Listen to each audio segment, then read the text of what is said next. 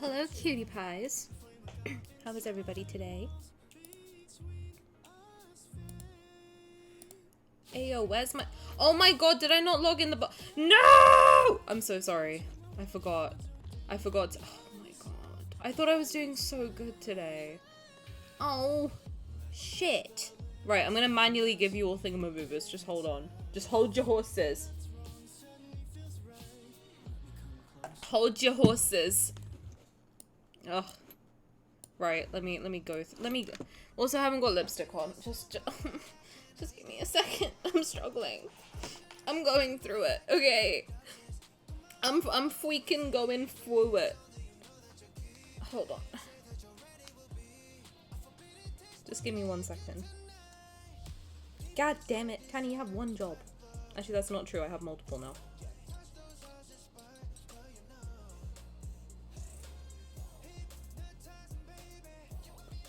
Is that all over my lip and not actually on my lip? Yes. Is everyone gonna ignore it and tell me I look cute? Yes. Thank you so much.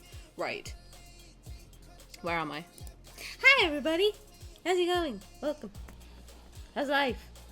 How's life? How's the kids? Luna, thank you for being first, and thank you for reading me a daily thingamabooba. I give you hydration tablets. Sob, thank you for being second, so close, but yet not close enough. Very sad.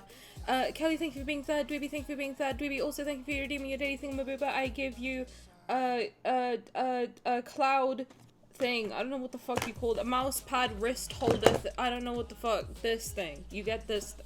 You get this thing. Kelly, thank you for redeeming your daily thingamabooba. I give you an instruction manual about something. I don't know what it is. Open it and figure it out.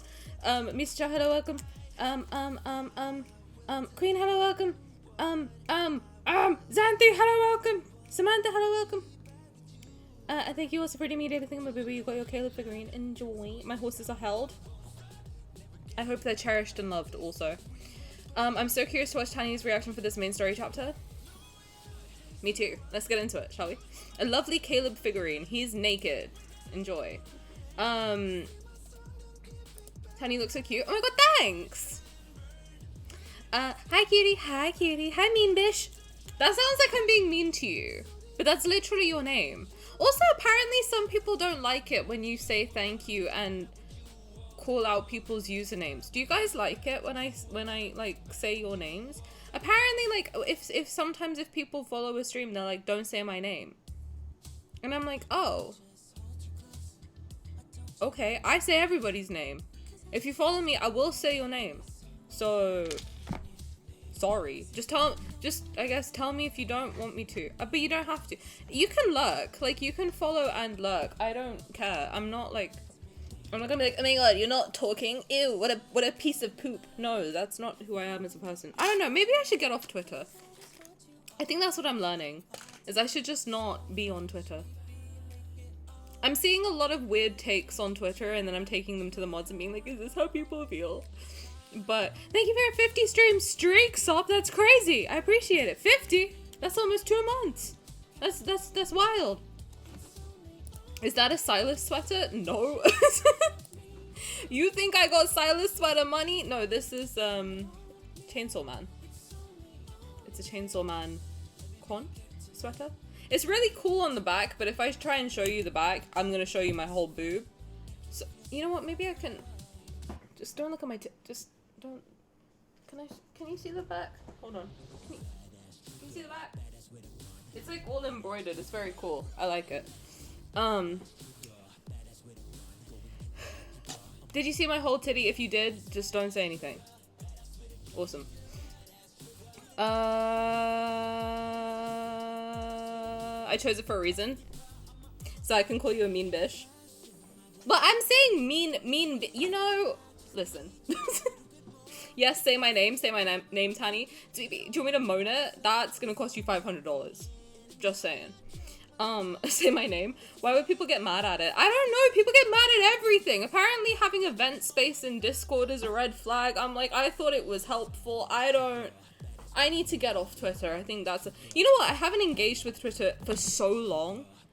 And today, for the first time in months, I was going through Twitter and I was like, now I remember why I don't go on social media anymore. I come here, I post my shit, and I leave. I do. I love when streamers say my name because everyone except Phoenix is scared to say my whole name. Everyone calls me mean. I'll call you mean bitch with my whole chest. Listen, me and Phoenix can shake hands on that one. I will call whatever your name is. I'm gonna say it out loud. I don't give a shit I mean, unless it's like a slur, then I'm not gonna say it, obviously. But I don't think you can even get away with that. Tanya, I love you. I love you more. It makes me even more paranoid. I hate Twitter. I hate Twitter. I'm not calling it by its new name. Fuck off. Who's the Colonel? Get on top of me. So if I was the Colonel, would you want me on top of you? Yes or no? Glub, thank you for your day. And Kelly, thank you for the 50 stream streak. 50 streams is crazy. In a row? I've done 50 streams? What the fuck? Glub, thank you for your daily thingamabooba. Enjoy your now your figure. I'm so sorry. If you don't want it, I'll have it. I can change him. Call me Miss Colonel. Okay. It's beautiful. Thank you. Changing my name to Good Girl so I get called Good Girl every time. That's smart. Did someone say that? Yeah, apparently. Got my plumbing finally fixed after a month. Let's go. Tiny, get off Twitter. I just post shit and go usually. I don't like being on social... What the fuck was that? I don't like being on social media generally, but you know, here I am. Queen, enjoy your framed picture of Zayne's ass. Of course I'd want you on top. I'm a submissive omega. I mean, apparently me too. According to you guys, I'm a submissive breedable omega. I don't know what that means. Me who's been online since I was like 11 years old. Yeah, I don't know what a submissive breedable omega is. What the fuck? You have 52 streams in a row! That's crazy, thank you, I appreciate that. You certainly have done more than 50 by now, but my slow butt was only here for those. Sounds like a skill issue. No, I'm kidding, thank you, that's very sweet. Well, someone told you, not to me personally, no one knows who the fuck I am, but it was just like a thing on, it was like a viral, I don't know, it was like on my For You page on Twitter, whatever the fuck that's called. And someone was like, hot take, but whenever I see event space in Discord, I consider that Discord a red flag. And I'm like, my bad that I care about the people and want to give you a place to shout into the void. Like, because sometimes, like, the reason I made the event space, I'll make it very, like, clear, is because I do put these videos on YouTube where it's not like a VOD where, like, usually on Twitch, VODs disappear after 2 weeks, right? But I post mine on YouTube, which means they're there forever. And I also don't edit my VODs because unless like something really bad happens in it, like someone gets, I don't know, I dox myself, then I edit stuff out. But otherwise I just don't have the time to edit. So the reason I have event space is because if you guys want to share something, here is not the forum to do it because it's going to be on the internet until something else happens with my channel, which hopefully will never happen, but unless I take the video down, that's the only reason it'll be taken down. So the reason I have it there is because it's private, so then all your stuff is not being like blasted to the internet. But on the off chance that like a video ends up getting a lot of views, you don't end up having however many people seeing, or 100-ish people seeing all your business.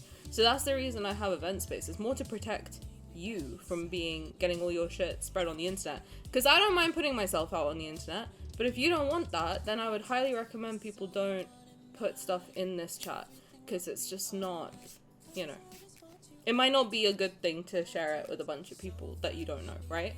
So I don't know, I think that it's good for that reason, you know. Having a vent space is good. What the fuck are they on? It's supportive and giving people a safe space. Exactly, it's a safe space to vent into a void. I think maybe people have said that, like, people make fun of them, and I'm like, well, then you're just in a shitty Discord server. I don't know what to tell you. Like, no one's gonna make fun of you in ours. If anything, we genuinely care about people, and we're like, okay, we want to give you a forum. Although I will say that forum is also not a replacement for professional help. It's more just so, you know, if you have something on your chest, you can just put it there. You can remove it if you want to. But if stuff is very, like, you know, too much, then we would someone would probably message you and be like, we might have to remove this message. It's not appropriate for a Discord server, but we strongly recommend that you seek professional help and provide them like the right resources. But that's not happened yet, thank God. And also because, to be honest, I don't really know how to deal with difficult things. I'm very bad at it. I don't know, like, I would not have made a good doctor. Venting is good for the soul. I mean, sometimes it's good to get things off your chest, but also, like, it's also important to, I think the way I would say to use a venting space is to get it off your chest and then take a breath and move forward with your day. Don't dwell in it too much. That's the point of a vent session, is just get it off, because I'm the type of person where I need to get it off my chest and then I'm good, you know? To me, it's the most supportive place I have, period. If anyone makes fun of you, Tani will fistfight them personally. I'm against violence. I'm a pacifist as a person, but I'll spiritually fistfight them for sure. Tani, I'll go to war for you. Call me Helen of Troy. Literally, yes, what Kelly said. And, well, no, I am not a violent do I look like I can fight? You think I've got any muscle in this silly little body of mine? No. I can't say anything ever because everyone assumes I'm attention seeking. You can attention seek sometimes. Hey, I'm a streamer. I'm attention seeking as fuck. You gotta be to do this. Like, what do you mean? I'm sitting here for 4 hours straight being like, pay attention to me. It's fine to attention seek sometimes. I'll fight physically. I can't fight, but I'll try it. Well, I don't condone violence. I'm a pacifist, actually. Taro, thank you for reading me to the thing. Maybe we're being third. Enjoy a ghetto lookup figure. I'm an Aries. I will fight for you. Period. We have a lot of Aries in the community for a reason. They will fight. The army of Aries. I'm not sure who we're talking about, but if someone makes fun of Tani, I'll fight them with kindness. No one's making fun of me. I was just saying that apparently having a vent space is toxic. I didn't think so, but I also think it's better to put things there rather than here for your own safety, period, because I'm not gonna edit it out. So if you're comfortable with the possibility of, if a video does well, a bunch of people seeing your shit, then do what you want to do. But if you don't want a lot of people outside this community potentially seeing your stuff, put it in the vent space. I feel like an attention seeker after I talked to one of my friends about something and she said, you shouldn't talk about that, you're just trying to get attention. Well, then that's not a friend. I'm a Cancer. Me too! I am also a Cancer. When's your birthday? Let me know. Okay, so we are gonna do Raf main story today. I'm going to be quite locked in because it's about 4 hours-ish, I think. And it's currently like 9 o'clock. And I don't want to be here till 1 a.m. So we're gonna do this time efficiently. June 29th? Oh my god, I'm July 10th. High five for cancer people. The polycule will fight together. Absolutely. I'm a Gemini and I don't know how to fight, but my second personality will come out with fists. Well, I'm a Gemini rising, so I will hurt you with my words. I don't know. I don't like being aggressive, though. I'm a pacifist, actually. Like, people think I'm kidding. I am actually a pacifist. I don't like the concept of confrontation. But if I have to do it, I will, but I do not like it. I've never once heard someone share something and think they're attention-seeking. Like, I don't want to leave this place. I think that just says a lot about the person who says that. Because, like, do you only share stuff to attention-seek then? Like, what the fuck? Sometimes people genuinely need support. What are we talking about? But it's not toxic and those people's opinions don't matter because they aren't in the service so they have no say. Period. Exactly, Taro. Taro gets it. Anyway, the matter of the fact of the point is that Tani should get off Twitter. Yes. We have 13 sections. Oh, fuck me in the butthole. Right. No one. I'm not reading chat today. Bye. Bye, guys. This is a YouTube video now. Oh, you're too fun and interesting. I'm gonna be here until 4 in the morning. Right. But let's just jump in. There's too many noises. Hold on. Hold on.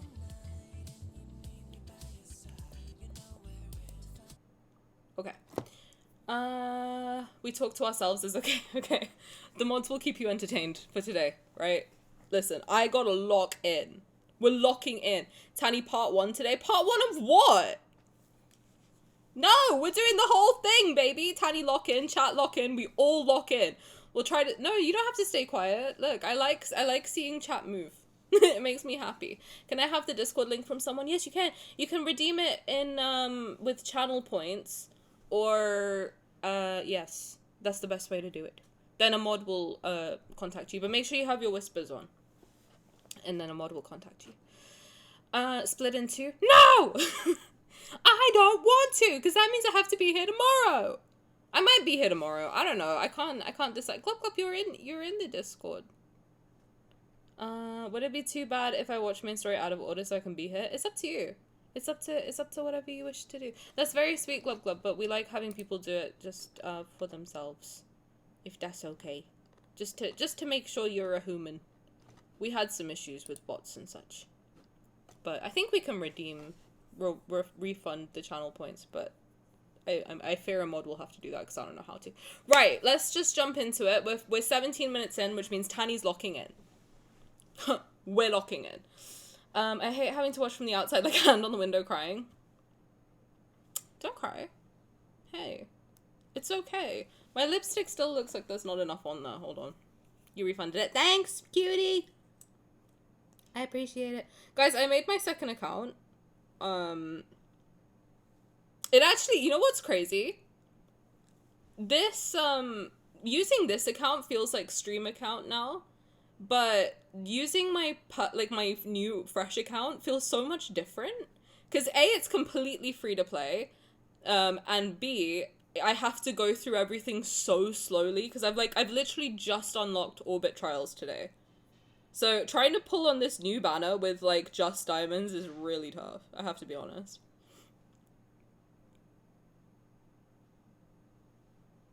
But it's also low-key more fun and more rewarding because I actually have to engage with the game more to get the diamonds and then to do stuff. So it feels good in a way. I don't know. I'm really enjoying it. I really enjoy having a free-to-play account because also there's no stress because I'm like, okay, I know I can play through all of the cards and stuff on this account because I'm gonna pull for stuff. But it's pretty good. After for spoilers, thank you, and thank you for stopping by. I appreciate you. Oh, and thank you, Kelly, as well. Thank you for the like. I appreciate you guys. I pulled R1 Zayne today, but I wanted Raph for his outfit. Do you have a crate? Hopefully you have a crate. Alright, let's lock in. Journey's End. It looks like we're underwater. Can you hear? I don't know why I can't hear. No, not this. Please, not this. Why can't I hear?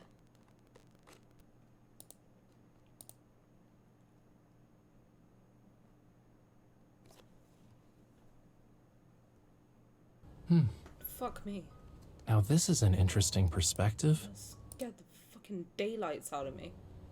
Jesus Christ. Now I can hear him. Good lord! Alright. Journey's End.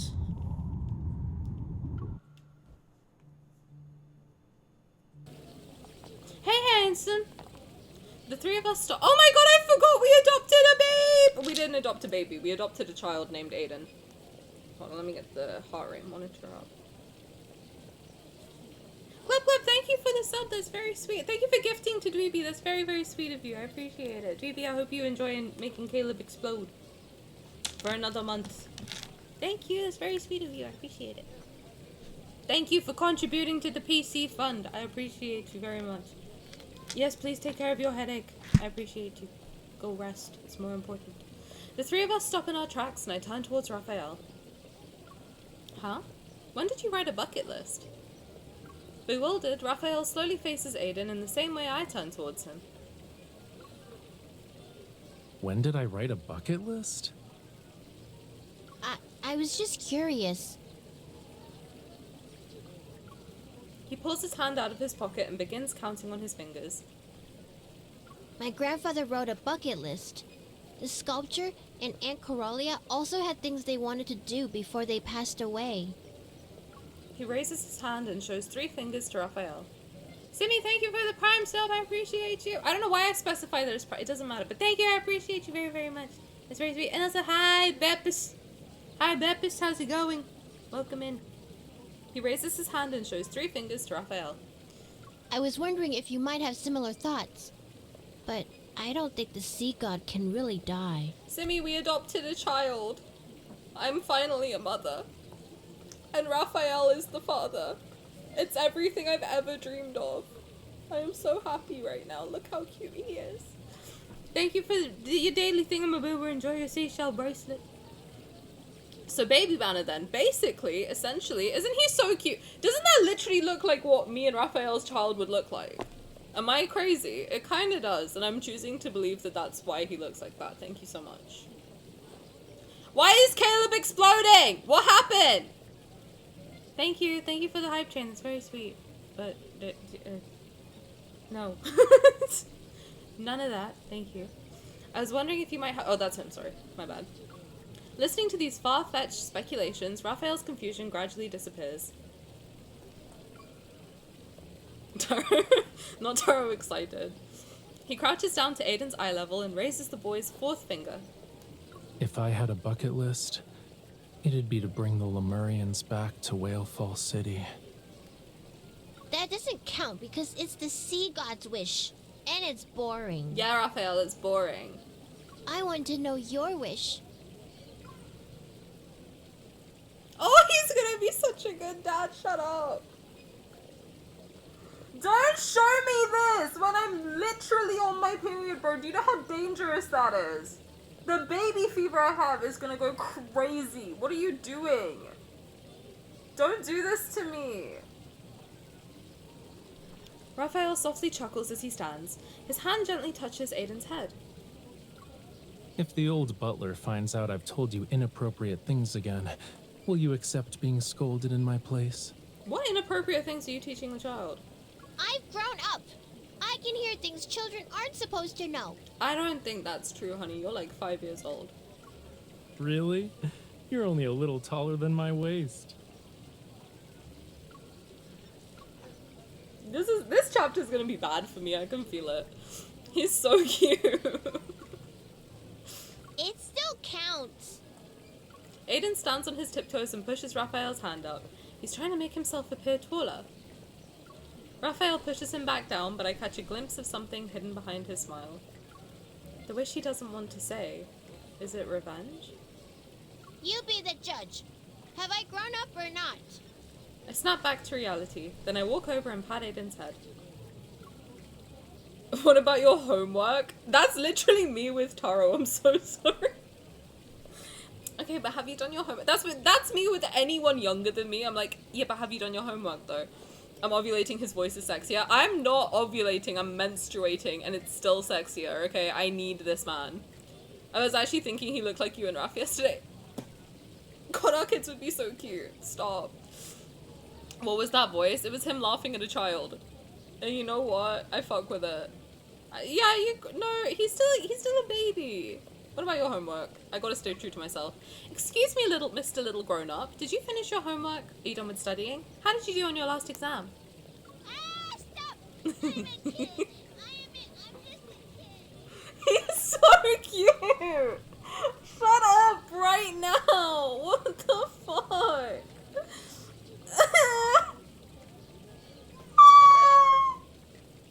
I'm fine. Aiden runs away with his hands over his head. He's afraid of taking another decisive strike from those mean adults. At the bottom of the slope lies the sparkling sea. Raphael and I stand together and watch Aiden's shadow as he moves. A kid who's quick on his feet can escape heavy topics, but adults can no longer do such a thing. Thanks for the save. It was pretty effective. Anything for you, darling. Ew, gross. Note to self, don't let Tiny play games with kids. Since I turned 25, it's just been a problem. I don't know, Is this what people mean when they say the baby fever goes crazy at a certain age? Because my god, has it been, like, off the charts since I turned 25. She's gonna want to do the 100 baby challenge? No, that just sounds stressful. Just one, and I will cry. Tiny, did you do your homework? I don't go to school anymore, thank you. I've had baby fever since I was like 17. You know, when I was younger though, I was like fully convinced. I was like, I never want kids ever in my entire life. It sounds like horrible. It sounds like actual hell. It literally makes me want to, the idea of it makes me want to die. And then I hit 25 and I was like, fuck. maybe, mayhaps not. Try hitting 30. Yeah, I feel like it's only gonna get worse for me. I think if you want kids, then it gets worse as you get older. But I know a lot of people, like, I have a lot of family members who just do not want children, and I'm like, then don't have them. You don't have to. Because it's better, I think it's better, like, if you don't want kids, don't have a kid, because you'll just resent the kid. But I think for people who want them, then it's like, it gets very difficult. Because you're just like, man, I really want to be a mom, I don't know. But I also don't, because I don't like responsibility. I want to be an aunt, so I can give them back at the end of the day. You know? That's where I'm at. It's worse in my 20s. It's way worse.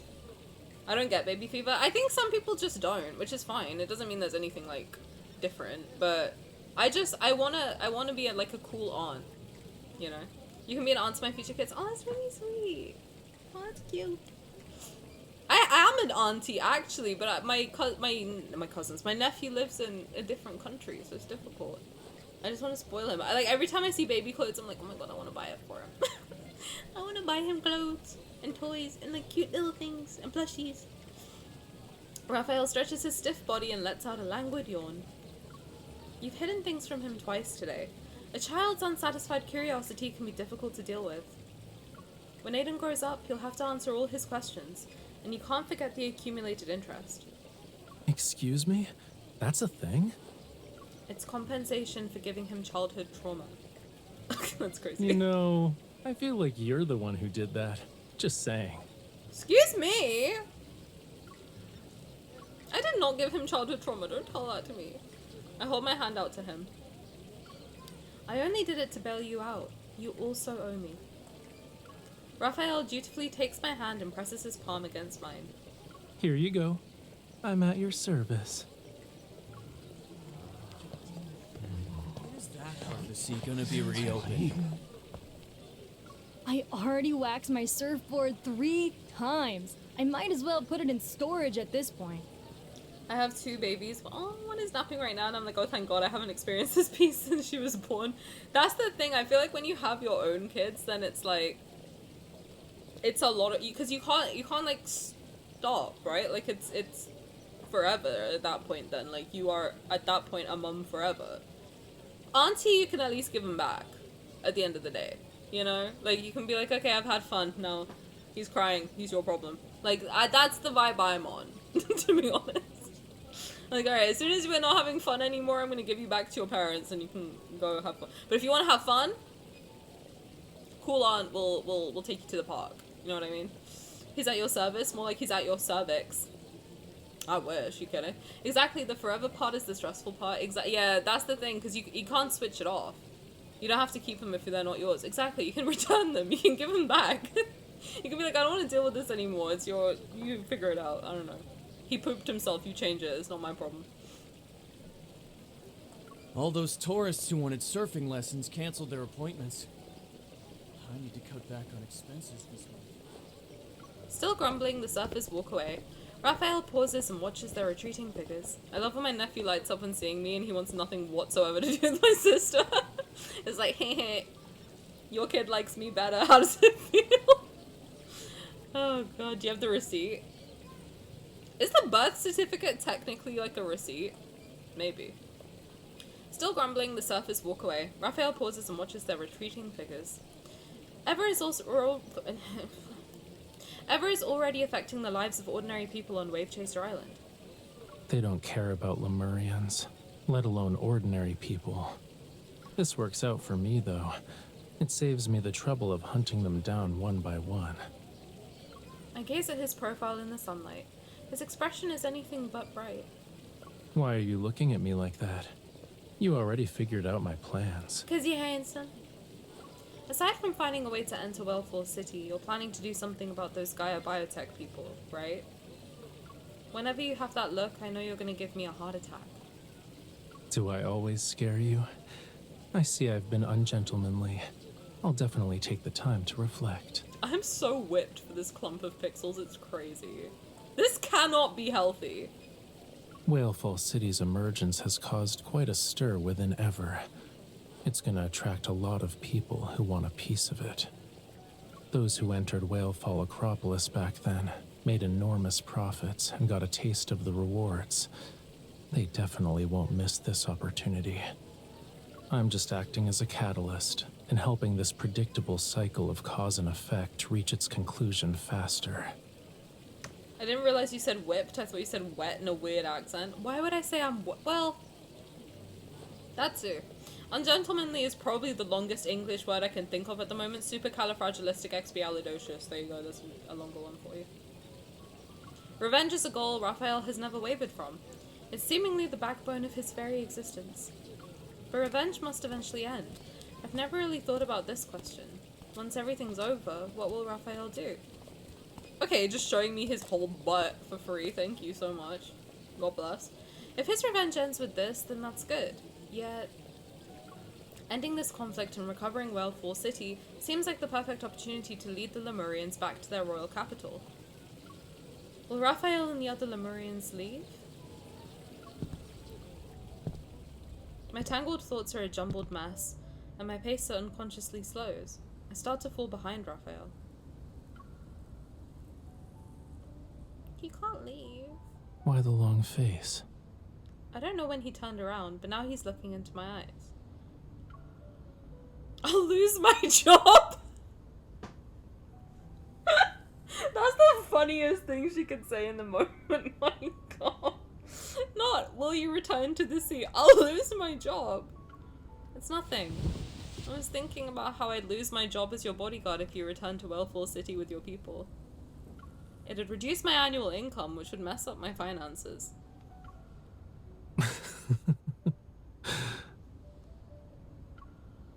I'll lose my job as a tiny coded response. Sure is. Raphael doesn't take my joke seriously. He stands in front of me and blocks my path. You're thinking further ahead than me, cutie. Some of my people that ever took are still missing. How can I leave? Don't you make Monster go up my nose? No! Don't snort, Monster! That's bad for you! I look up to see his gentle smile that's like the sun. I sense an urgent need for a more definitive answer. Then I can work as your bodyguard until the end of the world? Who knows how long Earth will last? Let's extend it a bit more.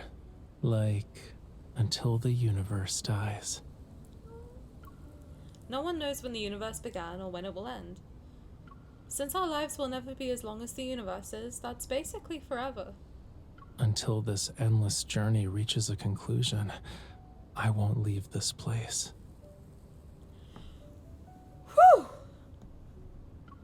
From where he stands, the wind carries a refreshing scent towards me. The sea breeze is gentle. Surprisingly, it can carry away my worries. Simi, do not, actually this romantic moment. Stop it. Just swallow it. Whatever you're gonna say.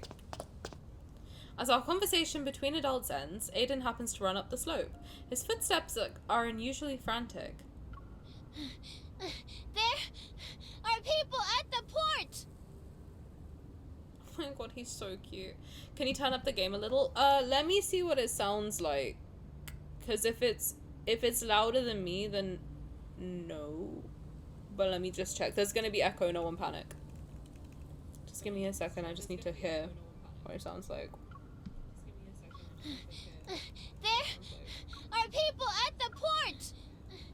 I think the audio is pretty well balanced at the moment. I haven't changed anything, it's what it usually is. If that's okay. Does it sound quiet to everybody?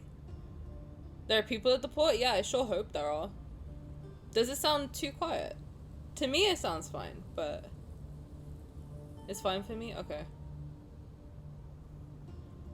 Just because otherwise I don't think it would be audible. Carla, hello, welcome. How's it going? Welcome in. Because sometimes I get I've got energy right now, but towards the end when I get quiet, it's gonna be tough for me to shout over the game then, I'm afraid. He retreats behind us, his shoulders trembling violently. I crouch down and pat his back. Take your time. Who are the people that just arrived? They're wearing the same clothes as the Guile biotech researchers who sealed off the... Raphael's phone rings. After he answers the call, I can faintly hear the old butler's voice. Everest sent a new team of support personnel. They're already in Verona. Raphael, I think we're gonna have to kill these guys. Also, Carla, hi. Did I say hi to you? I think I did. Did I? I don't know. Maybe I did in my head and I didn't in real life. But hello, welcome. How's it going? Understood. Raphael lowers his phone and the smile on his face vanishes. Enjoy your lurk. This deadly temptation really is irresistible. Someone couldn't wait any longer. Dude, I think we're gonna have to murder some people. I'm about to be accessory to a crime. Yes, you did. Well, you get to hide twice. And you know what? Shout out. Enjoy that. Did you change your name color? You did.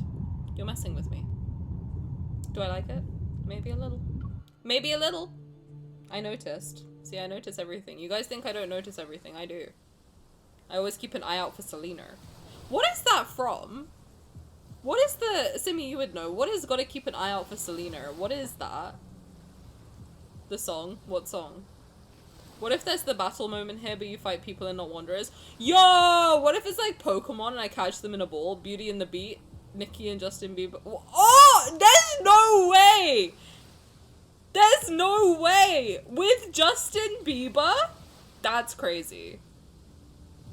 That's fucking crazy. That's a crazy lyric to put in a Justin Bieber. It's a Nicki Minaj line in Justin Bieber's song. That's crazy. That's so funny. Not funny, but like, would it throw you off if I tried out pink for my name? I'd notice. The shade. It was when Justin and Selena were together. Oh, okay. So it was like, oh, I can't flirt with Justin Bieber because I gotta keep an eye out for Selena. I mean, that makes sense, but also, that's even crazier, mayhaps. Well, interesting. The shade. The tea in the shade. The shade in the tea. A large research vessel is near the port. Due to the insufficient water depth at the harbour, the ship cannot dock at the shore. The fuck me, this is so hard to say. The Gaia biotech personnel are methodically coming ashore via assault boats. They arrive on land one after another. Wait, Glub, did you just change your colour as well? Why are you all fucking with me? What's happening? Everyone's changing their colour. I'm noticing. Wait, did you? I think you did. Did you? Did you? I think so. Maybe you didn't. No? Wait, you're green now! Stop fucking with me, dude! What the hell? You are orange and now you're blue and then you're green. What are you doing? It's making... hello? You're confuzzling me. The Gaia biotech personnel are methodically coming ashore via assault boats. They arrive on land one after another. The line is, in time, incline bitches couldn't get on my incline. World tours its mine, 10 little letters on a big sign. Justin Bieber, you know I'ma hit him with the ether. Buns out wiener, but I gotta keep an eye out for Selena. That's fucking crazy.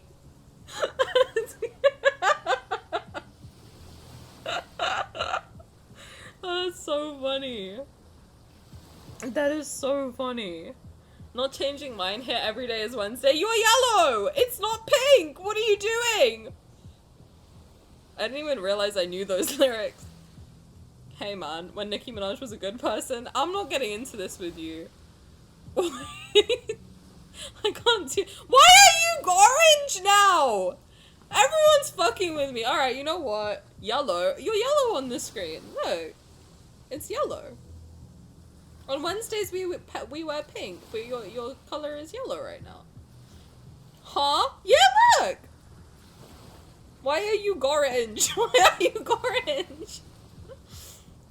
Xanthi, why are you blue? Not the color changing. Everyone's throwing me off. Red for some reason is yellow. What? You're not even... I'm gonna be so for real. You're not even pink in the chat. You're orange and like lime green for me. I'm not seeing pink. Girl, you're green for me. You're orange for me. Lime green on my laptop. And yellow on the screen. In no world are you pink. Guys, we're gonna send Tanny into a crisis. You're gonna make me think I'm actually colorblind. God. Okay, guys, we gotta stop. You guys got it. What? Who's we? I'm moving on. You guys are stressing me out. I sit with Raphael at an open-air cafe by the coast. We quietly monitored the movements of the new team. They're moving. Okay. I follow Raphael out of the cafe and we quickly tail the group. Do you know where they're headed? Central Square. The Gaia Biotech team, as if following a voice navigation system, turns the street corner and takes the road leading to Central Square.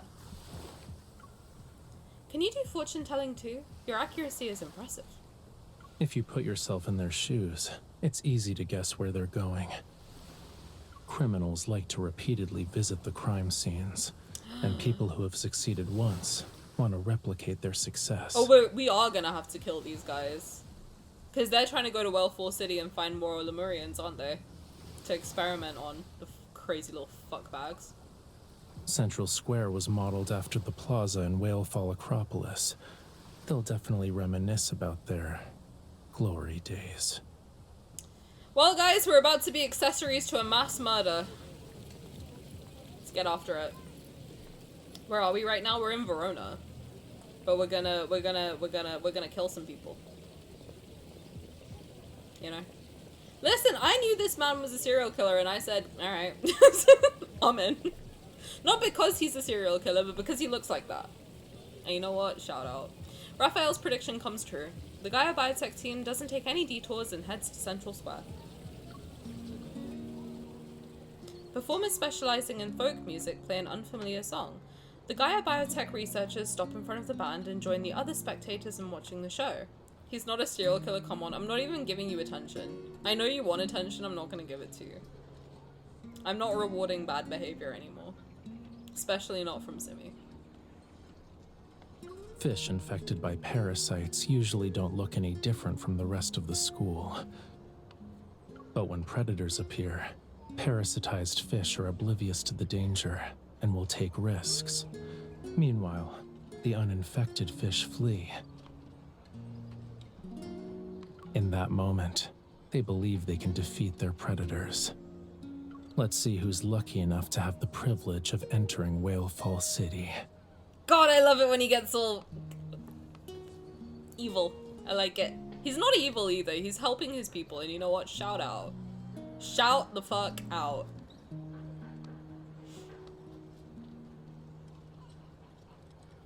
As the melodious music reaches its finale, Raphael signals for me to stay put. Then he quickly moves behind a statue across the square and partially reveals himself. One of the band members makes eye contact with Raphael. With a crowd separating them, Raphael nods and the musician frowns before leaving. So rude of you not to acknowledge me for no reason. I'm not giving you the satisfaction. The next song begins. The audience pays little to no attention to the unremarkable band member who left midway through the performance. Except for the three Gaia Biotech researchers. Directly behind them, I can see the three silently exchanging signals with their eyes.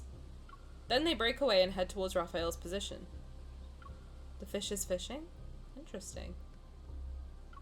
Up ahead, Raphael and the band members flicker in and out of view. They're about to disappear outside the square. When the three researchers quicken their pace, I silently speed up to follow them.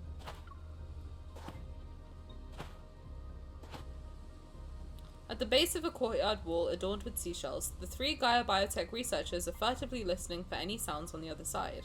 Their faces contort with shifty, rat-like expressions. Shortly after, they leave the alley with those same expressions. They pass under the second-floor building where I'm hiding. No doubt about it. That's Whalefall City. Just as they're about to enter, we should also. We're lucky to get what we want without any effort. They make no attempt to hide their greed, and a disgusting chill runs down my spine. Then I sense someone looking at me and I raise my head. Raphael's waving at me from the base of a nearby courtyard wall. I quietly climb down and dart to his side. I knew you couldn't stay out of it. Now you're an observer watching the observers. They were acting suspicious. My professional intuition was triggered the moment I saw them. I overheard their conversation. They're trying to enter Whalefall City. I'm not surprised. They know I'm special, and they have speculations about my connection to Lemurians. But that's not enough to confirm anything. Wait, how do they know he's special? Wait, what? Oh wait, so they're looking for him specifically? I let out some information about us knowing how to enter Whalefall City. I also included a tidbit about its treasures and its power surpassing Whalefall Acropolis. Only those who were involved in destroying Whalefall Acropolis would understand what I'm referring to. Sorry, Luna, I forgot to set that up. I do ask rhetorical questions. I'm very sorry. Am I the only one with audio issues? I sure hope so. What audio issues? Are there audio issues? Maybe refresh it? Hopefully that fixes it. He observes the alley where the group has disappeared into, his cold gaze revealing unwavering determination. When it was destroyed, Memories stir and his voice trails off. After being lost in thought for a moment, his gaze refocuses. I escaped by sheer chance, but I never saw the invader's face. For years, I hunted for clues. It was the only choice I had, and in time, I fished them out one by one. They were particularly well hidden. If Whalefall City's allure wasn't so powerful, we wouldn't have been able to force them to surface. Raph looks so serious. Well, yeah, because people are about to go and kill all his people. Of course. The trap has been set and they haven't even noticed the real danger yet. They've been parasitized by their own greed. All we need to do now is wait a little longer.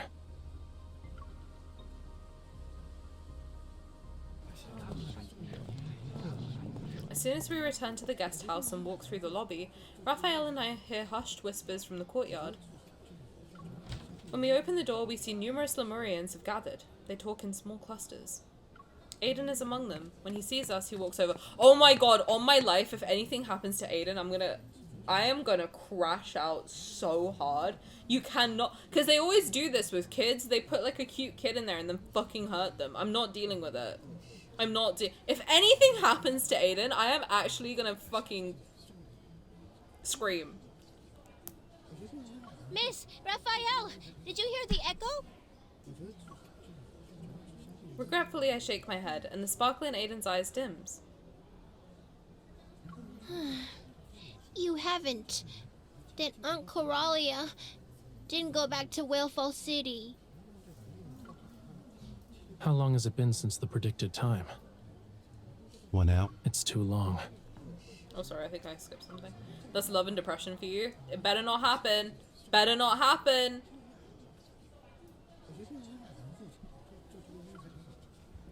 I exchange a glance with Raphael. We're thinking the same thing. The sea moon ceremony's echo most likely won't appear. The whispers gradually fade as everyone reads the answer on Raphael's face. Quite a few people, like Aiden, have been eagerly awaiting for it. They all look at Raphael as if they placed their hopes on him. I can't bear to look at their disappointed expressions. In the agonizing silence, I move to Raphael's side and tenderly brush the back of my hand against his. Do you want to go for a walk on the beach? No? I was wondering if the echo is really quiet. We can't hear it from here, right? Why don't we go to the beach and wait a little longer? As I offer this flimsy excuse, the tension in Raphael's shoulder and neck eases. Okay, let's do that.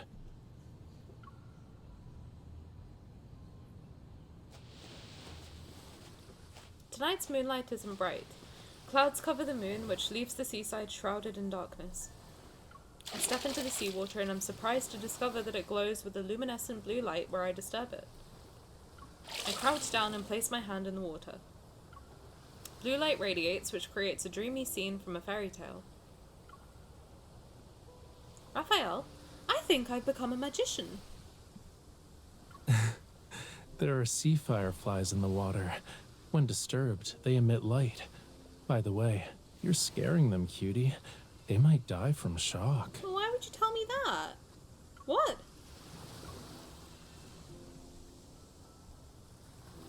I quickly pull my hand out and Raphael crouches. Smiling, he grasps my wrist and guides it back. Just kidding.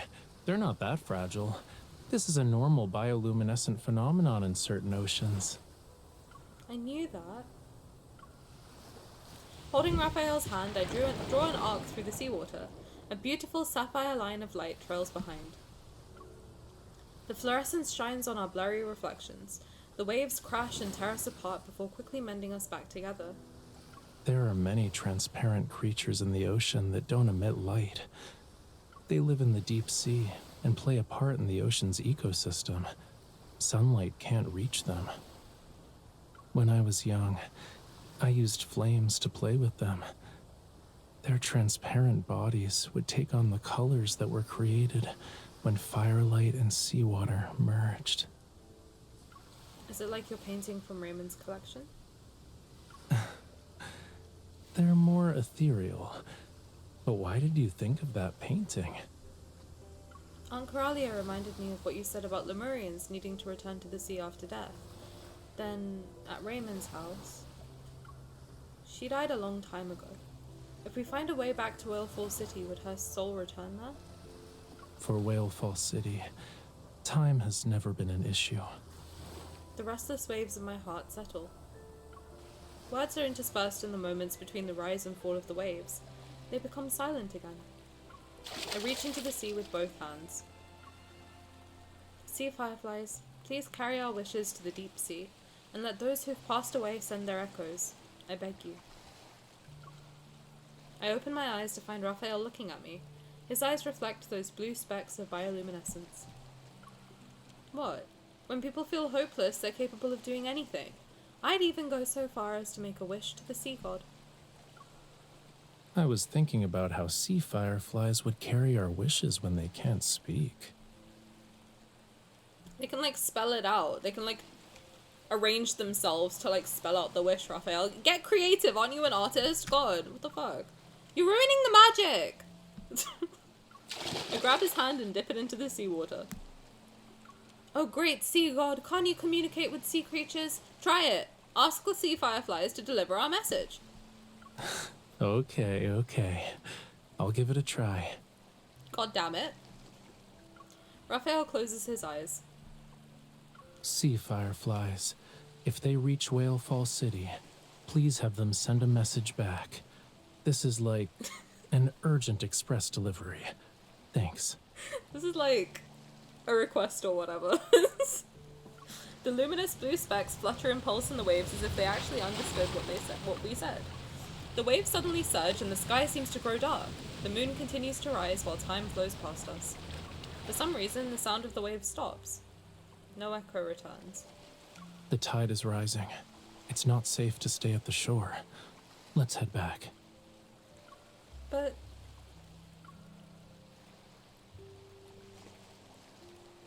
Raphael reaches out and smooths my hair that the wind tousled. Not every spell works in fairy tales. Miracles always wait until the end of the story. We knew this would happen. So the sea moon ceremony bringing Lemurians back to Whalefall City is just a legend?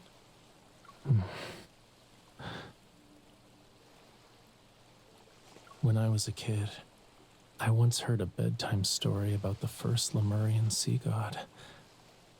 According to the legend, the sea god disappeared into a golden sea for the sake of Whalefall City. The sea god's lover searched the world, but when she finally found him, he had already entered an eternal slumber. Her tears of blood fell onto the ring that symbolized their covenant, their bond. Then golden waves surged across the sea. A conch-shaped vessel rose from the ocean's depths and drifted toward them. Don't let this be something that's gonna happen. This is gonna suck. Oh! That night, moonlight guided their way. The vessel carried the sleeping sea god and his lover back to Whalefall City. The funeral of the first sea god is the origin of the sea moon ceremony. If this turns out to be Raph's like 6th myth or something, I'm gonna crash out. Raphael's gaze lands on the distant silver waves where several seabirds gracefully fly past. The tides ebb and flow. Maybe the first sea god once heard the same waves we're hearing today. Yeah. So maybe these legends really did happen. What do you mean? While searching for the mastermind behind the invasion and looting of Whalefall Acropolis, I saw that ring. We lived in the Acropolis of the royal capital, hiding countless treasures unknown even to the Lemurians. That modest-looking ring, however, went unnoticed and soon vanished in the flow of gold and trade. Is that the ring he gave up? No. Now it's time to return it to its rightful owner. The person who took it knows it's one of Lemuria's most precious treasures now. He'll only exchange it for something more valuable. Wait, wasn't he holding a jewelry in the nest? Didn't he have a jewelry box? Am I remembering wrong? I swear to God, in the nest he had a jewelry box.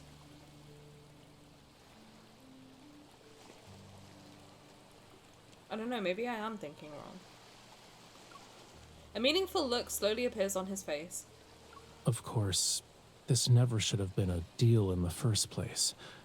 So, I have an idea. Are you willing to... Guys, we did that like last week. I know a lot has happened, but we did do the main story like 2 weeks ago. Yes. I have no desire to ask him about his idea. Deep down, I might have already been looking forward to causing a bit of trouble with him. The rising tide catches up to us. Raphael takes my hand and helps me stand. We trudge towards the shore. The tide is like a melody I can't bear to leave behind. I tug his hand and pull him back. I still want to wait for the echo. I don't want to give up until the very last moment. Okay. We sit down on the seawall. Raphael positions himself on the windward side to shield me from the cold. Until the sea's bioluminescent glow fades and the first hint of dawn appears on the horizon. On the beach, the only echoes I hear are from the waves perpetually lapping against the shore. Damn. It didn't work. Poor Aunt Coralia is just out there somewhere. Very sad. I had to fucking write the new protocol for risk assessment in prison. Cut me some slack if I don't remember a box in the nest. No, I'm not gonna cut you any slack. What do you mean you don't remember? What the fuck? What the fuck? Anyway, I know I missed a lot in chat. What happened? Let me see what happened. Well, this loads or doesn't. I don't know what's happening.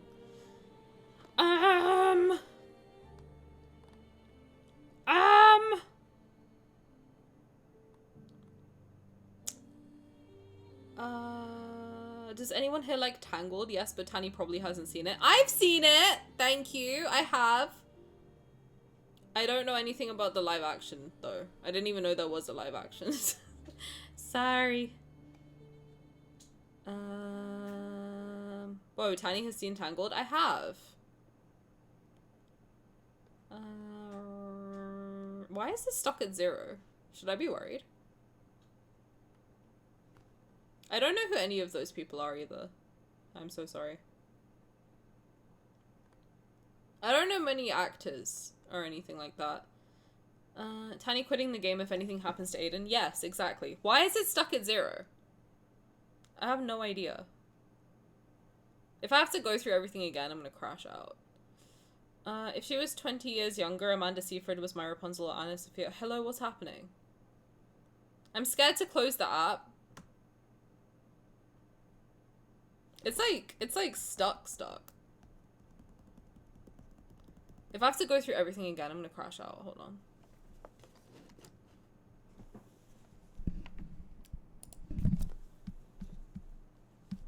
Hold up.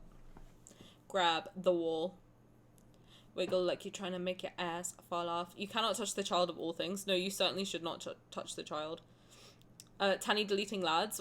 Why? Tani deleting her channel? Why? Tani will go poof. Why are you all fantasizing about me leaving?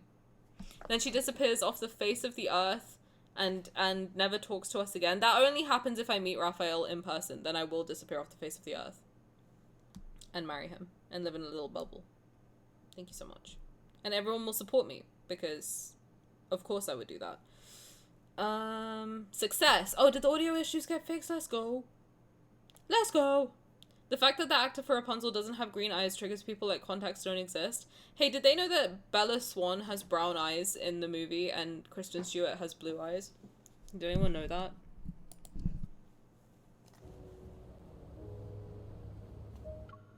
Ow! Okay, thank God. I was gonna crash out. I gotta be honest, I gotta do this too. You gotta not take people's opinions on the internet very seriously. You don't. Just remember it's just a person. And it might not even be a person. It might not even be a person making the tweet, so just fucking ignore it. I don't know.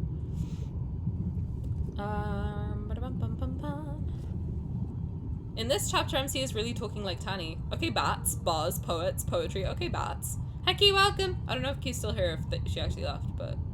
Hi, welcome. How's it going? Not Sixsmith. Infold will find ways to make it worse. Oh, they would. They sure would. Guess Xavier let her down from the moon at some point. The what?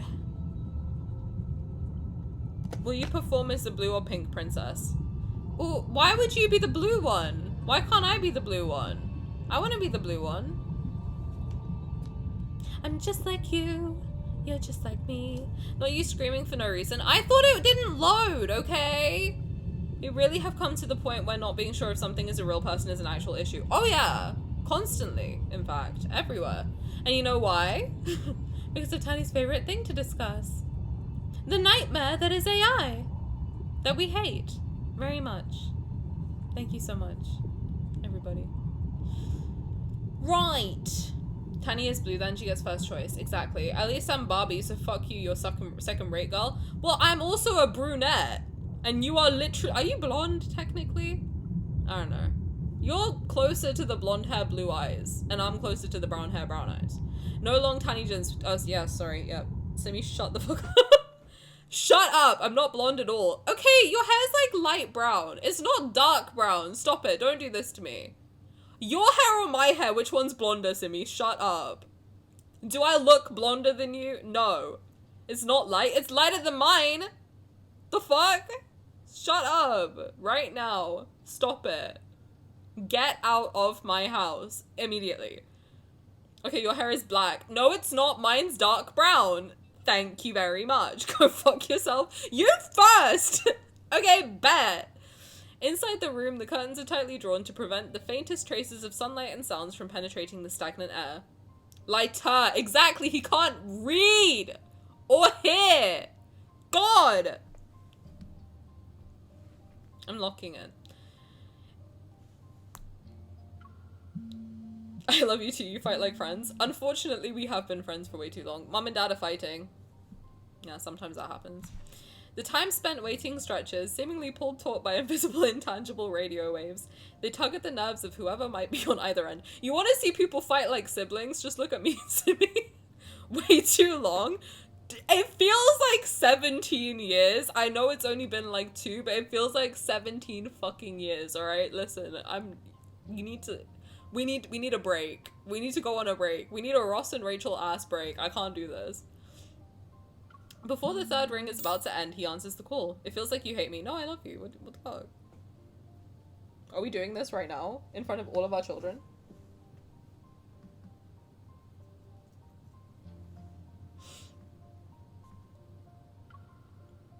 Mr. Sutherland. Okay, if you can be Blue Princess, you have to be Ross. Why do I have to be Ross? I am not the Ross in this situation. Stop it right now. There is no way. Simi, there is no way. I'm not doing this with you. There is no way between me and you, you're Rachel and I'm Ross. There is no planet in which that is the case. Stop it. Rachel's blonde and I'm blonde. There's a way bigger thing I have in common with Rachel, Simi. Do not start with me right now. Let me look at my husband being all serious. Stop distracting me. Our talented artist has kept me waiting. I brought you what you wanted, Raphael. So when will you uphold your end of the deal?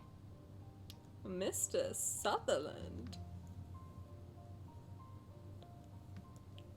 Wait, isn't this the guy that everyone was like, isn't this the sixth ally? So he's not. Because the sixth ally would never be someone who interacts with, directly, with a current ally. So he's just a dude. Damn, he's hot. Damn it. Damn it. Mr. Sutherland is quiet, man. He is. He is. You're not American. Prove it. Sutherland is an ugly... Well, that's not nice. So that he's nuts. That's crazy. Hey, some people might have the surname Sutherland, okay? I think it's a beautiful name. Of course. I have her with me right now. Huh? Are you gonna sell me again? However, what you've brought is only enough for me to deliver her. This bitch is about to human traffic me.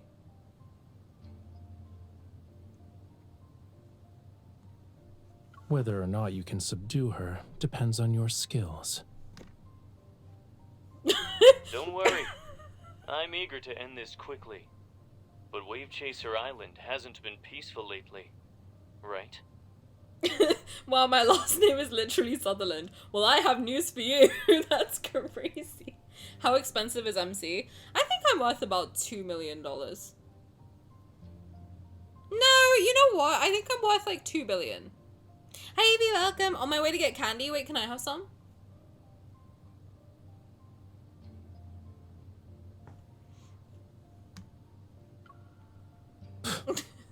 It's just a storm that won't create real waves. If you're scared, you don't have to visit the island. Dude, I'm sorry. If I was making a deal with somebody and they were talking like this to me, I'd be like, are you trying to fuck me right now? Why is he flirting with Mr. Sutherland? Am I getting caught? Very well. My greatest virtue is that I never pretend to be brave. I'll humbly await your presence at Verona's breakwater at 4 p.m. I think I'm getting cucked. Am I getting Am I interrupting? Do you want me to be part of the deal? Like, is this a threesome situation? Like, you two are gonna fuck in front of me? Like, what's happening? They're flirting! Am I crazy? They're literally flirting with each other. I don't know. I feel like whenever I hear two men trying to make a deal, I'm like, are you guys trying to fuck each other? Like, why do they always talk like that? They're always like, I have what you want. Like, what? What do you have that I want?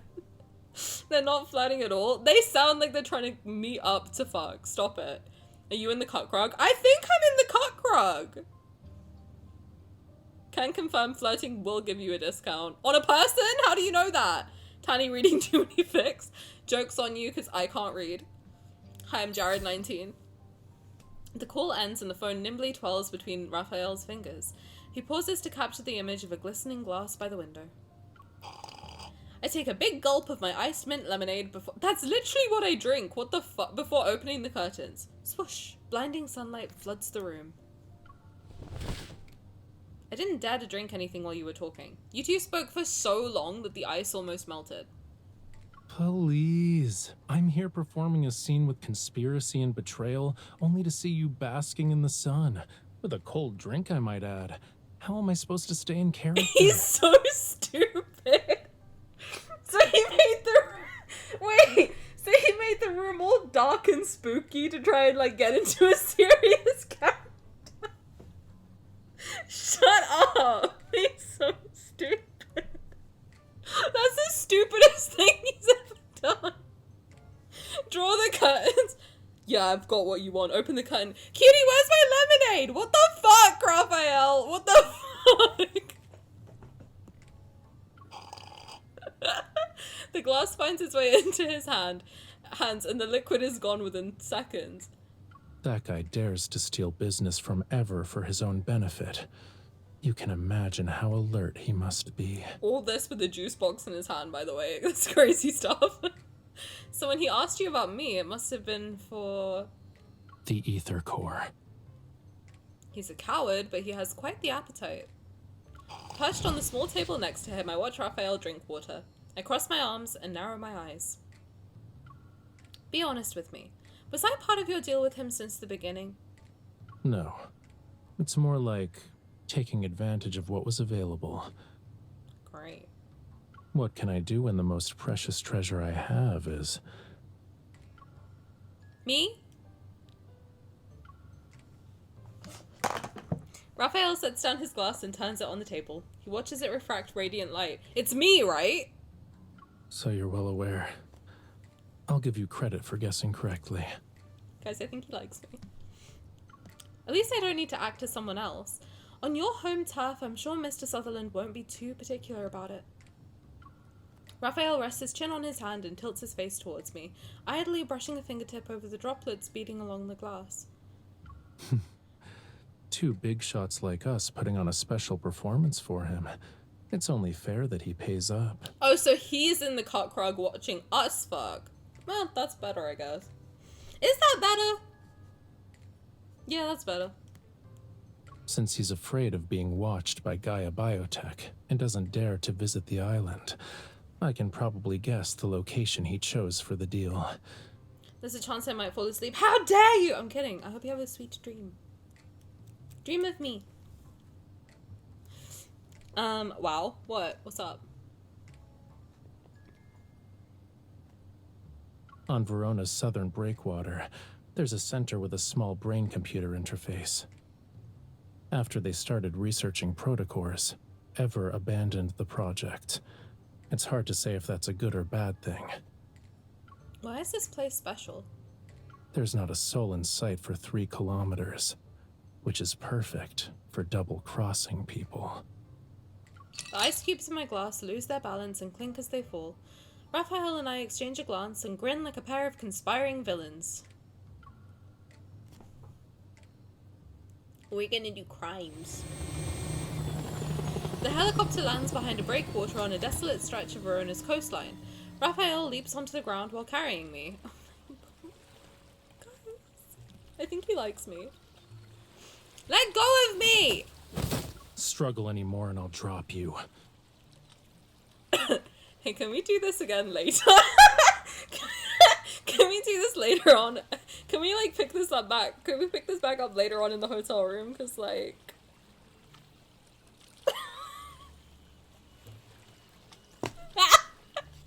You can drop me on the bed later. There are man-eating fish waiting for you. Not even your bones will remain once their stomachs are full. I love it when he talks dirty to me.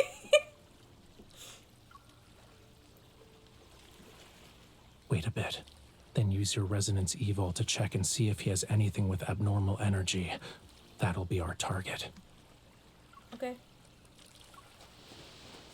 My face is covered and I can't see anything clearly. Supporting my arm, Raphael guides me. A kidnapper being this gentle. Won't someone see right through our act? Yeah, rough me up a little bit.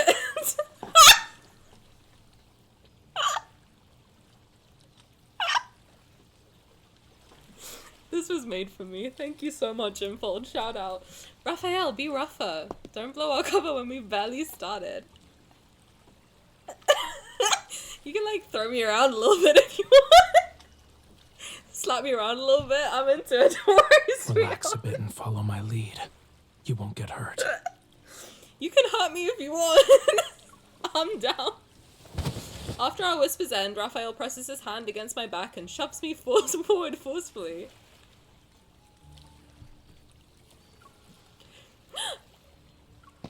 I'm wet, sorry. Suppressing my defensive reflex, I stumble several steps and go with the momentum. To onlookers, I appear to be a victim who almost falls. In reality, I'm soaked through. Fortunately, the path isn't very long. I soon hear the sound of a heavy iron door opening ahead of us. Do you need a break? Yeah, let me just grab a towel real quick. It's no big deal. The elevator descends and it takes us deeper underground. Not soaked through. Sorry, what's happening? I asked Raphael to rough me up a little bit, and he pushed me around, and I got turned on. That's what happened. Welcome to the conversation. The elevator descends, and it takes us deeper underground. Sutherland has already arrived. His guard leads us to one of the floors, and Raphael pushes me out of the elevator. Our guide, probably believing there won't be any serious issues, now finally removes the covering from my head. Slick chair is disgusting. Do not imagine a slick chair. That's horrifying. Our guide, probably believing there won't be any serious issues now, finally removes the covering from my head.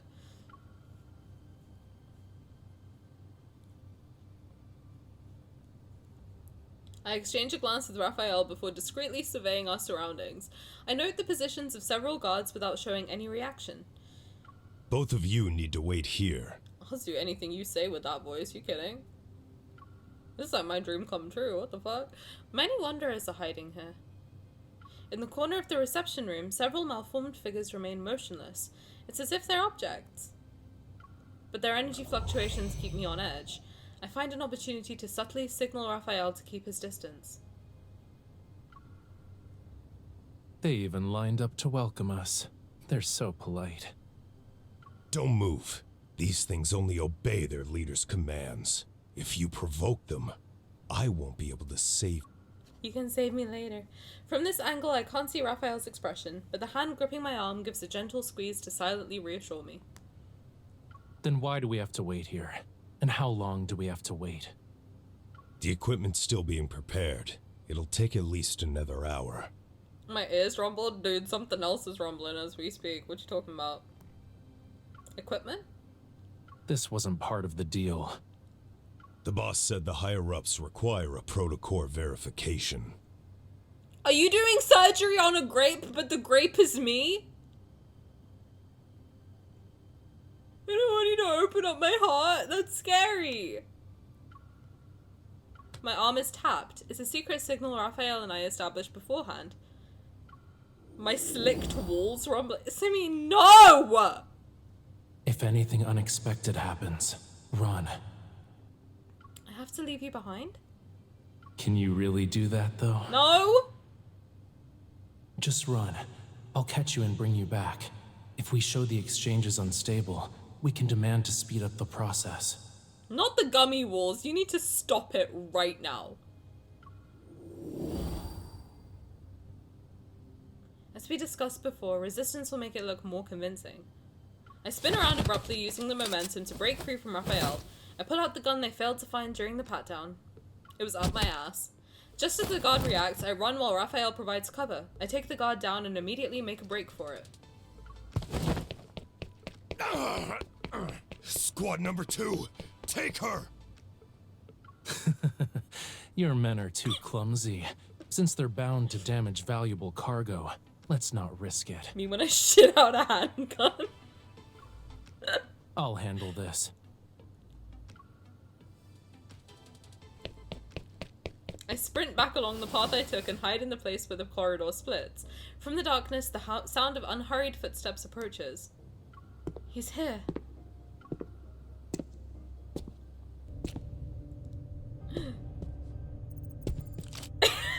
Sorry.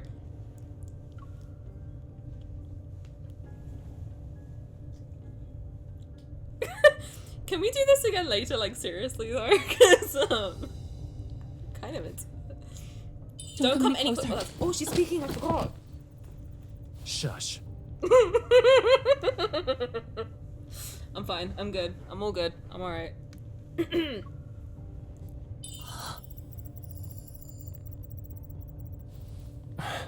Bear with it, okay?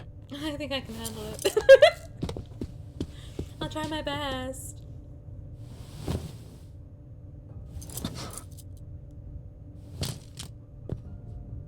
I'm here. No greeting? You kept your word. I'm certain our cooperation will be pleasant this time as well. Rushing. Forcibly seizing power that's beyond your capability won't make you stronger. You'll only burn yourself in the end. Are you sure you can handle this power? Rest assured, I have no intention of claiming the protocore. Good. So what about the thing I want? Oh my god, he's so hot. I have it. However, I need to verify the ether core. Of course. But unfortunately, the ether core's power is difficult to control. You need trust and permission. If that doesn't work, you need to use some outside assistance. You see, Shut the threat up! of fear and death is the best method for awakening potential. It's simple.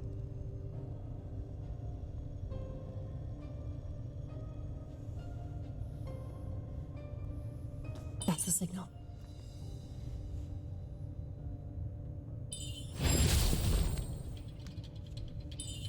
The ring. Grab him. Alright, I'll grab him. You two are. Catch. Oh shit! I forgot about it. Why are you in a rush? Since we have a deal, we can't let our performance be for nothing. The thing you brought. I'll take it. Let's go. Yeah, get his ass. Behind you.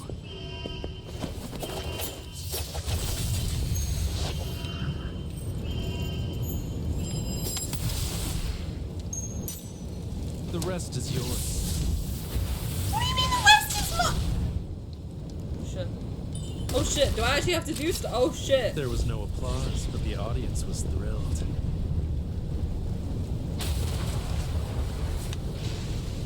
Huh? I'm pretty sure he cut his finger.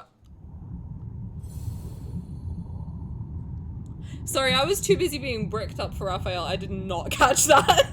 I did not catch that. I am so sorry. I was literally too busy being like, my god, he is the hottest man I've ever seen in my life. I did not notice at all. I was busy looking at Raphael's face. I'm so sorry. I was too busy being like, damn. God. Thinking unholy thoughts. How did you not see him throwing a knife? I saw the knife, and then I saw his long legs, and I was like, that's my man right there. Should I watch it again?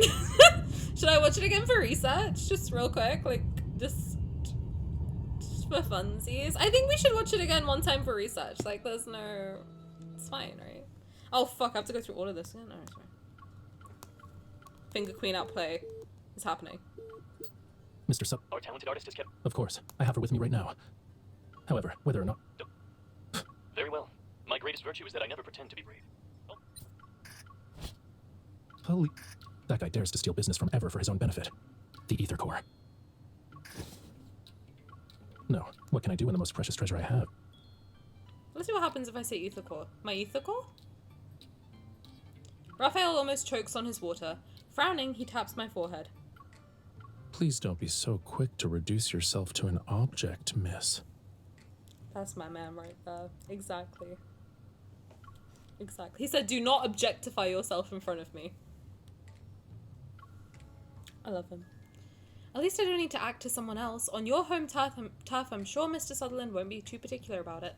I think this rest is the same, right? Let's keep going. Two big shots like us putting on a since he's on Verona's southern breakwater, there's a center with a small brain computer interface. Small brain sounds like Sutherland. There's not a soul in sight for 3 kilometers.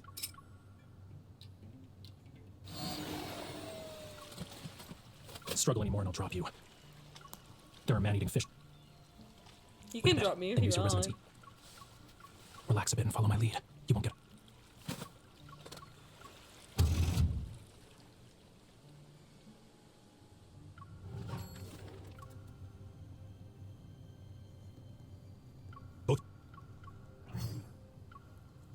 They even... Don't move. Then why... Equip. This wasn't... The bot. If anything unexpected. Can you really do that, though? Just run. I'll catch you and bring you back.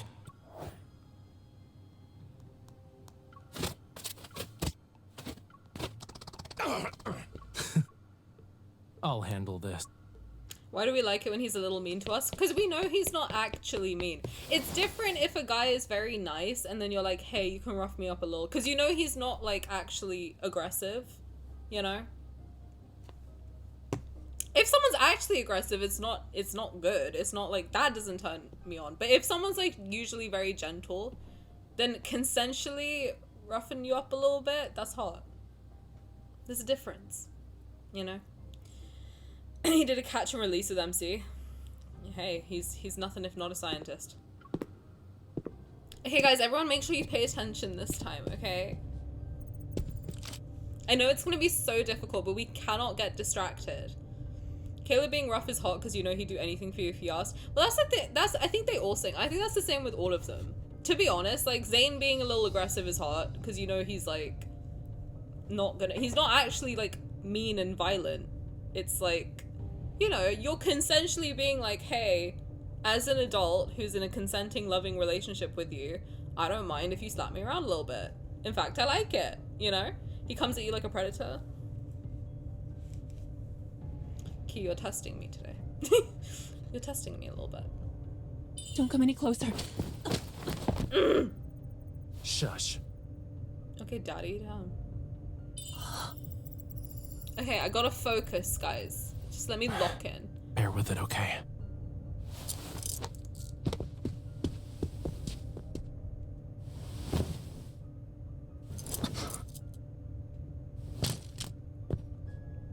I'm here. No greeting? You kept your word. I'm certain our cooperation will be pleasant this time as well. This guy's kind of ugly, but he's also kind of hot. I don't get how Forcibly that seizing happens. power that's beyond your capability won't make you stronger. You'll only burn yourself in the end. Are you sure you can handle this power? Rest assured, I have no intention of claiming the protocore. Good. So what about the thing I want? I have it. However, I need to verify that's the the ether ring. core. Of course, but unfortunately the ether core's power is difficult to control. You need trust and permission. If that doesn't work, you need to use some outside assistance. You see, That's the where threat my of mind fear and was death stuck. is the best method for awakening potential. My mind was stuck here. It's Thank you. simple.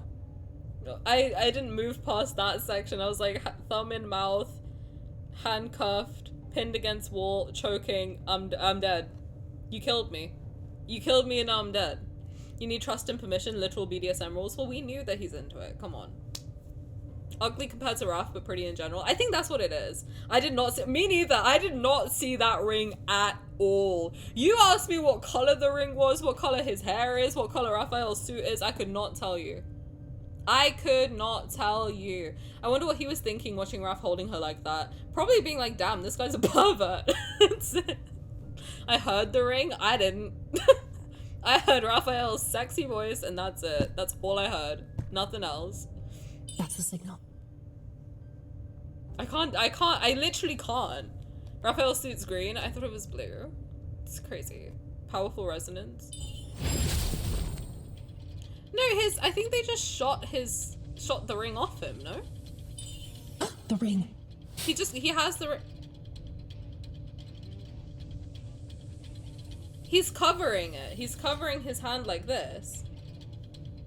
Okay, grab him. This is why I think they should, let us slow them down. Oh shit. Why are you in a rush? Since we have a deal, we can't let our performance be for nothing. The thing you brought. I'll take it. I literally don't know how you Let's could go. see that.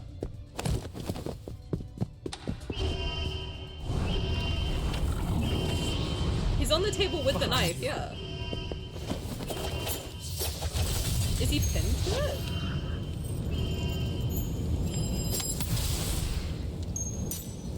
The rest is yours. Yeah, they don't make it clear if he cut his finger. There was no applause, but the audience was thrilled.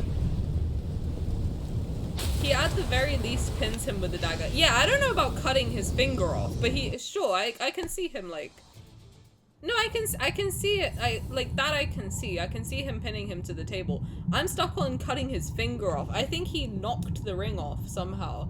I think the resonance kind of knocked the ring off his finger. I don't think it cut his finger off. Because otherwise there would have been a finger on the table. There was no finger on the table. But yeah, no, they did the camera trick where they pinned him to the table. Because you can see him still have his hand on the table when she knocks him in the head, so... That I can see. I can't see a fingy on the table, though. Finger on the table. Raphael can finger my table later. We never saw the table after the dagger.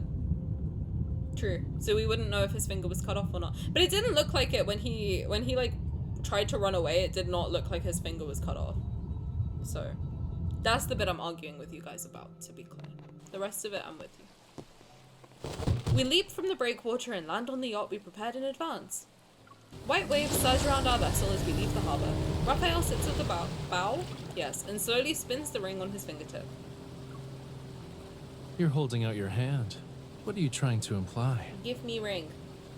Wouldn't put it past Raph, it's just a finger. Yeah, but would he want some peasant blood, as Isaiah would say, on his precious ring? Think about it. This is like a precious heirloom for his whole, like, his people. You really think he wants some idiot's blood on it? He's too, like, clean and cut for that. I don't think so. I don't think he cut his finger off. It looked like he had all his fingers. Exactly. I don't think he cut his finger off. I think they just knocked the ring off him. My performance fee? Give. I'll pay once we've returned to Wave Chaser Island. It sounds like I'm gonna get scammed. It was an intense workout. I deserve a large payment, don't you think? You're the leading actress. It's your call. I look at the ring in his hand. The sea breeze sweeps across the bow and his clothes flutter like a swaying tail fin. An unusual scent permeates the air. Raphael and I turn at the same time to see dark clouds intruding. Knife in the hand pinned to a table is still pretty harsh. He should have killed him. Hey, I support my serial killer husband. Okay, listen, I know who he is and I love him regardless. My payment better be money and a kiss. It better be $2 million. It better be at least $500 and a smooch. And maybe something to do with strawberry cake. An unusual scent permeates the air. Raphael and I turn at the same time to see dark clouds intruding. I was gonna say this game is never that overtly violent, and then I remembered all the stuff. Do you remember us shooting Sylus in the chest within 15 seconds of knowing him? Because that happened. There's a storm approaching Verona's waters. The small yacht races at full speed. It carves a gash with curling white edges across the dark seawater. And they did show blood. They did. They sure did. Oh, they showed a lot of it. After a large wave passes, I grip the control panel to steady myself as Raphael adjusts our course. We're trying to stay away from the eye of the storm. Don't start, Simi. Gash means wound, it does not mean vagina. Stop it. Grow up. Rain pounds against the cabin windows and rainwater quickly accumulates. The windshield wipers can't clear it away fast enough. Raphael, this is a small storm to you? Of course. These waves couldn't even dislodge a starfish from the bottom of a reef. If you're really worried, don't look down. This reminder has the opposite effect. I glance outside. For creatures who didn't grow up here, the sea is terrifying during a storm. The murky waters become impossibly deep, and the churning waves seem to herald... Hey, can you cut the storm out, please? The arrival of a massive creature that's about to emerge from the bottom of the ocean. This man is so full of shit.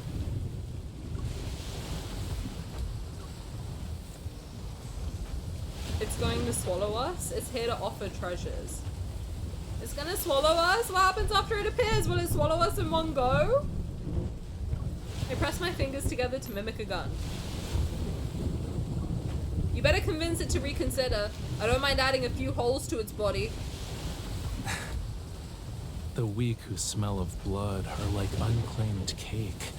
And the strong who smell of blood make others keep their distance. I can't deal with him Our talking scent about is cake probably ever going to again. deter the somewhat blind gluttons. I can't hear this man say the word cake ever again. Do not bring that up. Do not bring that up in front of my salad. Found it. Strawberry cake in the rain? That's not the only cake that's gonna be wet, sorry. That's disgusting, I'm so sorry. A beam of light pierces through the gale in heavy rain. It illuminates the dark sea. It's a lighthouse. We should be able to dock there. An offshore lighthouse that's built on a small reef. It's only big enough for the structure to stand on. We're not that It'll heavy. be enough to serve as our temporary shelter, though. Waves crash down like giant hands, but our yacht breaks through the wall of water. We head to the distant lighthouse that's immovable like a mountain.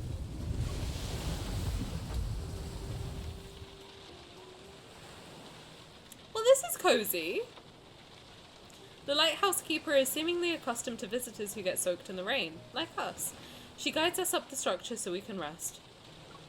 Despite it still being daytime, the world outside already resembles the time between dusk and night. Thank you. We'll sit here for a bit and won't take up any more of your time. The silent lighthouse keeper nods. She quietly prepares a pot of hot water and some compressed dry snacks for us before returning to her post.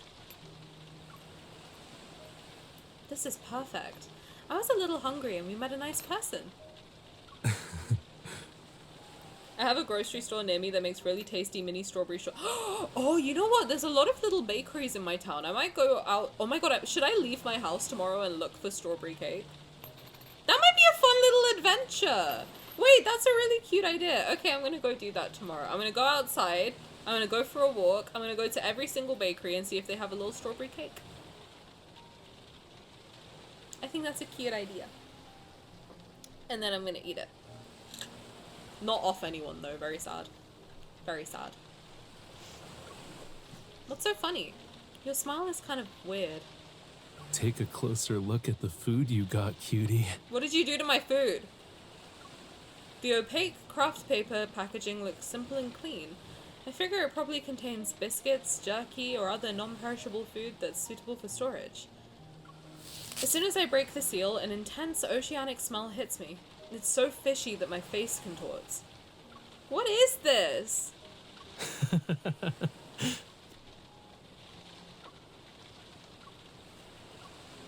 I could smell it 800 meters away. Do you want to guess what kind of person would dare to guard this isolated lighthouse alone? It's basically in the heart of the ocean. I'll eat strawberry cake for his birthday this year. That's such a good idea too! Wait, I might start doing that. I know people like usually celebrate their birthdays properly. I might actually do it this year. Last year I think I started streaming just after Raf's birthday. I started streaming actually, I remember Silas's birthday was one of the first streams I ever did. So I think I might actually, we should do like would you guys want to do like a proper celebration thingy? I think that would be quite fun. We could do like a proper celebration stream. I can try and decorate. I'll blow up some balloons. That would be quite cute. At least one balloon. I'll try. Really? Would you guys be we can all celebrate together. That would be really fun. Let's do that then. I like that idea. Let's do it. Raf birthday stream and we all eat strawberry cake. Yeah, we'll get like a slice of strawberry cake or however much strawberry cake you would like to enjoy. And then we can celebrate together. That'd be so cute. I like that. Yeah, and if people want to bake, you can bake, and then we can have like a thingy in Discord where everyone shows the cake. We can have like a Raf birthday cake channel. That would be really cute. Wait, I like that. I like this idea a lot.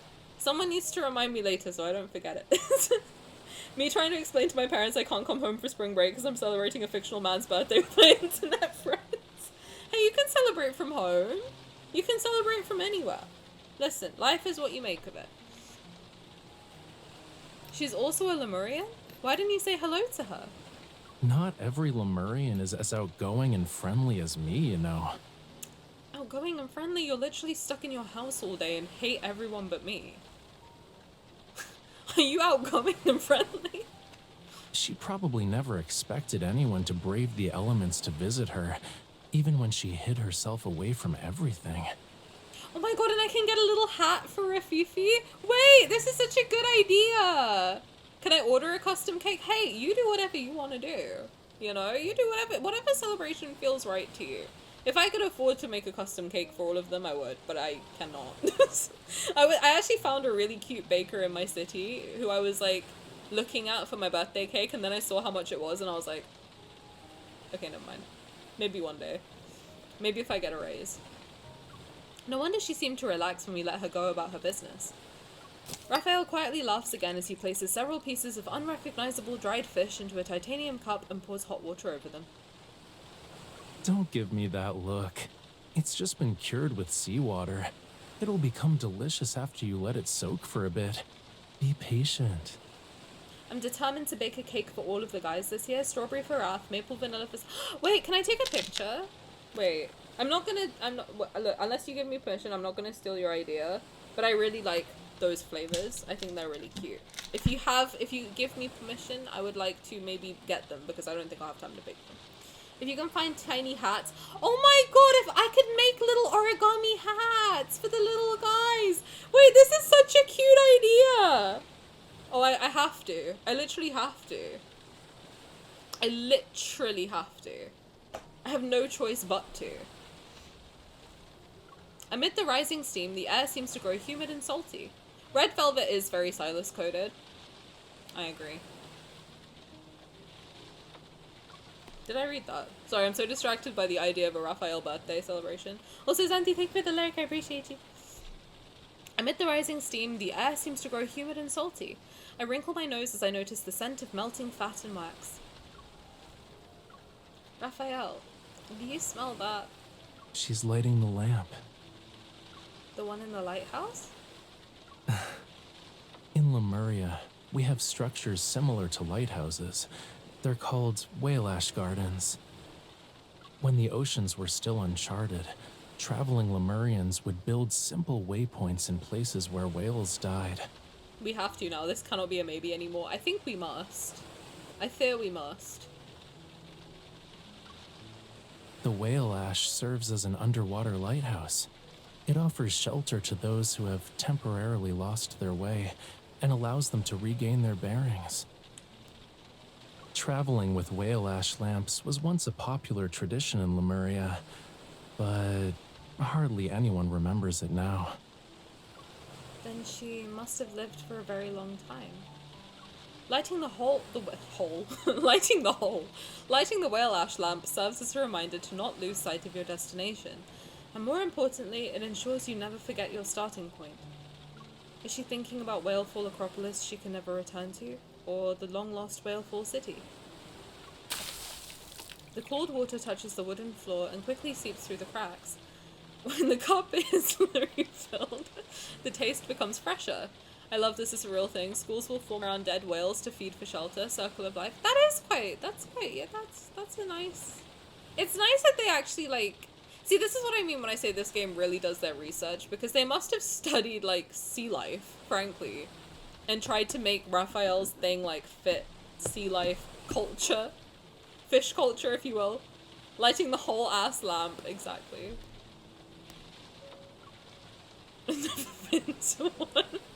So we not that kind of school, a school of fish! Not a school. But the salty bitterness spreading from my chest to my throat only intensifies. Once the storm passes, we'll have to return to Wavechaser Island to perform another sea moon ceremony. If we succeed, where will Raphael go once everything is over? Raphael, you said you wouldn't remain in Whalefall City because it's one part of your journey. It's not your final destination. I think it's good that you'll succeed in your revenge. Your life afterward might be more carefree. I pause before trying to sound like I'm making a joke. Maybe you can fully devote yourself to painting, go beyond your limits, and take your artistic accomplishments to the next level. But then... assuming that's the case, do you have a reason to stay in Lincoln City? Staring at him, I grip the edge of the craft paper package. I'm unwilling to hear another evasive answer from his lips. What I want to ask, it's not about staying here or staying in Lincoln City. Rather, on an ordinary weekend, an idle afternoon, or a meaningless normal day, Like an actual meaningless day. When I want to see you, will you still be by my side?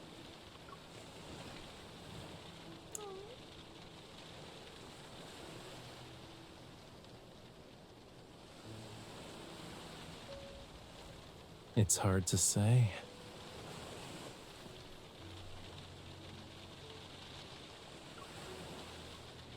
According to your vision, I'll surpass my limits and ascend to the next level. Doesn't that mean I'm devoting myself to art and only art? Is this man rage baiting me right now?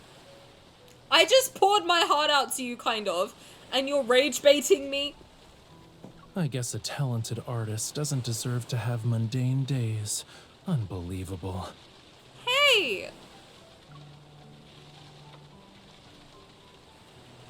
Setting aside these meaningless scenarios, you only have one question to ask, and I only have one answer to give. I've walked a very, very long road, but throughout my journey, the same light has guided me. And it's not just my guide, it's the true destination of my fate. If we consider a Lemurian's lifespan, can a single light accompany you for that long? Maybe not. What you see now could just be a drop in the vast ocean. And as time passes, you might discover that you're the one who journeys the farthest. Thanks to Raphael's boiling method, the dried fish is ready. I devour 3 pieces, then another thought crosses my mind. I pretend to hold a microphone and hold it up to Raphael's mouth. I have a question for our respectable sea god. What new mission will you undertake after completing your revenge? Will you lead the Lemurians to rebuild their homeland? A small fishtail peeks out from his big smile. Ew. You think the sea god is a real estate tycoon? You don't even listen to Lemurians' wishes, or grant them? The sea god isn't like human parents who secretly prepare gifts after hearing their child's birthday wishes. That's disappointing. Then what did the Lemurians make their wishes to? The sea, the ocean nurtures all life. So you're not Santa? Well, now we can't get married. If you make a wish to the sea, Disappointing! Will it grant my wish? the fish, shrimp, crabs, and clams in the ocean will eavesdrop. Then my wish is to eat fresh fish, shrimp, crabs, and clams every day. I stare at Raphael as he lets out a hearty laugh. I tear off a piece of fish with my teeth and quickly find myself chuckling. By the time we finish the package, we notice the sound of crashing waves has noticeably subsided. Raphael goes to the door to check, then he turns back and reaches out to me. The rain has stopped. Let's go.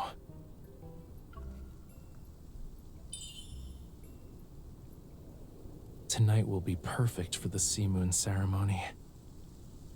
That was really cute. That was a really cute little moment. I love these two together. I have to be honest, like I really like the dynamic that they have. I like how they're like basically best friends, but there's always that like little bit of tension there. I like it a lot. But I love how they're primarily kind of besties, but then there is like clearly like a lot of romance also in there, but she's so comfortable with him. Like I really like that dynamic that they've got going on. Best friends who kiss and fuck a little, you know? And maybe get married. It's pretty cute. It's a pretty cute dynamic.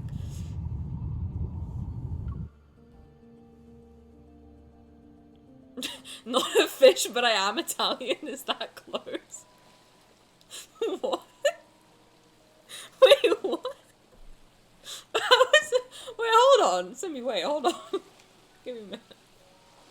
What? Figures appear on the shallow water's reef. Waves dance across their scales as they shimmer with an ethereal glow. Chanting ancient Lemurian songs, they look at where the waves meet the moonlight. Talia's melodious singing fills the air. Oh my god, it's Talia? It's more ethereal and transcendent than what I heard at the previous sea moon ceremony. It seems like a blessing and a distant call.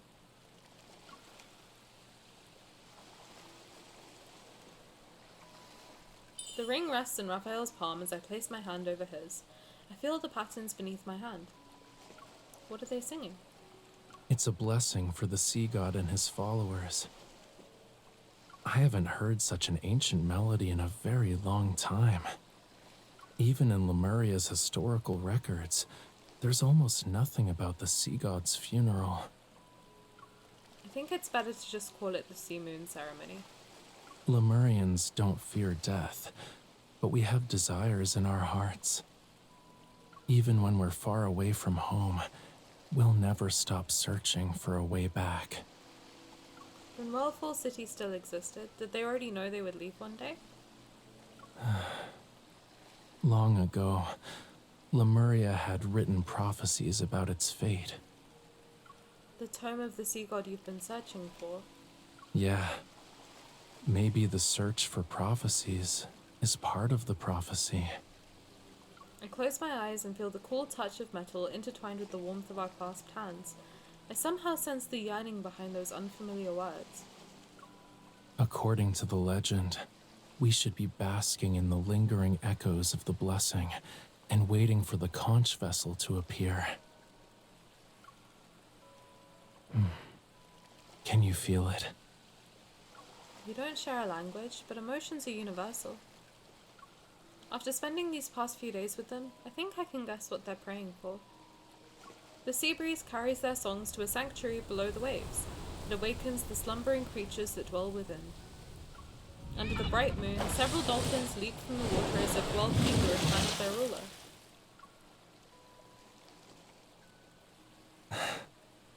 Tonight is perfect for going out to sea. He bows slightly and reaches out to me. It's a gentle invitation. So, would you like to accompany me to the Lemurian royal capital, miss? Do we get to go to Lemuria? That's sick! What the fuck? Wait, yeah, I wanna go. Let's go! Let's go on an adventure! The glistening waves behind him refract moonlight. Without any hesitation, I place my hand in his. I would be honored. Words seem to possess a calming power as the energy surrounding us harmonizes with the songs at the same frequency. It's filled to the brim with wishes and blessings. The sea churns and boils upon hearing the dirge. Dirge? Is that how you say that word? Then it splits at the boundary between the sky and the ocean as if a sharp blade cut through it. The fractured waves block out the moonlight as roaring currents retrieve long-forgotten wishes in the deep sea. The Lemurians gaze at the surging waters, their songs knocking on the sealed, dust-covered gates of their homeland. Waiting silently in the sea, I sense something. There needs to be one more call.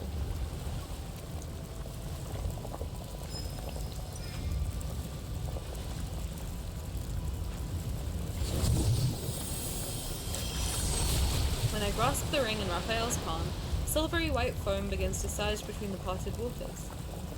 A massive glowing seashell gently rises. It's accompanied by an energy that feels familiar and strange. This is what I felt at the blue hole. Oh my god, the blue hole! Simi, it's the blue hole! As if drawn in by a mysterious force, I unconsciously activate my e-ball to sense that energy. The blue hole! He's back! The energy fluctuation shatters my thoughts. Nameless chaotic noises puncture my mind like sharp spikes.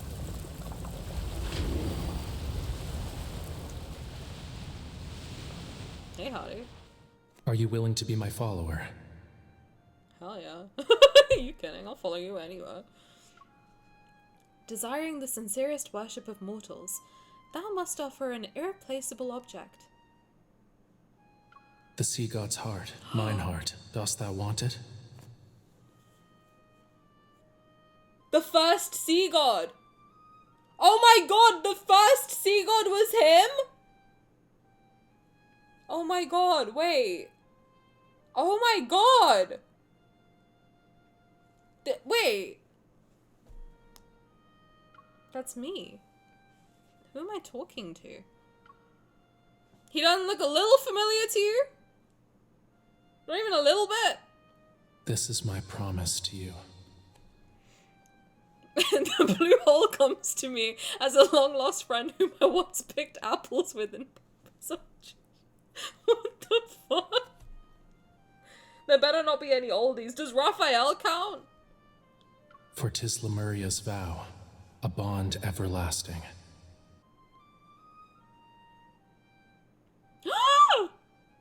It's a simple melody, yet you still haven't learned it properly. Listen carefully. This is the last time I'll teach you. What's going on?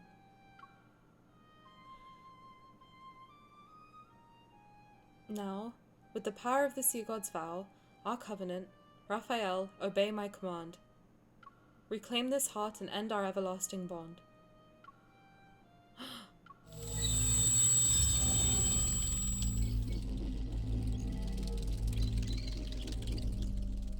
It feels like I've emerged from an exhaustingly long dream. Memories I never experienced seem to have found their host. They rush into my mind and merge with my very being before I realize it. It's as if they were always meant to be mine.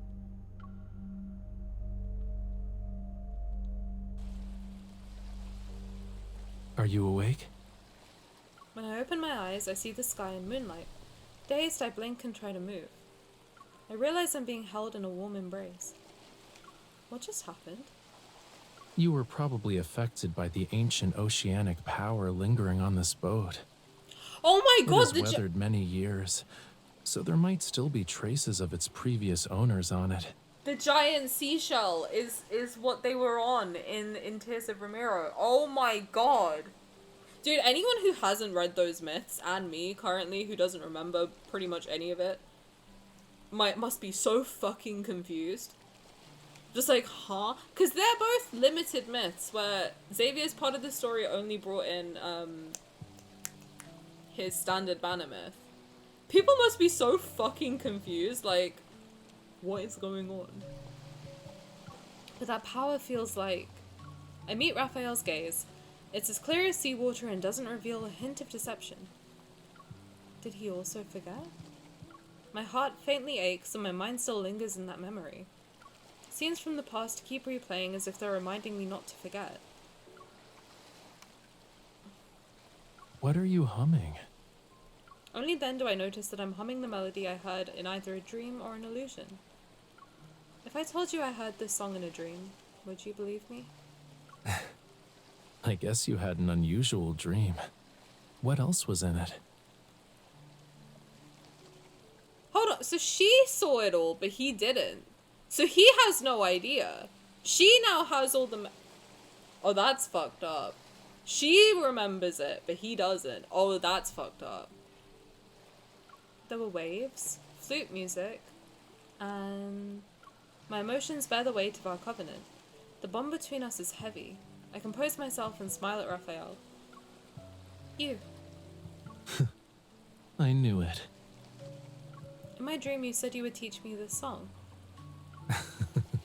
Oh, you just want to hear me sing. That's one roundabout way to Yeah, make a request. Yeah, you do! I didn't mean it like that, but since you made the suggestion... Wait, is he gonna sing? Is he gonna sing? I love that they make him sing in the house. Dude, when that happened, I was like, all my dreams have come true. I have been saying since the dawn of time he's an opera singer and you're not letting him sing to me. It's coming out. Flames erupt from his palm before quickly dissipating. They're replaced with a luminescent conch. Is this another trick? Even if I'm the most talented performer in the world, I need something to play music with. It's the first time I'm hearing this song, but...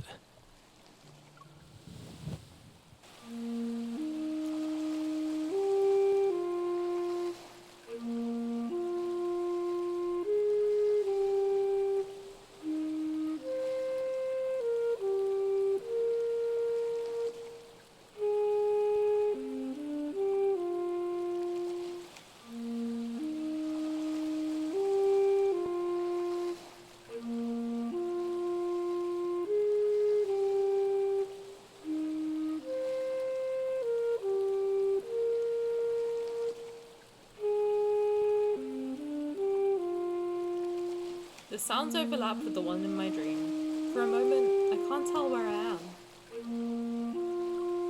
Raphael uses his free hand to pull me towards him. I lean into his embrace and try to piece together those fragmented memories. Our covenant began even earlier than I thought. The melody pauses on a high note like waves as they touch the shore. They linger for a moment before flowing. With numerous questions in my mind that I can't ask right now, I immerse myself in the music until the interlude. You look more mature compared to back then.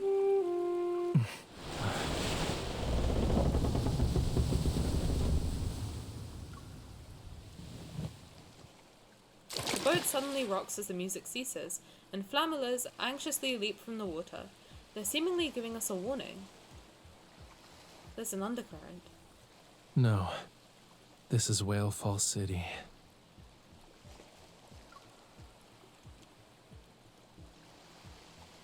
Raphael sets down the conch and ignites a flame in his palm. It lights up the unfathomably deep waters. It's responding to our call. Ooh, did we summon Whalefall City? Moonlight shines upon the pitch-black sea as the boat is drawn in by an invisible force. It sways as it sails towards the massive whirlpool in the center of the ocean. Countless silvery white fish converge and spiral where the currents meet. They eagerly rush towards the ocean's profound depths and the seabed. Whale Fall City is below us. Hold on to me. I can't hear you! He holds me close. The seawater swallows the sky as we descend into the deep sea.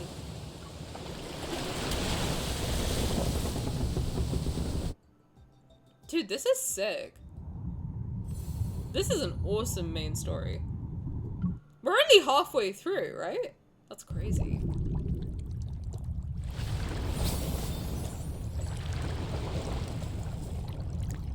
The weightlessness makes me lose all sense of direction. In my dizziness, a warmth touches my hand.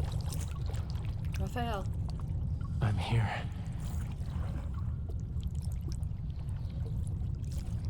My consciousness stabilizes itself before my body does. My vision gradually clears as I blink repeatedly.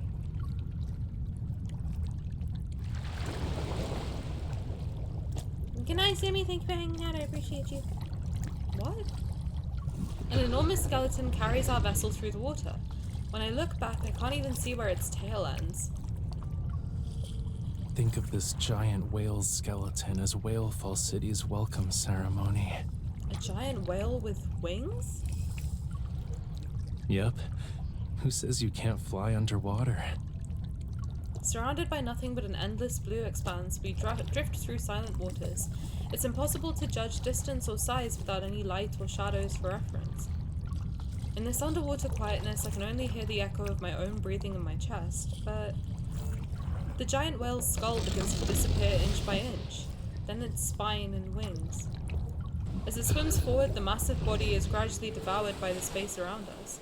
It disappears with each rhythmic movement. This bizarre sight makes me squeeze his hand, and he responds with a firmer squeeze. Don't be afraid. What if I get swallowed next, dude? What are you gonna do? As his words fade, my body passes through what feels like an invisible barrier. A gentle current envelops me before slowly releasing me on the other side. The blurriness makes him look like he has a horse face. That's crazy. So no tail?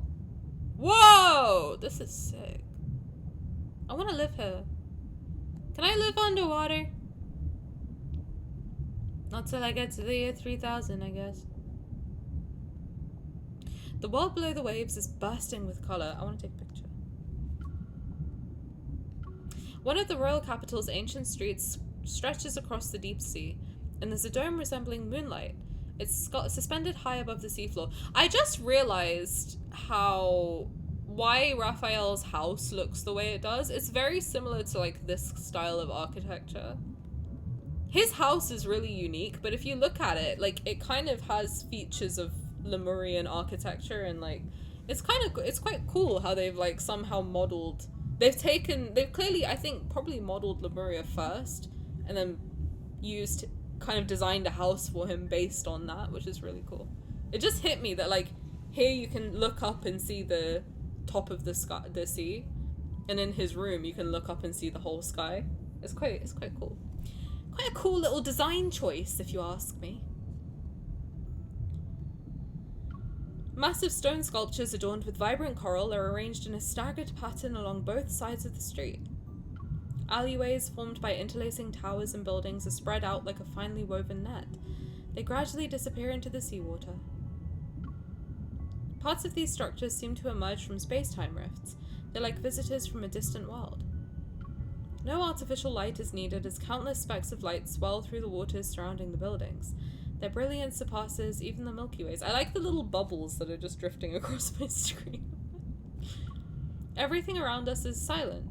It takes a long time for me to find my voice again. This is...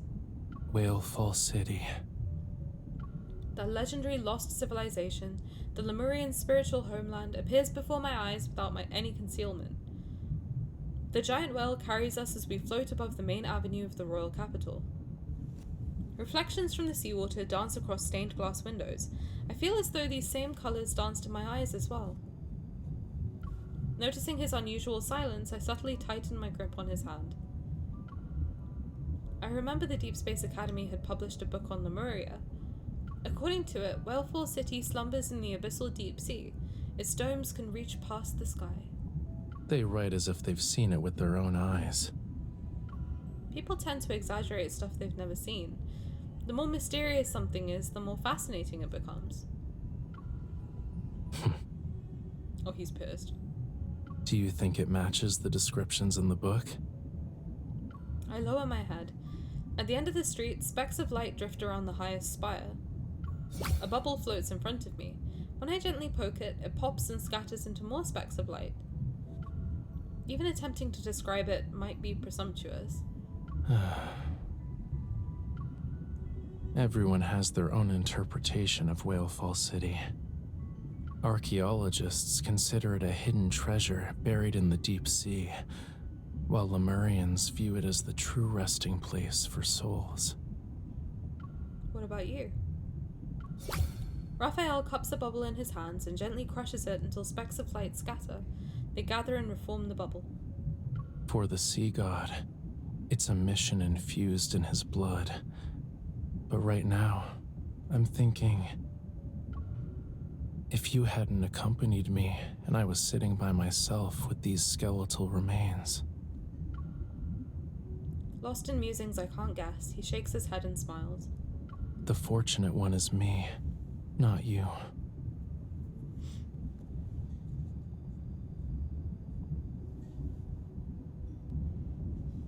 The giant whale slowly moves its bone wings downward along the central path. The tips of my shoes almost graze the brick rooftops below. We're here. From the wide gaps between its bones, I see a plaza paved with white stones. Stone statues at least twice the height of a person stand guard on both sides of a path. If that sculptor could see these, he'd probably spend several days and nights here. He'll crouch and study them. You could say the ones who carved these were his ancestors. These statues are at least 1,000 years old, right? Wouldn't it technically be the passing down of artistic traditions? Genetic inheritance might be a more accurate term. But this place is the most refined embodiment of Lemurian art. Really?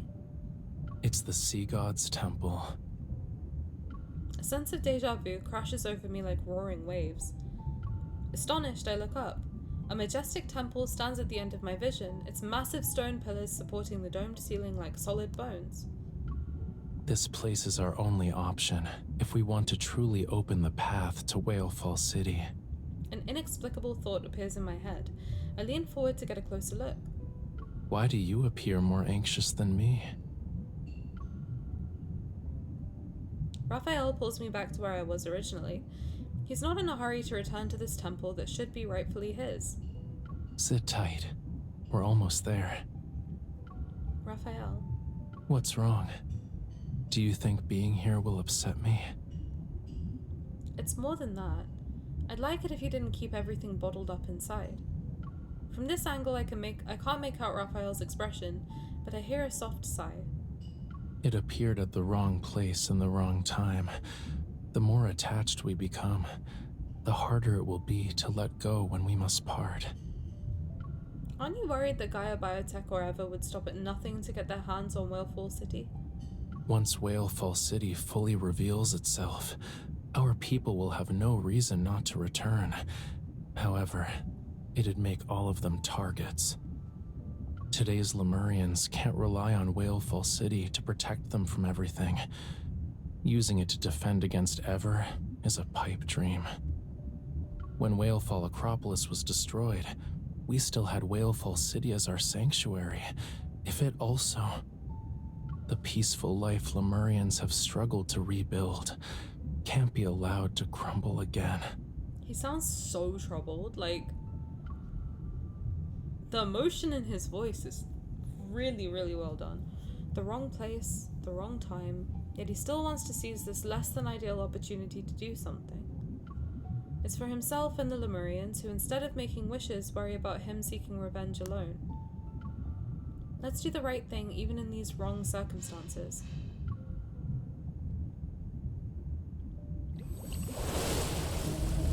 The giant whale delivers us to the central plaza in front of the sea god's temple. Then it flaps its enormous wings and floats back up to hover above the royal capital. The wings stir up a gust that sweeps scattered stone fragments across the ground. I look around and find the source of the debris. A circle of diverse stone statues surrounds the front part of the sea god's temple. They're blocking the entrance. At the forefront stands a humanoid statue. It towers before a stone pillar, its figure hunched and tilted awkwardly to one side. Is this the crying mermaid with wings? Are these statues here for a ritual? Oh my god! Wait, these are like the oh wait, I do remember this from God of the Tides, right? Was it God of the Tides of Tears of Rebellion? I don't know which one it was from. But there, in one of his myths, she goes down into a temple and she seeks like the counsel of some old gods in the sea and their statues that move. Raphael, did you see that? Did that statue just move? Meeting Raphael's gaze, I quickly raised both hands. It wasn't me, I didn't touch it. Maybe it's being corroded? I know. Come over here.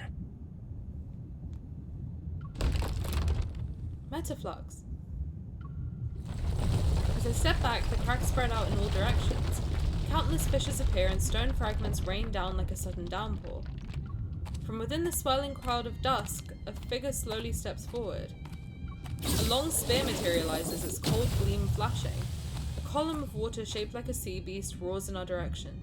Under his quintessence's orders, outsiders are forbidden from setting foot in Whalefall City. Not his quintessence! Wait! But his quintessence is what they call him in the new card. So is it not an AU? What's happening? Is he a Sanctuck? What the fuck? What's happening? Oh, this is crazy. Alright. Alright, God of... Not God... Lemurian Sea God. Let's see what you got. Wait, I need to switch to my new thing. I have a new thing. I'm so professional. Look, I have a battle The storm shall crush impudence. Who's impressed? I hope everyone is impressed. These waters will be your tide's judgment. Shall descend here and now. I'll show you. My turn. Ah shit. Ah shit. I forgot to dodge. Ah fuck. The tide is rising. The tide's judgment Shall descend here and now. I need you. If that's your wish, My turn. I'll show you. Oh man, you recovered so fast. Stop blocking the goddamn thing! Let me eat it! Desperate attempt to fend off death. The tide's judgment Shall descend here and now. The tide is rising. I'm okay. Let's take it down first. Stay away. I'll show you. You were too close to it. Raphael. Yeah. The tide's judgment Shall descend here and now.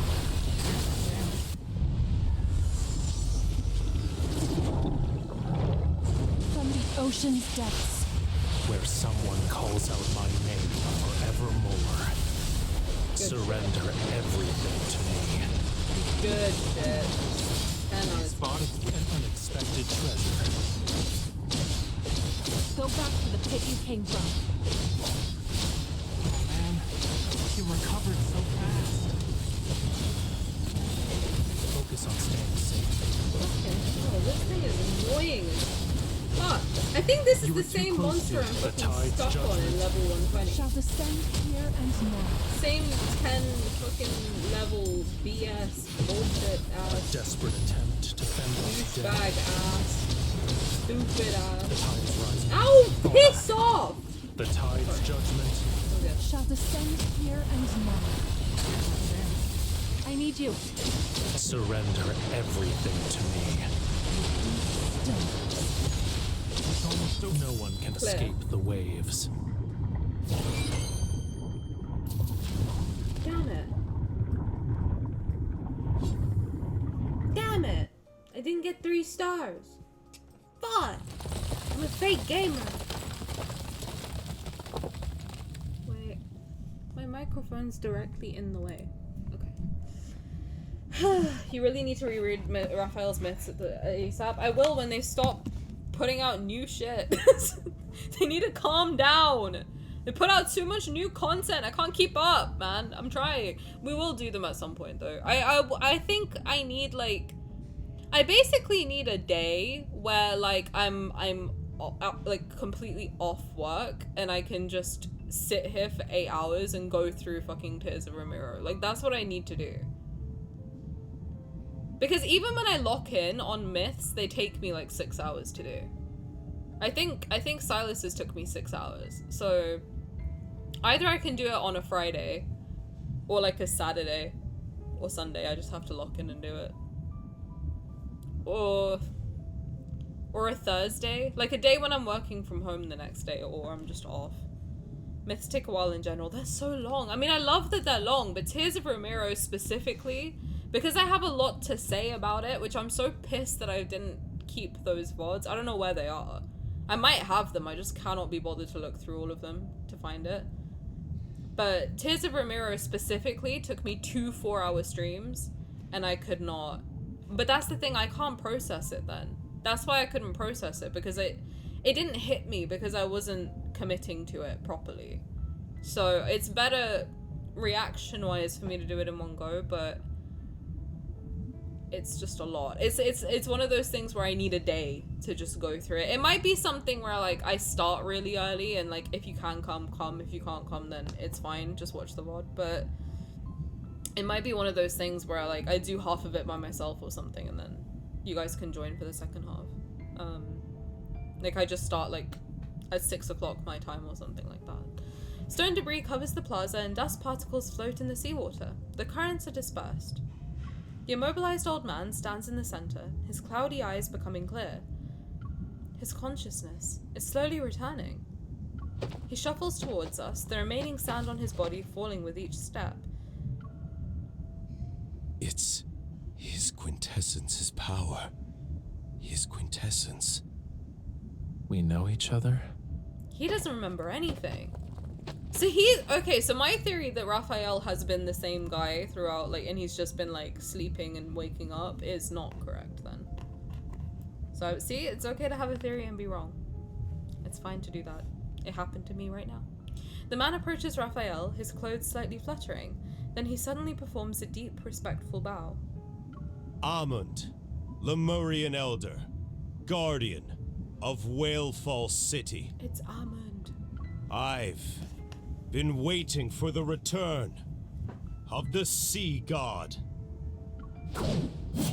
His gaze becomes unfocused when Whalefall City is mentioned. The spear in his hand trembles violently as if triggered by a reflex. It supports him as he stands. Outsiders are forbidden from setting foot in Whalefall City. Amund? Does that name mean anything to you? At least he doesn't seem to be our enemy. This is just a guess, but he's been here for too long. He won't have a clear mind anytime soon. Raphael circles Amund and helps him brush off the stone fragments from his body. Amund, you said the sea god told you to stay here? His quintessence's orders? Amund slowly recognizes Raphael's voice and gradually regains his composure. Tens of millions of years ago, the sky and sea were inverted, and Whalefall was revived. Lemuria was about to reach its true fate. But his quintessence refused to accept. The sea god couldn't bear to lose the most precious. Most precious. He's about to oh shit. He's unable to— oh! They're not telling him! Oh, they're not telling Raphael! Oh, fuck, dude. He's gonna have such a shitty, rude awakening. Oh, now we know where Raphael's story is gonna go. It's gonna go to him having to do the same shit. Oh, that's crazy. He's unable to finish his story. His gaze sweeps across the plaza before he slowly moves towards the temple. Raphael and I exchange a glance and follow him. The temple's massive stone doors are wrapped in seaweed, their original appearance no longer visible. Amund walks to the temple's entrance, laboriously raises both hands, and places them on the stone doors. Tell him what? Tell him the sea god's curse that he fucking has to deal with. From Tears of Ramiro and God of Tides, the thing that he's never been able to do, without her literally making him do it. I'm trying to keep it vague so we don't spoil anyone. But the thing that he's never been able to do, that he has to do. That's gonna suck. That's gonna suck. Amund walks to the temple's entrance, laboriously raises both hands and places them on the stone doors. The flame. The sea god incinerated his divine power in exchange. Is this also fucking Gideon's voice actor? Is he just voicing everybody? The fire. For some reason, a strange warmth wells up in my chest. It's as if a fragment of that flame is quietly burning within my heart. His quintessence hid Whalefall City within Deepspace's rifts. Time ceased to flow, life never decayed, and everything became eternal. His voice is giving me chills down my spine. It's crazy. But the world's flames and all that exists will eventually be extinguished. Only when the sea god sacrifices everything once more to ignite the alcove's flame. Then his quintessence and Whalefall City will return. He's not going to be able to do it. I don't think he's going to be able to do it. He might, though. They shall return to where it all began. He might be. I don't know, man. I don't think he'd be able to do it. But this is where his story's gonna go now. I can feel it. Amund's words falter for a moment and his gaze moves to me before returning to Raphael. Whalefall City will respond to its true ruler. The sound of an engine that doesn't belong to Whalefall City stirs up the seawater. Raphael turns to the waters beyond the temple, his gaze increasingly sharp. Before that happens, this place might need a few sacrifices. Following Raphael's gaze, I look towards Whalefall City's outskirts. Several massive submarines are approaching us. No! Piss off! The fish have swum into our net. Oh, we wanted this to happen. Raphael steps forward and positions himself in front of me and Amund. Flames ignite from his palm and they transform into fiery threads that spread outside the temple. Why is the water red? Don't let their blood defile this place. I'm on my period, sorry guys. Oh shit, we're about to murder. The submarines speed through the ocean as sunlight dims. They've already entered the fuck me, what the fuck is that? Mesopelagic zone. With visibility obstructed, the submarines activate sonar navigation as they advance. The sonar has detected underwater structures. Could it be Whalefall City? We've been following that vessel this whole time. We can't be wrong. After marking the coordinates, the submarines head towards the structures and descend into the pitch black fuck me, bro! Bathypelagic zone. Rosie, hello, welcome! How's it going? Welcome in. How are you? Thank you for the raid, I appreciate it. How was your stream? What did you guys do? I appreciate it. Hi, welcome. How's it going? How's your day going? Thank you for the raid, guys. And thank you for shouting out, Rosie. If you guys don't know me, hello, I'm Tanny. I stream Love and Deepspace around 4 times a week or more. Monday, Tuesday, Thursday, and Friday, usually. If you like chill, feral people with a little bit of spicy humor mixed in, then feel free to stick around. If not, that's totally fine, and I appreciate you stopping by. More story in Xavier's Secret Times. Oh my god, Xavier's Secret Times is crazy! We're just about to finish the main story, so if you don't want to get spoiled, this is your warning. Please don't be angry at me if you get spoiled about anything. That's a good submarine. It's not about to be when I kill them all. When we kill them all. We're committing murder. Welcome raiders, welcome. Thank you guys for hanging out. And hi Via, welcome. How's it going? Via? You told me and I forgot, I'm so sorry. Via. It's the Titan. Sorry, I'm so sorry. It's the Titan submersible. Not the Titan submersible. I've been here, but hello, have you been here? Wait.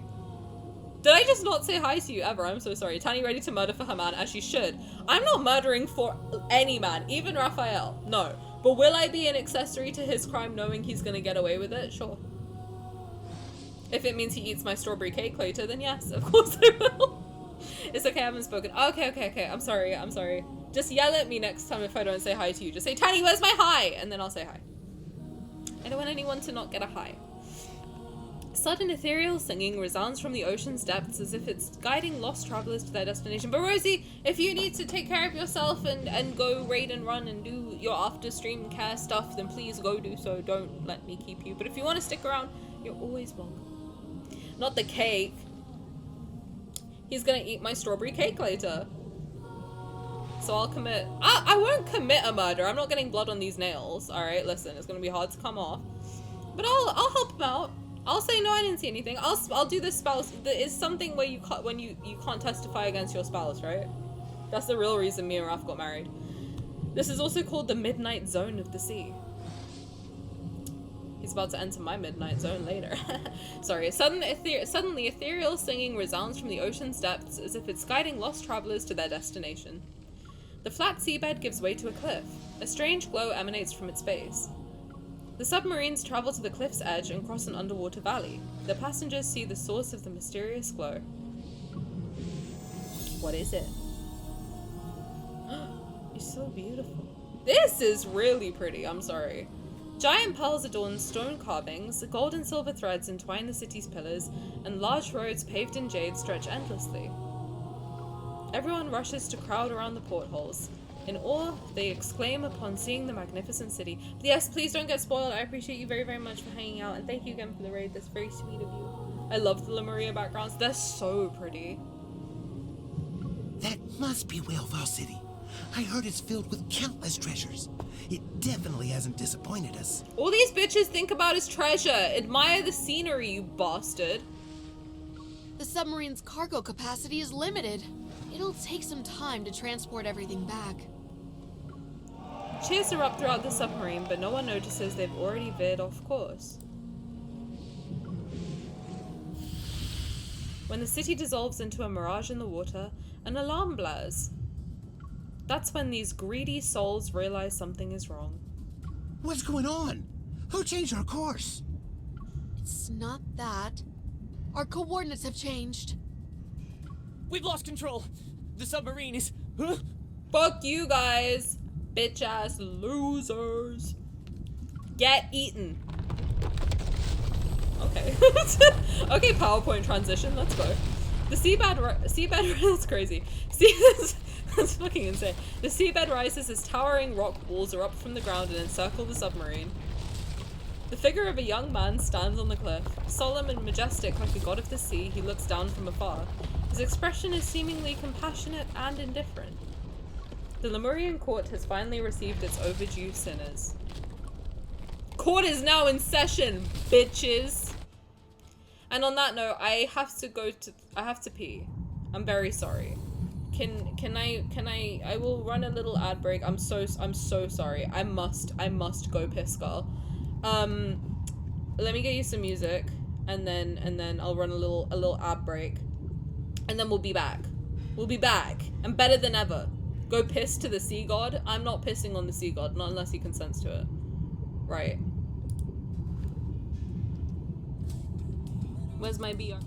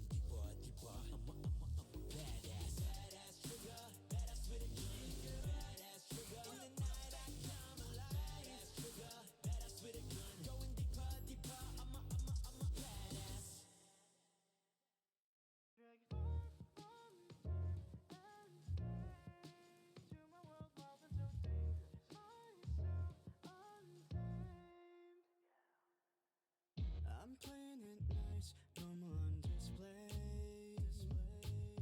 So gentle and calm, that's what they say. Yeah. Inside, try to tame a storm, but every look from you makes it hard to control.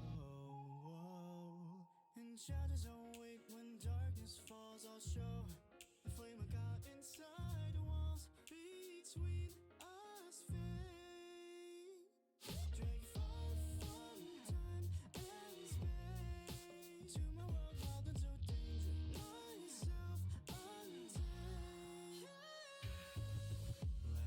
The limits, 'cause my secret's out. Everything that's wrong suddenly feels right. Let me come closer, I'll show you. Loving you so wrong, but I can't hide it. Underneath the moonlight in the darkness. Come on, come on. Secrets only you know that you're keeping. Say that you're ready, will be a forbidden taste. Will make it tonight. Deep inside desire, fire above. Yeah, touch those eyes, inspired, girl, you know. Hypnotizing, baby. You got me under your spell. Guys, I did forget to run the ad. I'm so sorry. I genuinely thought I did. Also, before anyone asks, no, I didn't fall down the toilet. I'm here. How are we all? How's everybody doing?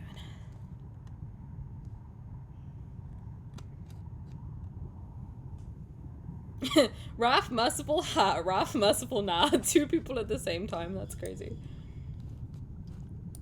My convo heart said gal pal and I thought of Caleb. Wait, what? Welcome back. Thanks, guys. Did you miss me? Did you miss me while I pissed?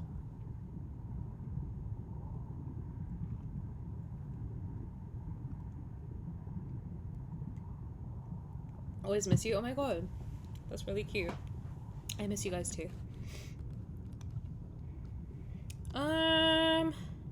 You cried? Don't cry. As EXO once said, baby, don't cry. Sorry. I won't make your ears bleed today. Okay. Why am I out of breath? Goated song. I knew you'd get it. I knew you guys would get it. Wait, do you mean the EXO song? Just so I'm on the same page. Alright, final movements. Yush. Oh my god. A woman of taste. By the way, I was thinking, low-key I was checking my hair out in the mirror. Not because I'm up my own butt crack, but so I've been thinking for a while that my hair looks very flat. Usually when I like wash my hair and take my like headphones off, my hair ends up looking like super flat. But I've been using like a volume conditioner, and my mum bought this like it's like a hairbrush, but it's got the hair dryer in it. I don't know how to explain it. It's like a round brush, like it's huge, and it's got like it looks like a round brush, but it blows hot air through it, so when you turn it on and like have wet hair, it will like give you a blowout basically. So I started using it recently, and oh my god, I'm like, wait, my hair actually looks good. What the fuck? And I think she got it like, I don't know if she got it from like, she got it somewhere pretty cheap. I don't know if I don't want to say she got it from Temu, but she got it from somewhere that was like super cheap, and when she bought it I was like, I don't think that's a good idea. But it works really well actually, like I was really shocked. If you can get the Bumble and Bumble dry spun texture spray, it's great at the roots for volume. See, I don't like putting a lot of stuff in my hair because I have I'm actually allergic to my shampoo and conditioner, but I don't know what else to use. But I have such sensitive skin that I can't use a lot of stuff, unfortunately. But if it's good for sensitive skin, then like shout out, I'll try it. But oh, you are? Okay, well if it's good for sensitive skin, I might try it out, because basically my current shampoo and conditioner, like, it gives me eczema like everywhere, but I don't know what else to use, so I kind of just deal with it. But hey, that's life, right? But I don't know, I think it's just because my hair's very thick and long, so then it just ends up getting weighed down. But those two things have made a big difference, actually. I was thinking it looks quite bouncy. As 80s once said, slow it down, make it bouncy. I need a shampoo conditioner combo that doesn't contribute to my balding. Oh. Do you want me to ask what my mum uses? She's allergic to everything. Oh, yes, please. Well, I'll tell you, I use Aussie at the moment. And it was fine up until like 2 years ago, and I noticed I started getting like crazy rashes every time I use it now, so I am looking for a new one. So if anyone has any suggestions and is also very sensitive and allergic to everything, then please tell me. Because my eczema coated ass cannot deal with it anymore. I say balding jokingly because of how much hair I lose from stress. I will say I was in the same position too, and then I lost when I lost my job, then everything got a lot better. I had like really bad acne as well. So stress is very real. If you can get out of, I know it's really easy for somebody to say like, oh, if you can get out of a stressful situation, like do your best to do so, but if it's a job, I know how shitty the job market is. Trust me, I was unemployed for 11 months. But just, you know, it's not worth your health. That's the only thing I would ever say is, like, it's not worth your health, right? No job pays you enough to lose your health. Your health is the most important thing you can have. So if you can find something different, please do so, because you deserve to have a nice work-life balance. I get scalp rashes too. Oh, Karastes? Okay. I might look into it, because I know basically the lady who used to do my hair from like 2 till 20, from when I was like 2 years old, because she did my mom, until like I was 21-ish when I started doing it myself. She used that and it never gave me a problem, but they are expensive. I think native is supposed to be pretty good for people with allergies. See, I don't think I've ever tried, wait, have I tried that? I've tried herbal essences I tried when I was younger, and that's the first thing that gave me a rash.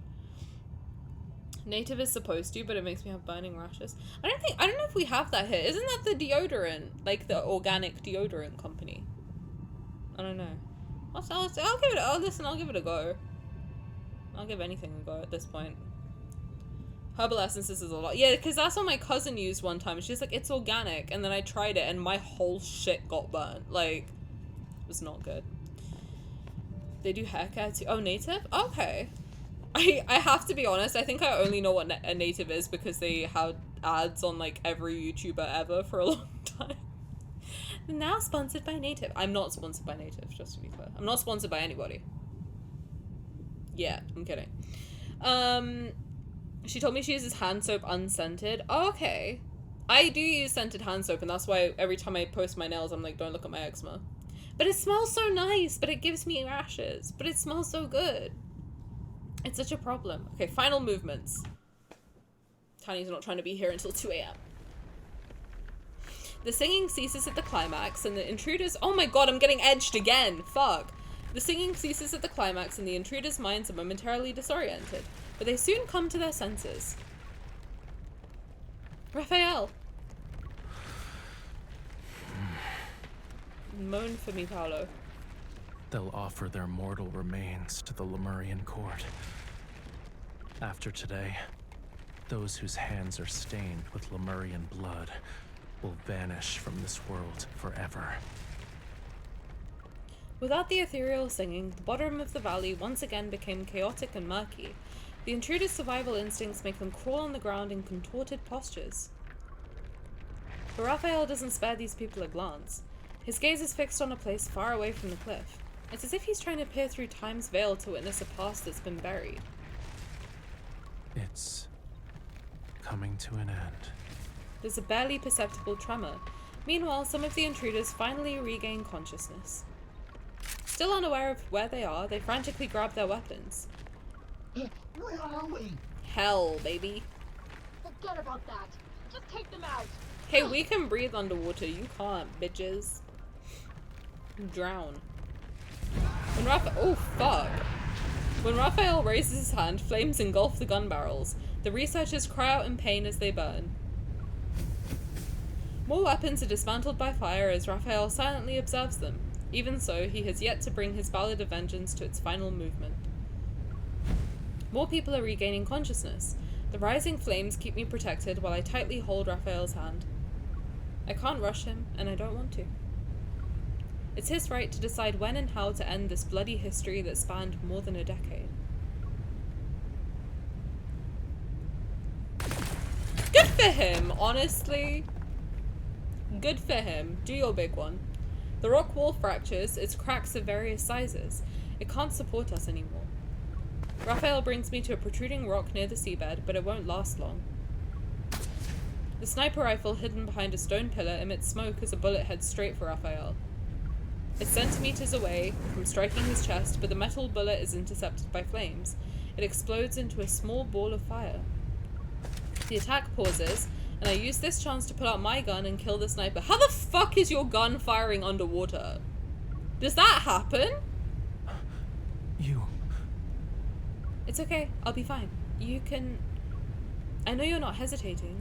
What you can't let go of is that part of your past, your people who aren't here anymore. I'll stay with you until you decide to end this. The ground beneath our feet violently shakes as energy fluctuations manifest from various corners.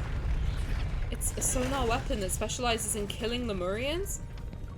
How the fuck did they get that? That's oddly specific. Every wall trembles with an invisible force. It sends dust and rock fragments flying. I use my evolt to target the focal point of the metaflux, but he stops me. You've stayed by my side long enough. I'll take care of the rest. Don't do some tomfoolery. I'm not dealing with it. Don't do infold. Infold. Don't do some tomfoolery. That's impossible. Increase the firepower. We'd already hit its limit. Where's the suppressive fire from our flanks? Don't do it. He steps up. Fucking hell with this one animation. He steps forward and raises his arm in spite of the hail of bullets and thunderous vibrations. Fire smites his opponents like divine punishment. The massive metal container crashes as fear and rage fill the air. Seemingly realizing the true power of the man standing before them, several gun barrels rise in unison. Whalefall Acropolis was a wonderful place. It was nowhere near as magnificent and spacious as the royal capital, but it was worthy of being called our home. I love the screams of the damned in the back. Like, honestly, it's adding a lot to this moment for me. No one fires. The invaders exchange bewildered glances as if they don't believe the sea god will grant them mercy. I once promised them that I'd find Whalefall City. I said I'd bring them back here. We'd live together. In these waters, we'd laugh and sing. I didn't make a vow to merely bring back their souls. Raphael lowers his gaze to deliver the sea god's ultimate judgment. The lives that were lost here shall be repaid with blood. It's been over a decade. I will end this once and for all. Fierce flames rise from the rock walls as distant tides roar like thunder. Terrified, everyone looks around. It's as if an invisible blade of judgment is hanging over their heads.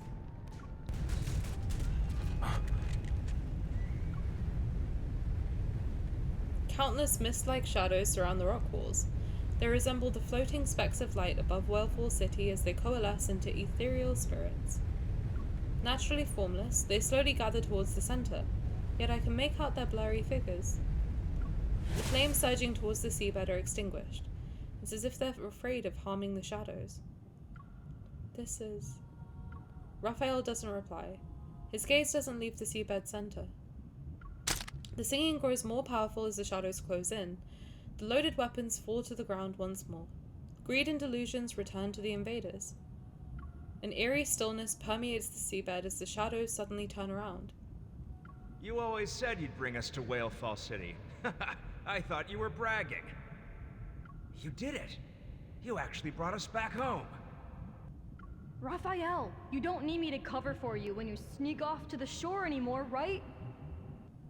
Wait, you must be living on the surface already.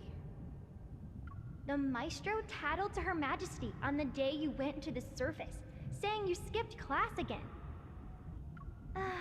I wish I could attend the Maestro's classes again. Has Aiden grown taller? Now that I'm gone, I wonder where he goes when he skips class. Please deliver a message for me next time you see him. Whalefall City isn't that exciting. It's nowhere near as good as life on land. Tell him to take his time coming back. I hold Raphael's hand. I can still feel the subtle trembling in his palm. It's you. You still look the same as you did when you snuck off to the shore, but you've grown up. You resemble the sea god more than I had expected. His hand suddenly tightens as the man's spirit stirs Raphael's emotions. Another shadow appears and stands shoulder to shoulder with him. In the blink of an eye, the shadow draws near. It slowly raises what appears to be an arm made of swirling light and darkness. The trembling in his hand grows more intense. Raphael seemingly wants to grasp that shadow, but he's unable to touch it, and his hand remains suspended in midair. Across time's vastness, across the boundary between life and death, their hands gently overlap. These are hands that should hold paintbrushes. Hatred and bloodshed should never stain them. Is that his mom? Oh my god, I want to cry. Go now, my dear boy. Go to where you truly belong. Oh, that's so sad. No matter where life takes you, I hope you can find happiness. Oh, that is really sad. What the fuck? The mist-like figures approach Raphael one by one. Smiling, they wave goodbye and gather once more around the invaders. That's really sad. Why are you making me read so much? What the fuck? The singing around them suddenly becomes ethereal and otherworldly. It's like the most distant of whale songs from the ocean's depths. The frenzied invaders gradually quiet down, their facial features twisting into bizarre shapes. They pick up broken stones and sand from the ground and stuff every pocket to the brim. The singing reaches a crescendo as Lemurian souls encircle them. They're like deep-sea predators about to strike.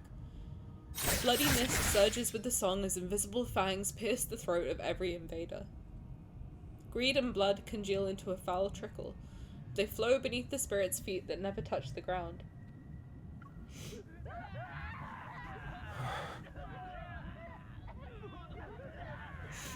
The screams reverberate throughout the court for what feels like an eternity. Amid the ceaseless song, I can't see Raphael's expression. I only sense that his gaze remains fixed on a single place for a long time. When the melody is about to end, only then does he take my hand and slowly lead me away. And he gives a deep bow to the chaotic ocean floor, filled with devastation and laments. Oh, Jesus.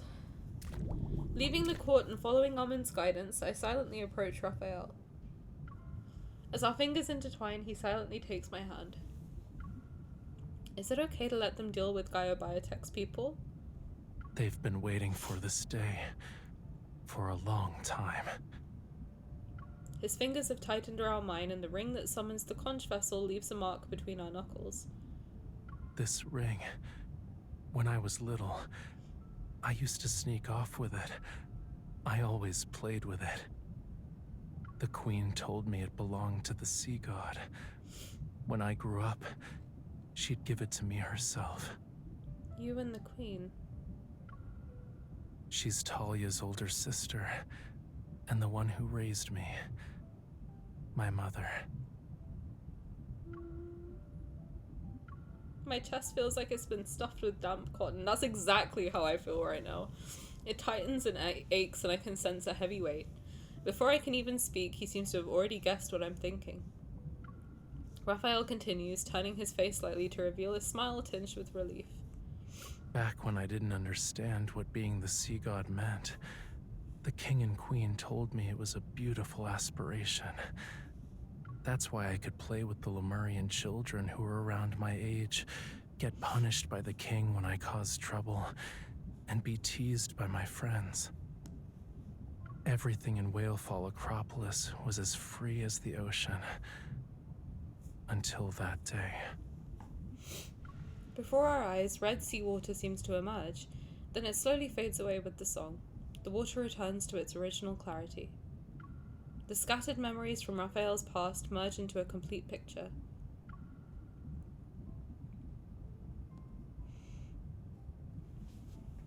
I think making him focus on the good is the best thing to do. He got his revenge now. It's no point dwelling on it too much. Actually, hearing you talk about this makes me glad.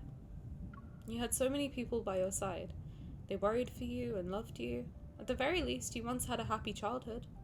Then it was my turn to be their guardian. Even though most of them are gone now, I still need to bring them home. As I climb up another step, I tighten my grip on his hand. You weren't alone in the past, and you won't be in the future. As if in response, the ring presses a deeper mark into our fingers. Without Whalefall City, the spirits of deceased Lemurians can only drift endlessly across the sea. I often think that if their souls could truly return, then maybe they wouldn't be lonely anymore. Following the staircase along the side of the temple, we ascend and reach the highest point. I don't believe that making those people pay with their lives can balance out the sins they've committed, but it might be the only way for everyone to find peace. You can also say goodbye to that past. Why are you crying first? Because it's sad as fuck, dude. What the hell? I'm not. You're just seeing a reflection from the glass.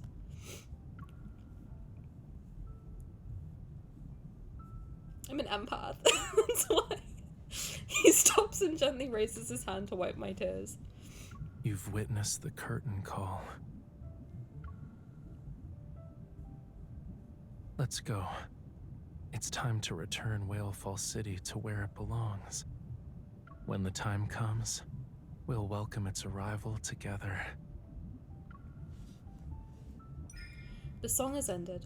Raphael takes my hand and leads me to the balcony. It culminates these years of seeking and waiting. to create our song's final fermata.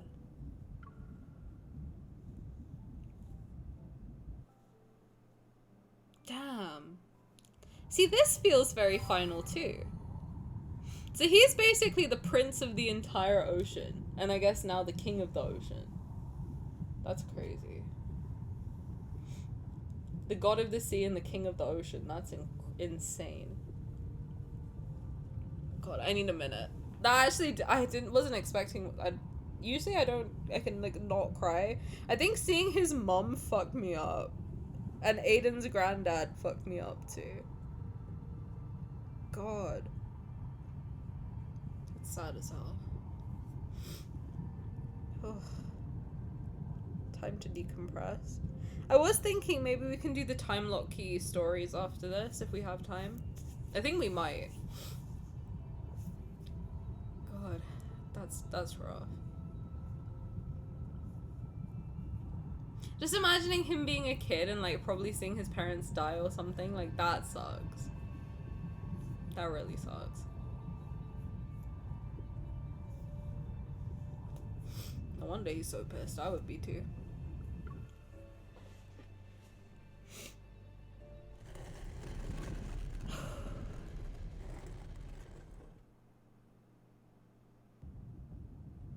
The massive stone doors of the sea god's temple respond to their ruler's call.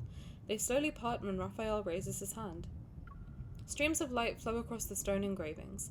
Following Raphael's gaze, I see an empty alcove in the wall. Also, yeah, I saw Luna the Passion. The way his voice, like, went from being the normal, like, playful... He has, like, a very bouncy way of speaking. If any... Like, I don't know if that's a good way to describe it, but... He always follows, like, this really, like, bouncy way of talking. And the fact that was just gone.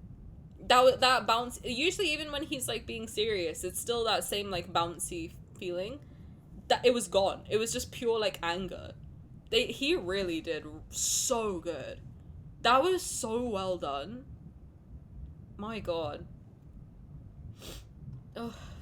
The tone change was crazy. Like, there's no more of that, like, oh, I'm playing the part of the sea god. It was like, no, I'm fucking pissed. Like, that specific line was done so well. I think it sets the tone for, like, how he's feeling, because all of the, like, carefully crafted, like, calm demeanor is just gone. He's like, no, I'm pissed off. You done pissed me off. Damn, it was very impactful. He got to speak to his parents again. It's bittersweet. God, that really sucks. Give me a headache. Ugh. It was well written though. I agree. I could literally see that scene happen. That's what fucked me up. Ugh. He holds in his anger and he couldn't hold it in any longer. Exactly. I've noticed it. You're right, Nana. I've noticed it a couple times now. Like, even in the 4 stars, there are some cards where it goes away. And part of me was like, oh, is that on purpose? And it seems like it was on purpose. That I think Raphael has this very carefully crafted external persona that he puts out, which is that funny, silly, you know, light-hearted, carefree kind of person. But his actual personality, I don't know if it's his actual person. I guess it's like another side to his personality. Is this very serious, very like depressed, very like angry person for good reason. Like, he's been through a lot. His story is very sad. But it's interesting when that side comes out more. I don't think it's necessary. I think his real personality could very well be that, like, very light-hearted, fun, happy-go-lucky guy, but the other side that you don't see of his, that, like, hidden side, is the side that doesn't have that bounciness and that carefully crafted composure is just gone. And that's the side I think you do see in a lot of his 4 stars, because that's when he's his most vulnerable, I guess. So it's very... I love how much detail even there they've put... And that's what makes me think that Caleb's kisses being really strange is probably on purpose too, because I think that they really do put a lot of thought into how they're delivering lines. And even if you think about Xavier, like, people are like, oh, maybe they just changed the voice direction for Xavier and, like, told him to stop being very deep. Like, he has like less, his voice is less deep and strong now as it was when you first play the game, and now it's very like soft and airy. I think it's less, oh, let's change the voice direction. I don't think it fits the character, and more, someone did say it last time, and I'm sorry, I can't remember who, but someone said it last time of like, that deep voice is him when he's guarded, and the soft voice is him when he's at his most vulnerable. And I think that's right.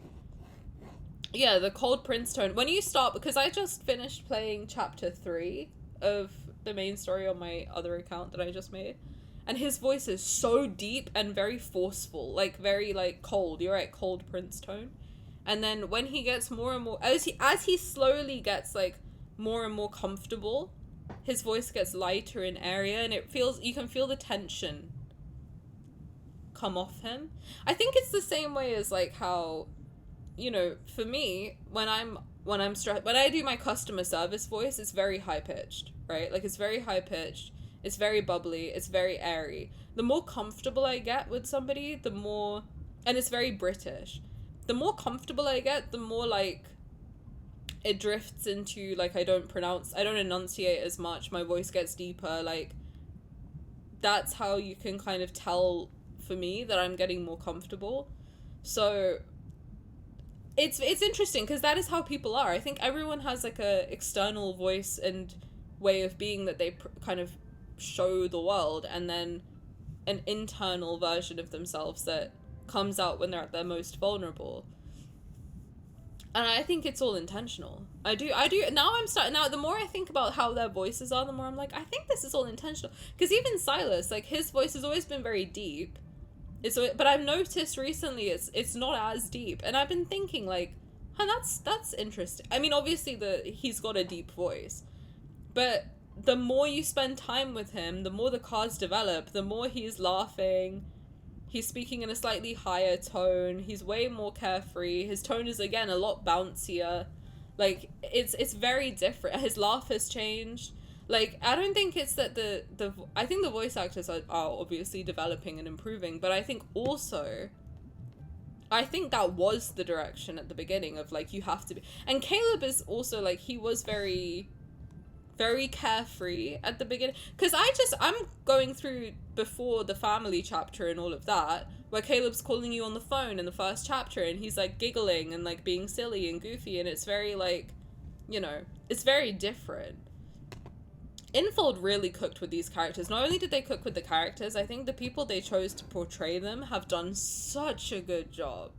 Like, honestly, I hope that they're very proud of themselves, because like the way that the voice actors have managed to like make people so attached to these characters and really delivered the performance so well in every single aspect. Like, if you think how much they have to voice, and they have managed to keep it the entire time, like they've stayed in character completely, and there's so much that they have to voice, like from these main stories to the 5 stars to the bonds to the secret times to the phone calls to the video calls to everything in this game, to now even in the house, to the like when you're just hanging out with them and doing the like little like Pomodoro thing. Like, there's so much in here, and to consistently keep that, like, they feel so real. It feels like a real person. It feels like you're seeing a real person let their guard down in real time, and it's so well done.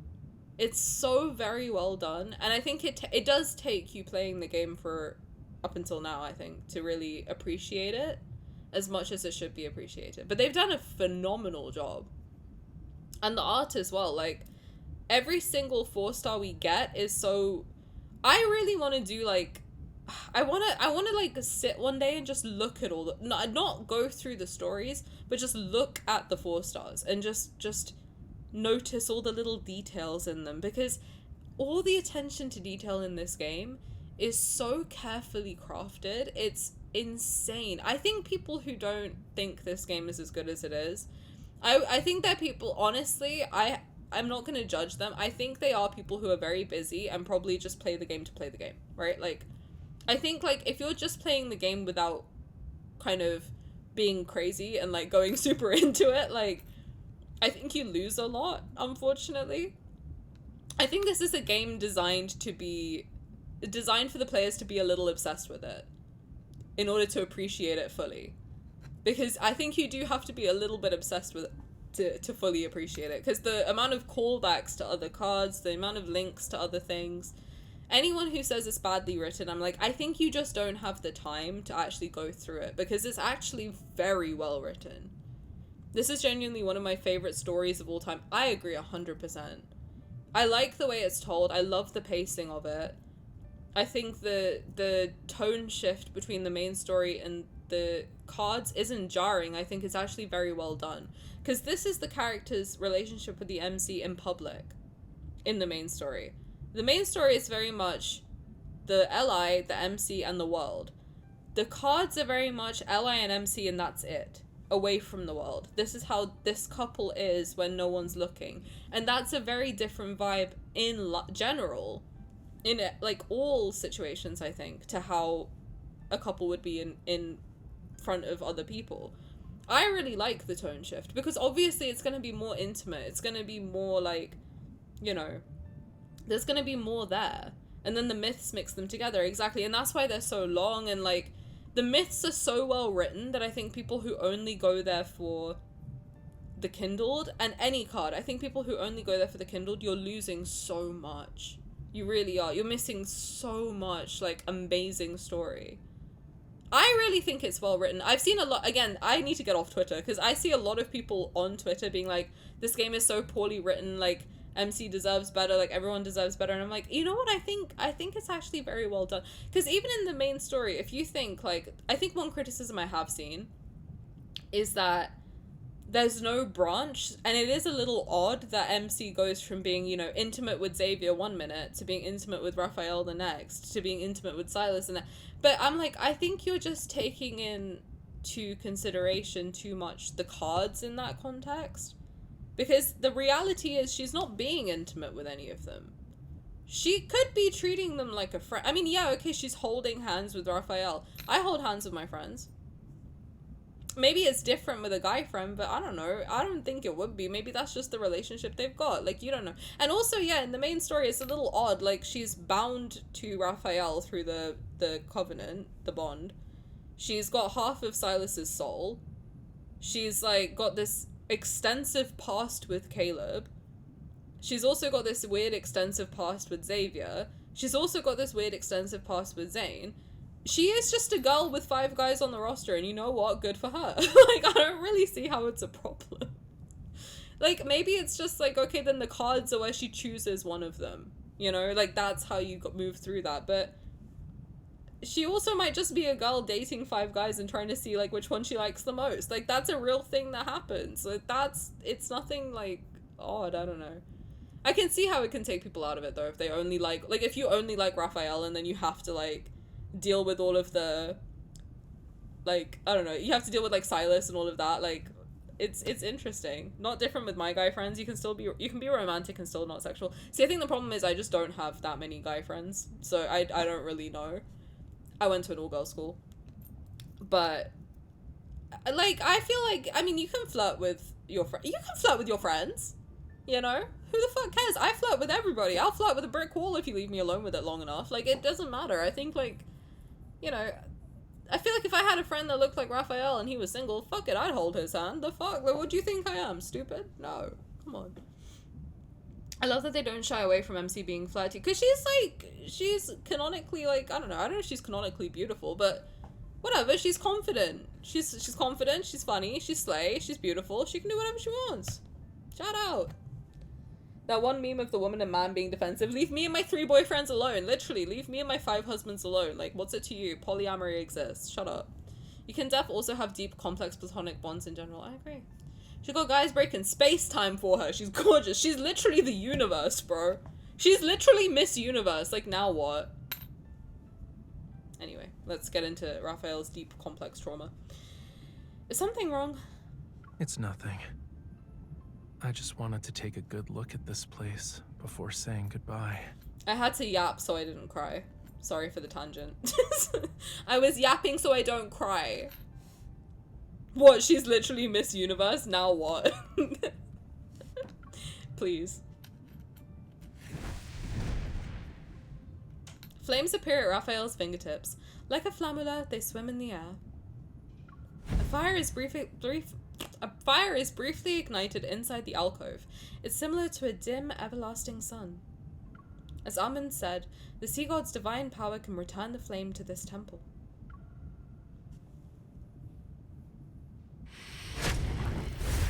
Welcome back, Lee. I think we're at chapter 10. Light pulses with Raphael's breathing. It envelops the sea god's temple.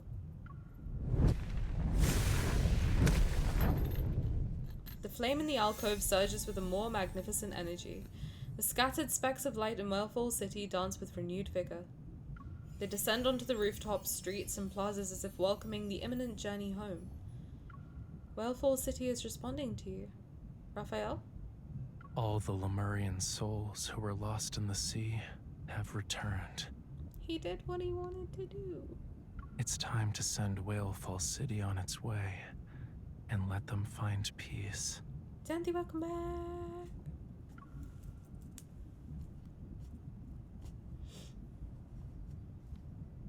God, I'm not trying to swipe on your dick, just sensing the source of that power, I take a step and firmly grasp Raphael's hand.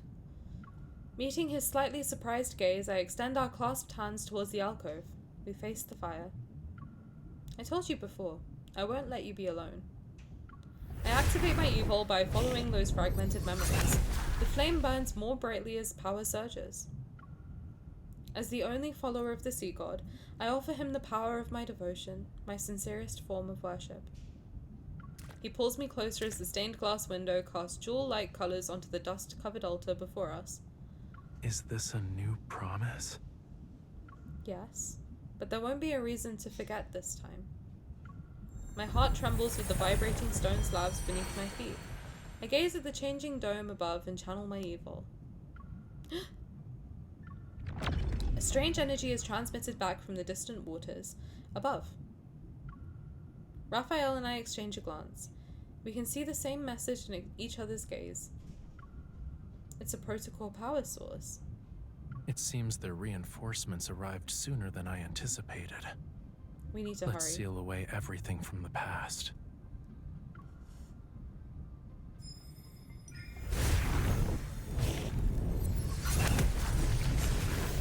They're getting their money's worth out of that explosion, damn. The flames in the walls' niches roar upward. Water violently churns. An invisible force seems to be waging a tug of war beneath the city in the deep sea. The temple's walls emit deep, mournful groans. They resist, yet also yield. With the sea god's power as a sacrifice, ride the opposing tides and return to the fathomless abyss. Flames gather and solidify in his palm as the ocean is plunged into chaos and darkness. The metaflux erupts in successive explosions. Each vanishes immediately after, yet they continue to appear in an endless stream. Damn it. Ignore them. First, The flames that have almost leapt from their sacred spots begin to tremble. Their intensity unexpectedly weakens. As the source of this power, Raphael has tightly closed his eyes. He looks unnaturally pale. What's happening? There's something wrong with the flow. Raphael? I'm fine. He doesn't look fine. It's because of those... No. This is a price that must be paid. To demand a perfect outcome from the sea, you must willingly pay the most painful price.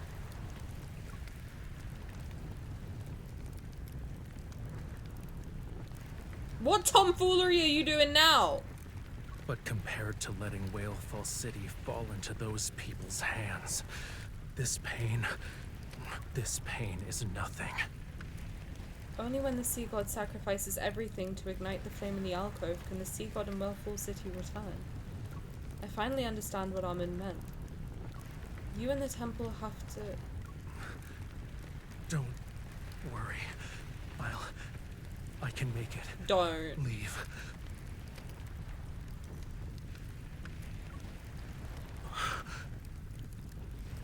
Raphael. Sorry, I skipped it. Let me. Sorry, I know you guys would want to hear this. Sorry, guys. I skipped it. There must be another way. There has to be. I adjust my breathing and use my evolt to resonate with Raphael. I attempt to push his power to its limits. I am literally the universe. I'll be fucked if you die. Again. It's not happening. Not on my watch. Again! I'm doing CPR on this bitch right now. I'm not risking it. Each release fails to move Whalefall City. But these repeated attempts allow me to sense an invisible tether that's pulling Raphael into a rift of nothingness. They mistook the sea's tolerance for submission and forgot about its cruelty. But I remember, and I will reclaim this forgotten power. Our futile attempts will drain his energy. Armin's words resound in my ear like a tsunami. Is it possible that Raphael with the complete power from the tome of the sea god? Only those who have a bond with the sea god can awaken the tome. When the thought forms in my mind— don't give me ick face right now, I'm trying to save your life. When the thought forms in my mind, the flame in the alcove suddenly surges and trembles. Raphael seems to sense what I'm about to do. No. Using the tome's power can only... with the temple. I can sense it. With just a single page, part of Raphael has already become one with the sea god's temple. Indistinguishable, inseparable, even his heart beats with the flame's rhythm. Try again. As the flames rise to greater heights, colors fade from the scales on Raphael's neck. Like ash left behind by fire is slowly being devoured from the tip. The beautiful hues vanish as quickly as the most brilliant fireworks. Wanting to stop it, I rush forward, but I can only helplessly watch them fade. His tail turns ashen and lifeless in the blink of an eye. We can't wait anymore. What did Raphael do back then? A pain rises in my fingertips with that memory.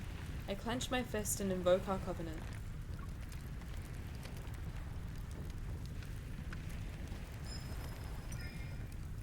The dagger materializes in response to the summons.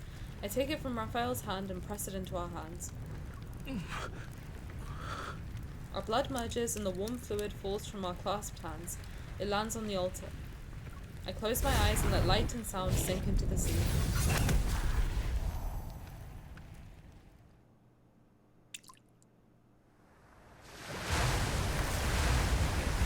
In the distant waters belonging to Lincoln City's southeastern region, the sea churns without the wind. Terrifying giant waves rise. In the center of an almost abandoned private island, red lights flicker in the sapphire-like blue hole, and they quickly vanish into the depths. In some overlooked coastal mudflats, shorelines, and even in the middle of oceans, seawater bubbles like building foam. They surge and subside. Every body of seawater on this planet, every single drop shares one mission. The waves must rise. Gentle waves, furious waves, waves powerful enough to shatter everything. They surge from the sea surface and the ocean's depths. They rush in the same direction. Flames emerge from the blood. Beginning as small, warm embers, they spread out with great speed. The temple is engulfed in a fiery vortex.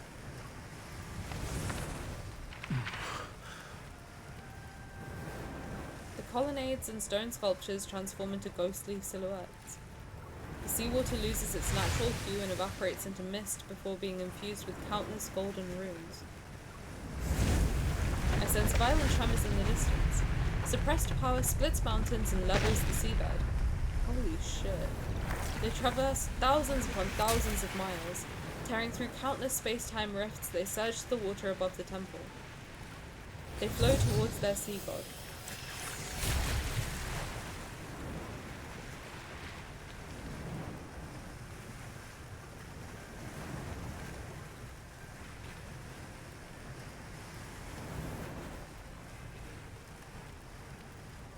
Raphael. His grip on my hand tightens. I can feel him tremble as that immense power flows into his body. The power in his palm is no longer a calm sea. It now screeches like thunder. It roars as it engulfs everything in its path. Meanwhile, the fire in the alcove insatiably devours the sea god's divine power. Raphael sways slightly, relying on his pale, deteriorating tail for support. This power is sufficient to move Whalefall City, but the owner of this power has merged with the sea god's temple. His hair looks... okay, it's probably just my iPad. It looks the same. It's just my iPad. I strain to stand on my tiptoes and I hold his hand. Raphael. The sensation in my palm grows increasingly faint. It's akin to No! Don't. I'm gonna start crying. Don't do that. Oh my god, no, don't. I'm actually gonna start crying. That's fucked up. The sensation in my palm grows increasingly faint. It's akin to dissolving sea foam. My hand passes through Raphael's fingertips several times. Yet this last remaining connection only makes Raphael hold on to me more tightly. Don't let go. You can't keep pushing yourself. If this continues, you'll be completely drained. Did you forget?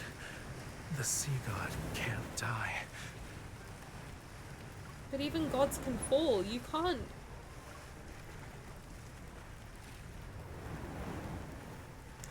Trembling fingers brush against my eyelashes.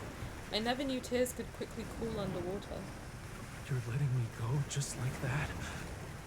Didn't you make a promise to never leave me alone? You already changed your mind? That's fucked up. We have a covenant between us. If I call for you again, maybe you'll... I want to finish this lie, but it's as if something is choking me. All I can do is look into her- Don't! All I can do is- I'm gonna start crying. All I can do is look into Raphael's eyes. I'm actually gonna start crying. This is so If you want me to leave, then come with me. The flame in Raphael's palm dims as the sea god is about to return to his temple. Just kidding. How could a sea god ever make a wish to his follower?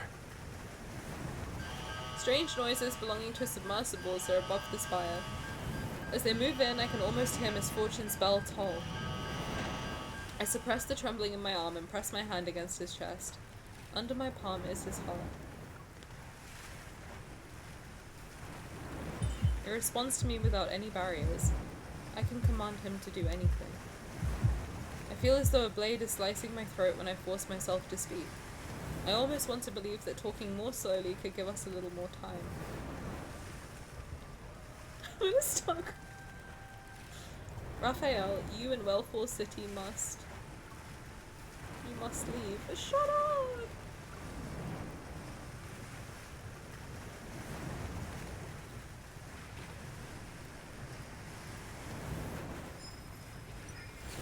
That's so fucked up. What the hell?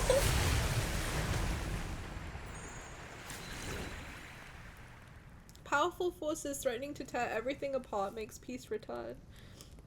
Massive waves subside and the boiling sea grows still. The final strand of golden light wraps itself around Raphael's fingers as roaring seawater recedes into the abyss. He bends down to embrace me. He can no longer defy fate. On an ordinary weekend, an idle afternoon, or a meaningless, normal day. If you want to see me again, you'll have to wait a very, very long time. This is so fucked up. What the hell?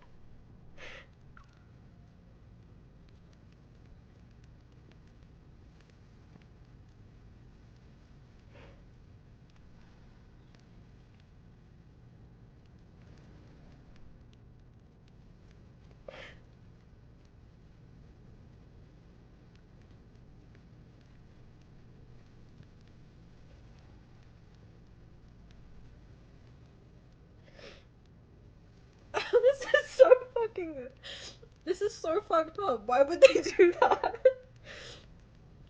I'll wait as long as it takes.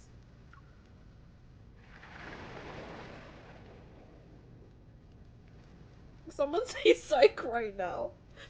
I swear on my life, someone say psych right now. This is so embarrassing. I hate crying. I actually hate crying in public. Mother of God. Someone say psych. I'm being so serious. Someone tell me this is like a dream sequence. Like, literally spoil me right now. Is this a dream sequence, yes or no? With great effort, I hug him and look over his shoulder one last time at the dancing firelight in the wall's niche. Raphael, you don't have a whale ash lamp. Take our covenant with you on your journey. What matters is that you stay safe.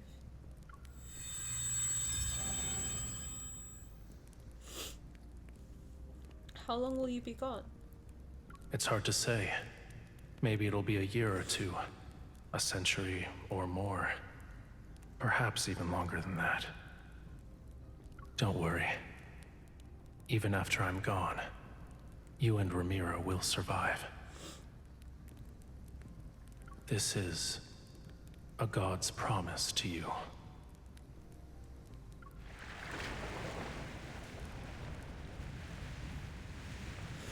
The gloomy ocean floor has lost its only source of light.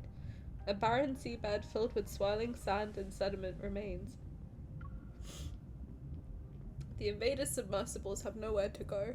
They're suspended in the empty vastness of the deep sea. The prize they had devoted everything to plundering has vanished into the cracks of space-time forever.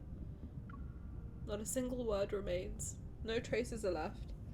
It's as if the entire city was a magnificent illusion crafted by the sea god himself. The sea god's wish. It hasn't changed. And it will never change.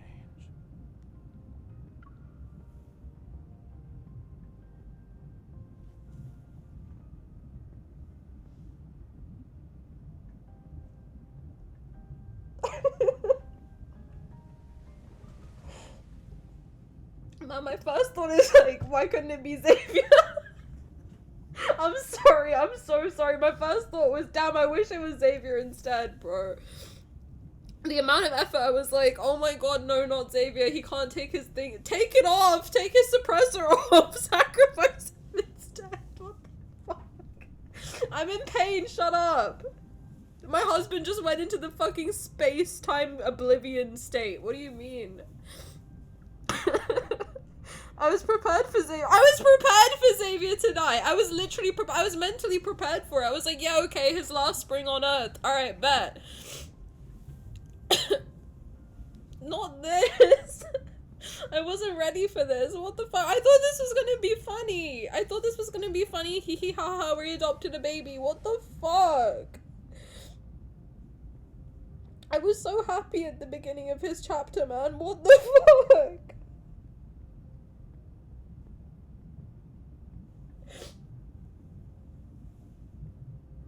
I fully might have to end stream after this because what the, I don't think I've got. I'm also on my period, so this is not helping. Oh my god, I'm like laughing and crying at the same time. I'm like, make a joke so I stop crying. Oh my god. Thank you for the follow. I hope this is entertaining. Oh my god. God, we have 3 more to go. I don't have 3 more in me, bro. I can't do 3 more. He's gone. What do I do? I need to... I'm quitting. I'm quitting the game. What do you mean? It's so dumb. He's pixels. What do you mean I'm crying over pixel? Hold on. Everyone just give me a second. Where am I? Just give me a second.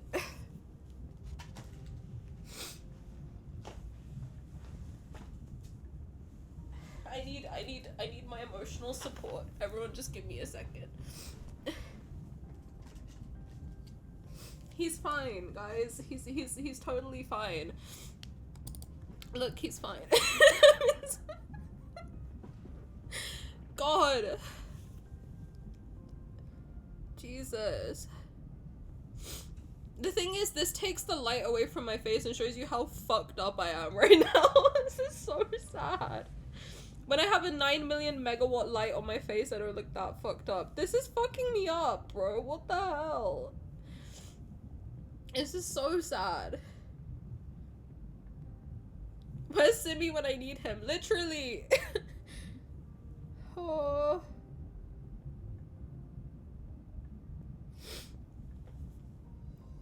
God, this is fucking me up so bad.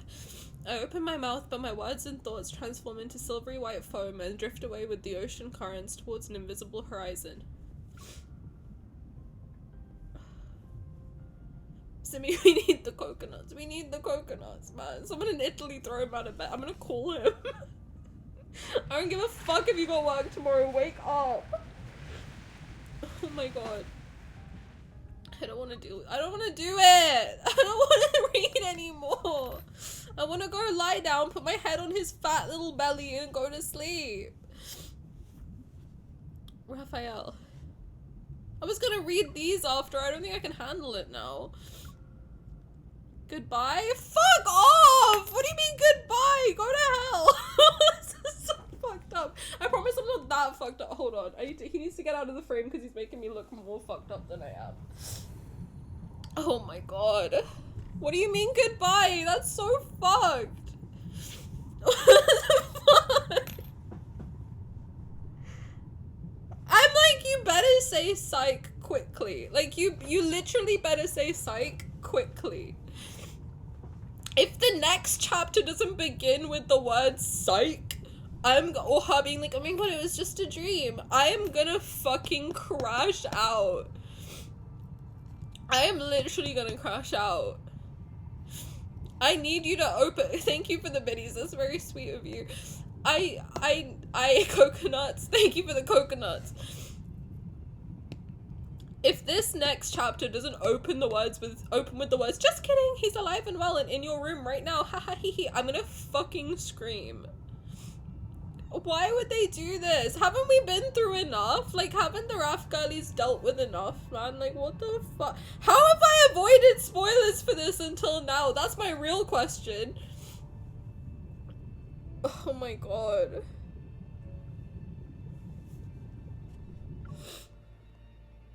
We have 3 more. You're gonna have to deal with me reading like this because I'm gonna be sobbing. Just shut up. Everyone, if you're gonna be mean to me, just don't. I'm not in the mental headspace for it. Say psych right now. Melodious flute music and whale songs urge me to regain consciousness as I struggle to wake up from a darkness that's as deep as the ocean. Why would you play this song? Hey whale, say psych right now! The one time the fandom has done well on spoilers, and it's this, I would have rather been spoiled so I could cry before stream, not have my crash out live. Like, what the fuck? The harsh sunlight stings my eyes. It's impossible to open them. Waves gently lap against my back when I realize I'm lying on the beach. I don't feel any pain, so I probably haven't been injured. I recall the sudden shift in the current before I was about to drown. Raphael. He changed the tides as he left and brought me to the shore.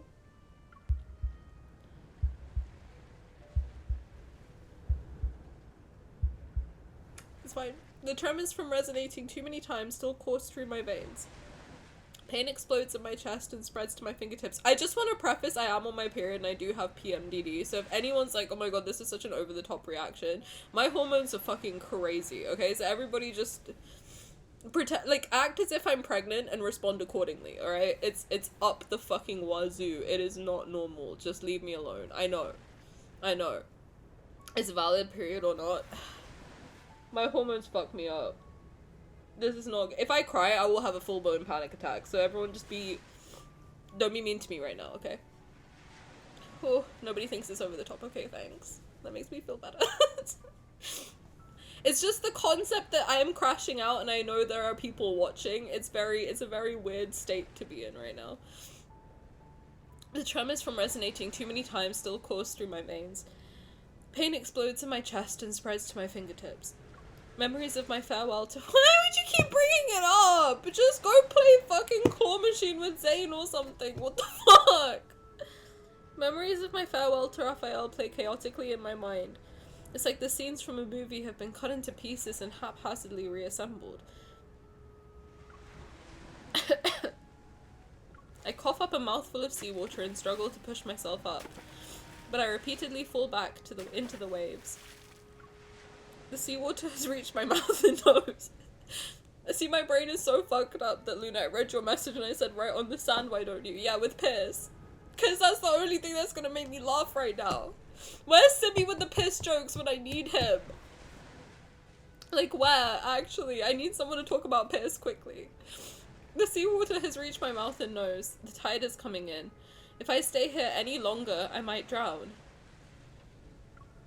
I forcibly push aside these churning emotions and try to forget those persistent images from my mind. How can you forget?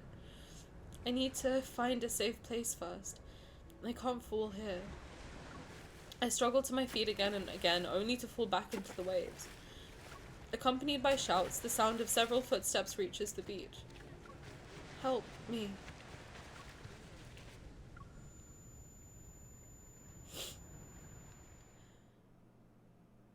When I wake up again, I'm told that the old butler rescued me. While my body has no serious injuries, I'm still weak and need to quietly recover. The Gaia biotech researchers withdraw from Wave Chaser Island. Their massive vessels leave the harbour as if they were never there. With the departure of Whalefall City, the Lemurians on Wave Chaser Island fall into a prolonged state of melancholy. During my recovery, many Lemurians visit me and cautiously inquire about Raphael's whereabouts. I desperately try to remember, but whenever I approach the door locking away my memories, a sharp pain stabs my mind. It grows more intense no matter what I do. Eventually, my brain does its best to defend me. It wraps chains around the door and seals it to ensure I can never push it open again. I have no choice but to give up. Wearing a blank expression, I gently deflect their questions by explaining that I need to rest. The magnetic field anomaly on Wave Chaser Island is gone, and I focus on resting to the point of being almost obsessed. I make a full recovery in record time to secure my discharge papers. On the day of my discharge, a nurse enters my hospital room for a morning checkup. She is, and that's so sad. I close my eyes in response to daylight flooding in. The figure of a nurse appears and approaches me with a forehead thermometer. I'm being discharged at noon today. Do you still need to take my temperature? This is the last checkup. Please cooperate with us. Not this bitch. Although her tone and enunciation are convincing, I still sense that she's not the nurse who's been taking care of me. This voice, I've heard it somewhere before. Then I realize why it sounds familiar. I've seen her before. She quickly appears in my memories. Not mommy. It's a shame we're seeing each other again when you're in such a pitiful state. Who I am doesn't matter. The real question is, who are you?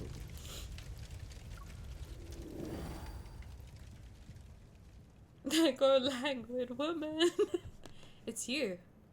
Seeing my calm reaction and no signs of any potential counterattack, the nurse stops 2 steps away from my bedside. Aren't you afraid I might do something? She takes off the nurse's cap and lets her wild curly hair cascade. She seems nonchalant, but her gaze remains vigilant. If you wanted to kill me, you would have done it while I was unconscious.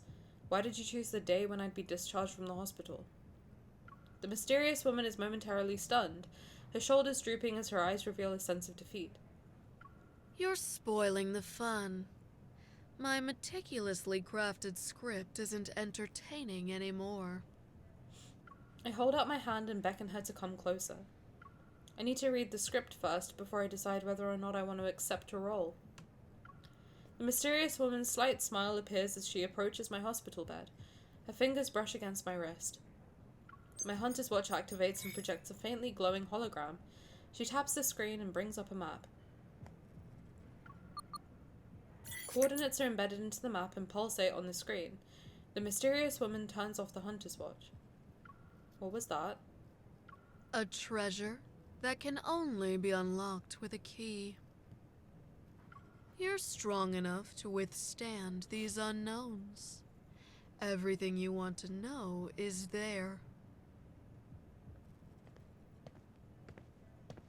Your actual nurse will be here soon. Remember to tell her your temperature. She picks up the forehead thermometer, presses it against my forehead, and pushes the button. 36.5 degrees. Good luck with your discharge. She adjusts her nurse's cap, walks to the door, and slides it open. I have a headache. My stay at the hospital ends. After returning to Lincoln City, work has almost numbed every cell in my body. But I don't dare to stop. I'm afraid that in the middle of the night, those scenes branded into my memory will find me and tear my consciousness into fragments. When the long passage of time softens that pain, I find the courage to look at the southeastern waters when passing along the coast. A part of me seems to have vanished with Raphael. This emptiness has forced me to float aimlessly. Every word he spoke during our farewell, those fleeting expressions burst through the floodgates of my memory. This is so fucked, I can't read. They replay endlessly in my mind. One day I realized I should have asked him if his seagulls needed to be fed, even though they might never see Raphael return.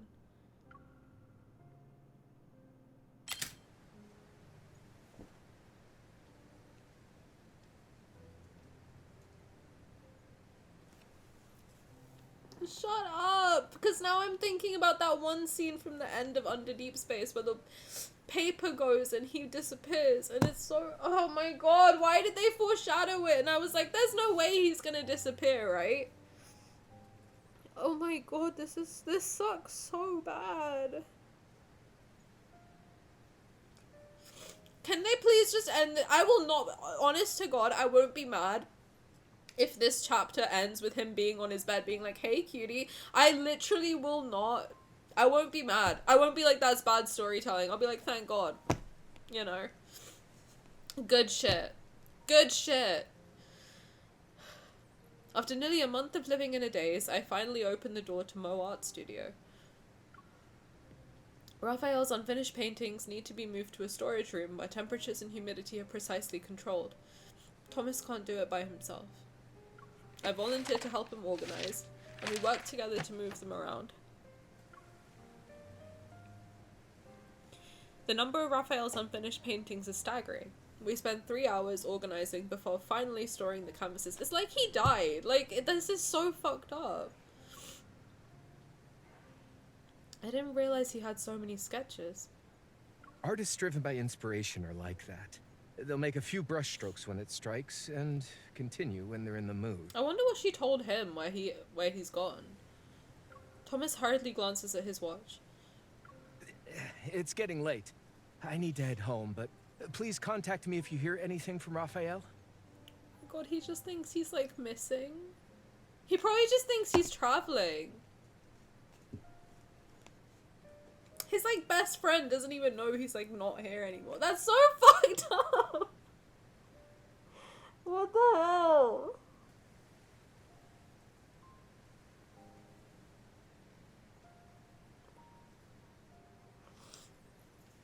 But I guess she can't tell him he's dead, because what if he does pop back up again?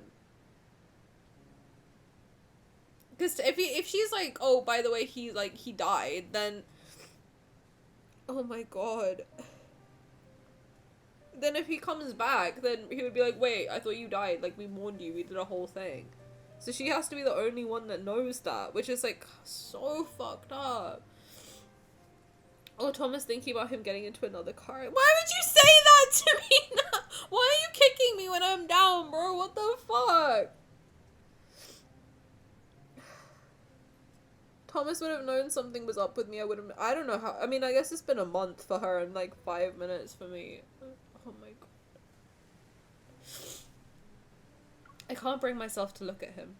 Yesterday I lied to Thomas and said Raphael wanted to isolate himself on an island for a creative retreat. He won't be in Lincoln for a while. One lie needs another to keep it whole, yet the countdown to this ordeal's end is nowhere to be found. I'll call him every day until he can't take it anymore. Then he'll probably come back.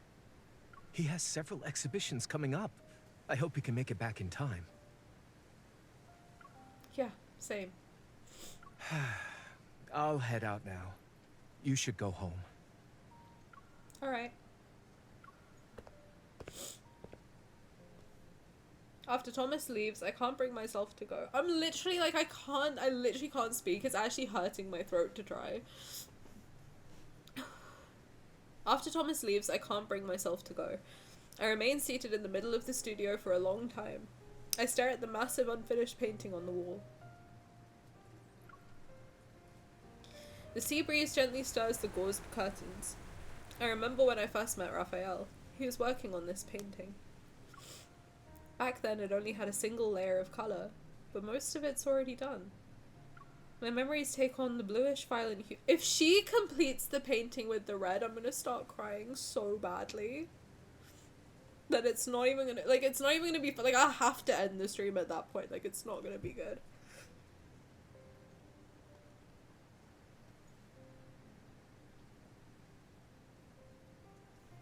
Whew.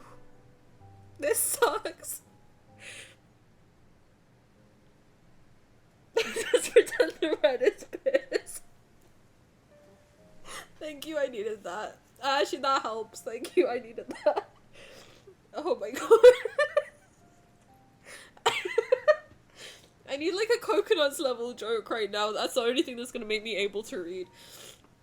I would be very unhealthy pissed. Hey, it might just be a girl on her period, and you know what? That's me right now, and that's very valid. My memories take on the bluish violet hues of the painting. The soft whispers of brushstrokes against a canvas resound in my ears. That was good, Luna, thank you. I needed that.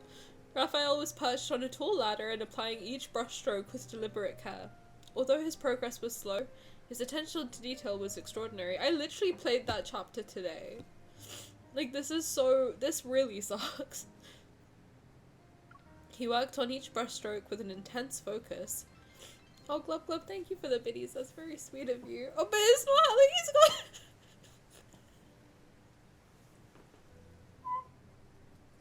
Why does my fucking alert have to be Raphael? This sucks. Oh, brother. I'm literally gonna have to change all my alerts, bro. I'm not gonna be able to handle it. F, like, to pay respects. Oh, Jesus. But I appreciate it. Thank you. It's very sweet of you. He worked on each brushstroke with an intense focus. He seemed to forget himself, and he didn't even notice me standing behind him. I wonder what this painting will look like when it's finished. No one can give me an answer. They're just making it, they're like digging the knife in and twisting it. Desolate moonlight shines on me, and my lonely shadow has nowhere to hide. I know I'm only deceiving myself. No matter how long I stay here, Raphael isn't going to appear. I brought this upon myself.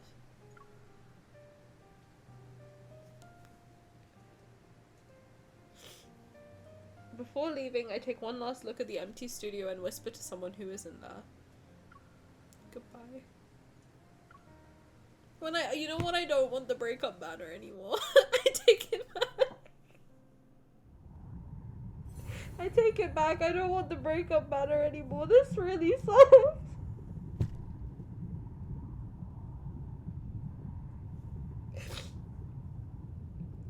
Oh god. I'm really genuinely trying, but like, okay. Actually, give me a second. I think I need to find a tissue. Just give me 2 secs. Whew.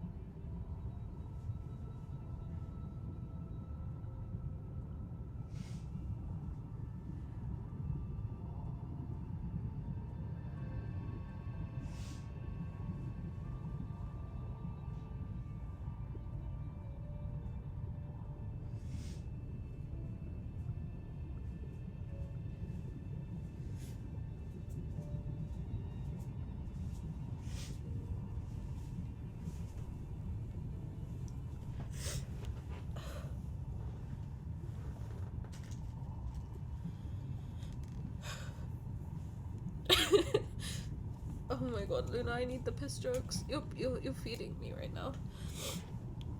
What did the ocean say to the beach? Nothing, it just waved. Okay. Oh my god.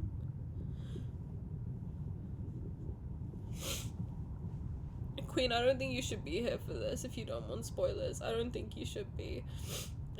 Just, if my face is anything to go by, I don't think you want to be here right now, because I'm not going to be able to not spoil anything. So this is a warning.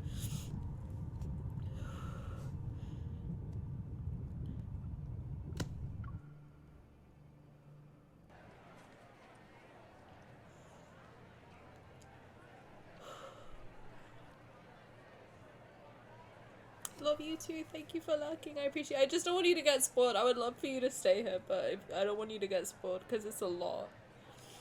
It's not. It's a lot. Colorful lanterns light up the market near White Sand Bay. Taking a shortcut, I pass through the busiest street. On the beach next to it, students are playing with sparklers. They glitter against the night sky, and I occasionally hear bursts of clear laughter. Pedestrians pass by me and share steaming hot street food. The spicy, savory aromas fill the entire area. Dazed, I walk through it all. The scenes come in and out of focus. I still want to catch that red fish. Spend all our money. I want some ice cream. Two children move past me, and I stop in my tracks. There's a familiar fish scooping stall before my very eyes. What the fuck?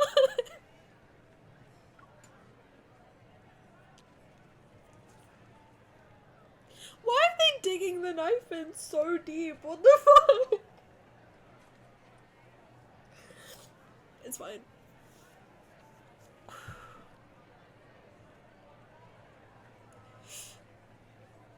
Is this how, like, Zayne and Xavier girlies felt too? Cause, like, good lord.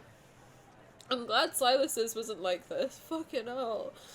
My mind slowly begins to function again. I've been here before. And it's called, isn't it called Where Ripples Began? And the introduction for him is Ripples? Like, what the fuck, man?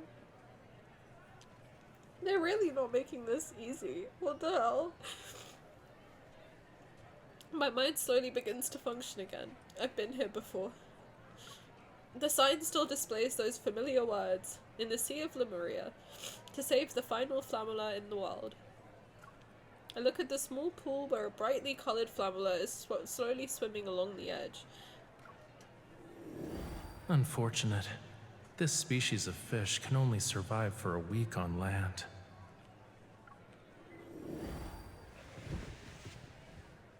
This is honestly just cruel. I don't know what they're doing. I move closer to the pool, squat down, and watch the flammula swim several laps. I hope other, like, honestly, I hope other RAF streamers and girlies or whatever had this reaction, otherwise I'm gonna feel so fucking stupid. I move closer to the pool, squat down, and watch the flammula swim several laps. Since you're also from that sea, I pay the vendor for a fishing net and position myself along the flammula's swimming route. Aim, dip, scoop, and fail. The flammula that was leisurely swimming suddenly launches itself as if it were doing a 100-meter sprint. It zigzags through the water to avoid my net. Why are you so fast? Ugh, how did he catch it back then? Squid ducks, hello, welcome. You're good. I was near inconsolable for a good half hour during this part. Okay, I'm glad I'm not alone. It makes me feel a lot better, because I don't like crying generally. And crying in front of people is one thing. Knowing that there's people actually watching me live while I'm crying is like hell for me. So this sucks, but I can't not cry, because this sucks so bad. I was whisper screaming fuck you at my screen. I'll say it with my chest, man. Fuck you. Whoever wrote this, like, fuck you, actually. You're really talented and it's making me pissed off. How can you make me cry over pixels? Oh, this sucks. Like, I think like I didn't realize how attached I was to Raphael as a character. I mean, obviously I know he's my favorite character. But this feels like I've actually, like, lost somebody. Like, this is, I don't think I've cried this much since my actual granddad's funeral. Like, this is fucking crazy. This feels like a breakup. Like, this is horrible. Oh god. Sorry, Luna's doing the greeting. I appreciate you, Luna. But yes, it's nice to meet you. Please tell me who your favorite is. And we love everybody, so no one's ever gonna judge you. Oh, it is real grief, man. I feel like I'm literally like, I feel like my actual boyfriend just died. Like, this fucking blows. Like, this is so sad. It's like I'm literally in the bargaining stage right now. Like, that's where I'm at. That's literally where I'm at. The right to show you your heart like Sanctark did. That's true. That's true. Yapping is the only way I stop crying. I try to remember Raphael's technique from that time. When the flammula swims into a corner, I use the narrow space to my advantage. I block its path with the net and scoop it up in one swift motion. It works. I catch the proud flammula while it's showing off in the pool. Ha ha ha, Raphael, look! I did it!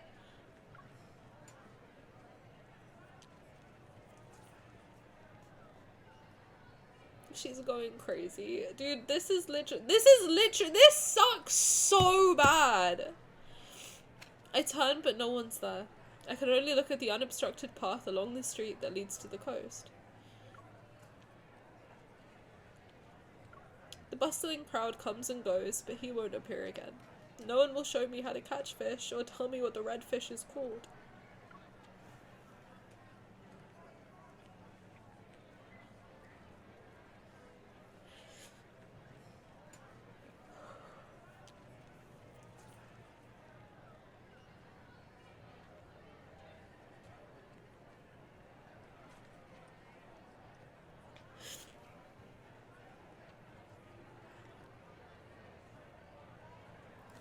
Oh my god, they're really going all out trying to make me cry this time, aren't they? They're like, oh, you didn't cry at Tears of Ramiro? Try this on for size. Why the fuck? I look at the small fish in my net. Its breathing is shallow, and its stomach rises and falls as it struggles to stay alive. Thanks, Key. I need that. Like, honestly, I don't know why. That's the only thing that's gonna make me laugh is piss jokes. I don't know why. That's the only thing that's gonna get me right now. I'm gonna piss in the ocean until it turns into golden waves. Oh god.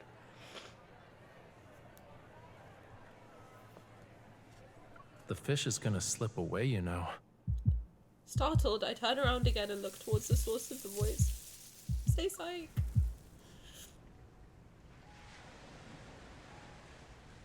Okay, tell me this is real, please. With his arms crossed, Raphael stands behind me. It's just like when we first met. Raphael? Memory and reality combined to form a complete picture. It's as if nothing had ever happened. Yet it's as if I didn't force him to leave. It's like he's never been away from me. My grip on the net loosens, and the flammula uses this chance to jump and dive towards the pool. I frantically reach for it, but Raphael's faster. He gently cups the small fish in his hands. That was close.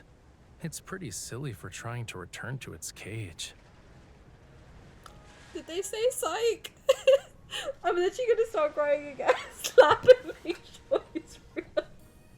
Raphael, bend over real quick. Let me just spank you one time. Oh my god, please tell me that saying. I'm not even gonna be angry. I'm gonna be so happy. The vendor hands over a container. Raphael carefully places the flammula into the water before tenderly touching the fish's forehead. Pull his earring out.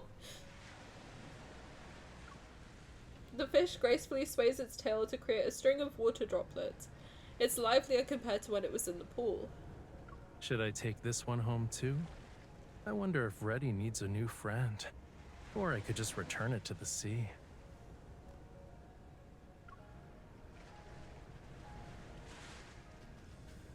This is so fucked up.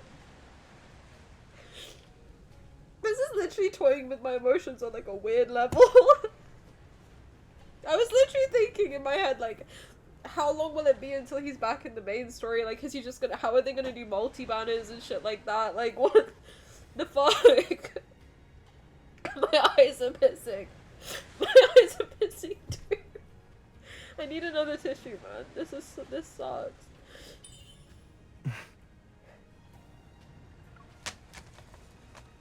My ice-cold fingertips take longer than usual to register the warmth from his skin. Are you really Raphael? Yeah, the real deal.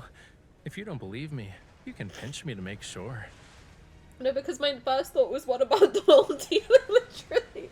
I was like, how are they gonna do it? Is he just gonna be there? Like, yeah, what's up? I'm dead in the main story, but like, how's it going? Pinch him. Rip his hair out, bro. What the fuck? Without any hesitation, I pinch his cheeks with all my might. Ow! Why would you do that? Why would you do that? It really is you. Well, duh. Who else would it be? But I guess it's understandable. After being separated for 5,000 years, it's only natural for you to forget me. What? My brain's overloaded with emotions, so I can't distinguish fact from fiction. I'm willing to believe whatever Raphael says. Please don't actually believe that. Anyway, I was just trying to lighten the mood. So, did I get a chuckle out of you? No! Do I look like I'm in the mood to chuckle? What the fuck? That's what you get for sending me away against my will. This payback isn't too harsh, yeah? I shake my head, my body unconsciously falling forward. Raphael moves faster than me. He takes a step to catch me in his arms. I lean against his shoulder and feel tears threatening to fall from my eyes. They slightly sting. It's a little mean, but since you're not old or a 5,000-year-old fish, I'll let it slide. You were worried about that, huh? Oh, this is so fucked up. Raphael gently pats my back and uses careful restraint to soothe me. He rests his chin on my shoulder and leans towards my ear. Don't you have something else to say to me? You're a bitch? What else? I tighten my grip as the joy of having him back in my life overflows in my heart. Welcome back, Raphael. White Sand Bay's sea breeze is gentle. It blows away the dust that has settled on my heart. The fragmented longing I felt since our separation finally surges forth and washes over the man who's real, tangible, and standing before me. By the way, I fed the seagulls at your beach, but I couldn't find the cookies we used last time. They didn't eat a lot. Oh? They get picky when I'm not around. I'll have to scold them once I'm home. Also, I organized your paintings with Thomas. We couldn't tell which ones were pieces you planned to keep working on, so we stored everything. Yeah. I'll go through them again for the next exhibition. And heartbeats and waves intermingle as he tightens his arms around me. I'm almost enveloped in his embrace. Enough. If we keep talking, I'm actually gonna be emotional. Good, if I'm crying, you should be crying too. I don't care. You were the one who told me to leave. But for some reason, it feels like I was the one who abandoned you. Dusk gradually darkens as the tide recedes. Suddenly, a restless sea breeze sweeps across the shore. Well, let me say one last thing. It better be the last thing, cutie. You haven't gone to Wave Chaser Island yet, right? Everyone's worried about you. The old butler's staying there to look after them. Alright. I'll put everyone's minds at ease. And resolve some issues while I'm at it. Seemingly sensing my unease's return, he gently takes my hand to convey a silent reassurance through the calm sea air. Fading sunlight sinks into the waves, and only the tide's refrain repeats before nightfall.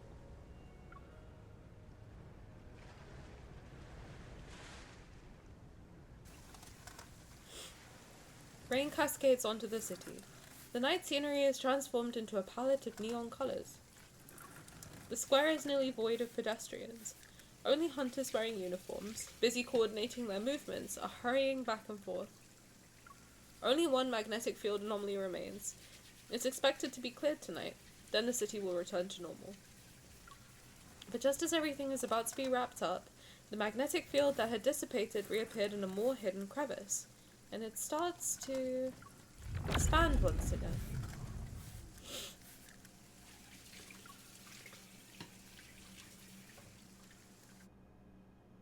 What's Raphael doing right now? Playing with my emotions, infold. That's what he's doing right now. Oh my god. I am so glad that they said psych. I can't, like, as much as I was like, okay, if you're gonna do this, commit. Like, commit. Take him out of every multi-banner until he comes back in the main story. I know everyone would have been pissed. But, like, if they were gonna do it, commit to it, right? Like, go balls to the wall with it. Like, he's gone type shit.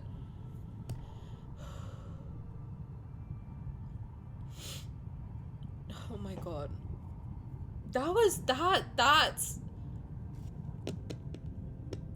That makes me slightly worried how attached I've got to him as a character. Like, that really has me, like, low-key stressing.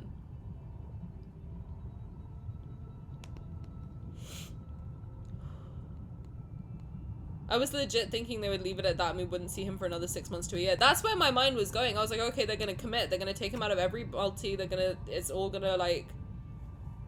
Literally, I was thinking about which multi is it gonna be. Thank you for the biddies, Glove Glove. That's very sweet of you. I appreciate it.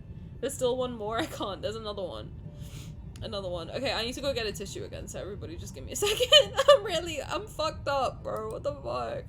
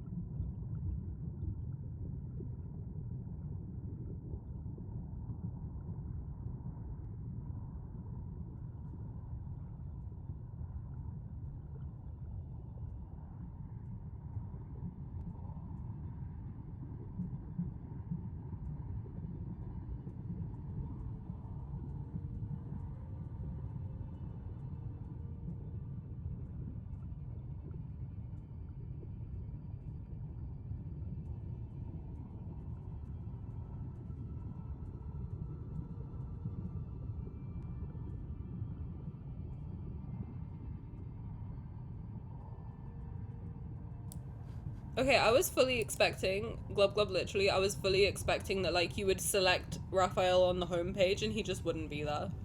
I was literally thinking in my mind, like, how are they gonna commit to it? Dude, he did that, like, if you think about it, he did that, he felt that for, like, a decade. That, like, that...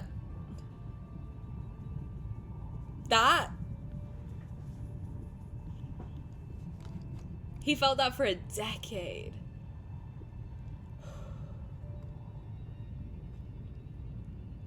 I know this is main story, but if this were me, I would have felt feelings for him in that moment. I would have been like, I have never been this depressed over the concept of somebody leaving for this, like, ever. I must be in love with you. Like, that would have been my, like, actual thought. I was legit thinking, yeah, I was thinking the same.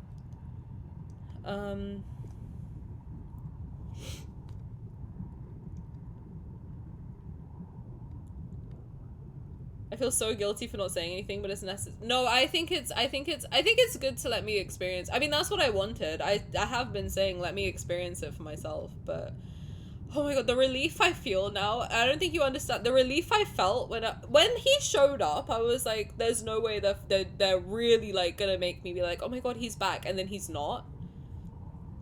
Like, that would suck so bad. But I'm glad that I'm glad they said psych. I needed them to say psych, and I'm so glad they did. You could open his chat, but not no, you could text anything, but he would not. There would be no red receipt. You could just keep sending messages, and, like, there would be no red receipt. For, like, 6 months.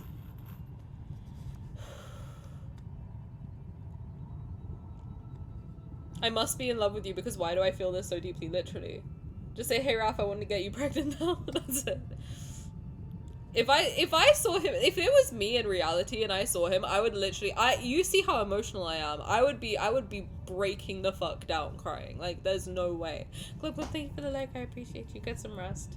Everybody needs to get good rest after this. Fuck me, dude. The elevator doors open once again. Kalaya stares at the man who arrived a moment too late. Lucius gives her a polite yet distant nod of acknowledgement before stepping into the elevator. Instantly, the space feels claustrophobic. Was the meeting announced on short notice because the Fountain of Otome reached a breakthrough? An actual worthwhile discussion would be how Gaia Biotech used massive resources without even a trace of Whalefall City to make up for it. Don't blame me for what those opportunists did. Kalaya stares at the numbers flashing overhead and makes no effort to hide the satisfaction in her eyes. So long as it helps her awaken faster, I'm willing to let anyone become her side dish. Side note, the name Kalaya is so pretty. It's a very pretty name. I was just thinking that. I was like, such a pretty name for such a bitch. That's crazy. Lucius narrows his eyes. He'll try extracting one final piece of information. You've encountered her? A lost child needs a little bit of guidance to find the right path. Otherwise, I'm afraid the price you'll pay, Professor Lucius, will be greater than just the Fountain of Otome. Her final words still hang in the air as the elevator doors open. With no response from Lucius, Kalaya's enthusiasm decreases. When she finally turns to the laboratory before her, she belatedly mutters a curse under her breath.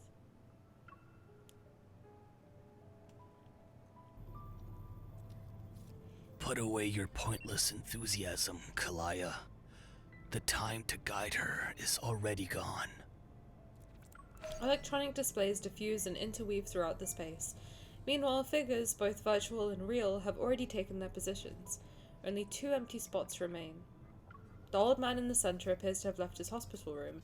Behind him is a screen that's significantly larger than the control console. So they're not gonna explain how Raphael got sent into the ether and then suddenly just appeared again. They're not gonna... No one's gonna speak up? Nobody? Really? 2 empty spots? I'm guessing one should be... Okay, I might be wrong. I might be wrong. Okay, Evie, thank you. I was just about to say that. I was like, I might be wrong, but wouldn't one be for Caleb? Because don't we see Lucius with Caleb? Dude, I'm so happy you said it. Because I was like, should I say, I'm gonna be wrong and everyone's gonna laugh at me. But wouldn't one be for Caleb? Because, yeah, he's like part of their little squad, no? With Lucius and this guy in the bed and the kid, like, they're all in, like, in Viper. It probably would be Caleb and Viper, no? That's what I'm thinking. Behind him is a screen that's significantly larger than the control console. Regardless of the cost. Oh yeah, Soren and must Neskai. make her return immediately. Right. Right. No, yeah, you're right. Wait, yeah. Wait a second, yeah, no, they were there in the beginning, yeah, no, you're right. My bad. Aren't we being too hasty? Everyone present is clearly... She walks towards the flickering, inorganic screen. Her slender fingers tap on several silent figures. Yeah, I like the... Okay, listen, I want Caleb and Viper. I want them to be the ones in there, okay? They're part of the squad too. They're part of the club. They're part of the club. She walks... Can you see how happy I am now that I know he's back? Instant mood shift. I'm like, oh, he's not dead, thank God. Whew! Lord, I was about to crash out. She walks towards the flickering, inorganic screen. Her slender fingers tap on several silent figures. Unprepared. Time is running out. The grand eradication is almost upon us. Can we eradicate you? You're already a void creature. Like, can we just... Everything is silent as if those words stole the voices of the people in the room. Time passes, then Lucius is the first to break the silence. Already? According to the latest decryption of the signals from Deepspace, I thought we'd at least need... I really need to replay the main story. I forgot so many things. Well, see, that's what we've just finished Under Deep Space here. And so my next goal is to go through Long Awaited Revelry. And then, that's the next one, right? It's Long Awaited Revelry, then Prologue to Tomorrow, then Homecoming Wings, then Death and Rebirth, then this. So my plan is to go through all of it again, and like, I'm gonna sprinkle, but I think I'm gonna take my time, and I'm gonna sprinkle in like the little, tender moments and secret times that actually do what I wanted to do rather than rushing it. So it might take us a second to get there, but we are gonna go through the whole story. Back to front, front to back, at some point. Over the next however long I stream this game for. Why did they make Stanley's photo so... Like, I need confirmation that he's an ugly old man, because he still sounds and looks potentially like he looks like he could be a hot little emo boy, to be honest. That's what I'm thinking. Like, emo vibes. And I think that would fit. I have several theories about the sixth LI, and I feel like I should just I keep going back and forth and like, should I post it, should I not, should I post it, should I not, should I post it, should I not. I feel like I should just put it out there at this point. Why did they you got several months now? That's true. I probably have a good couple months to play through it, so we're all good. He's an oldie. What if they hocus pocus him? Luna's still gonna hiss at him. I hope he's ugly. I don't care. I just hope he's ugly. I can't deal with it. Yes, the hunters have resolved most of the magnetic field anomalies. However, those are merely the planet's last desperate gasp for survival. The rules cannot be reversed. As for the signals, we've never been able to decode the most crucial section. But you know what sucks? I can tell he's got a nice voice. He's doing a bit with like the raspy voice. But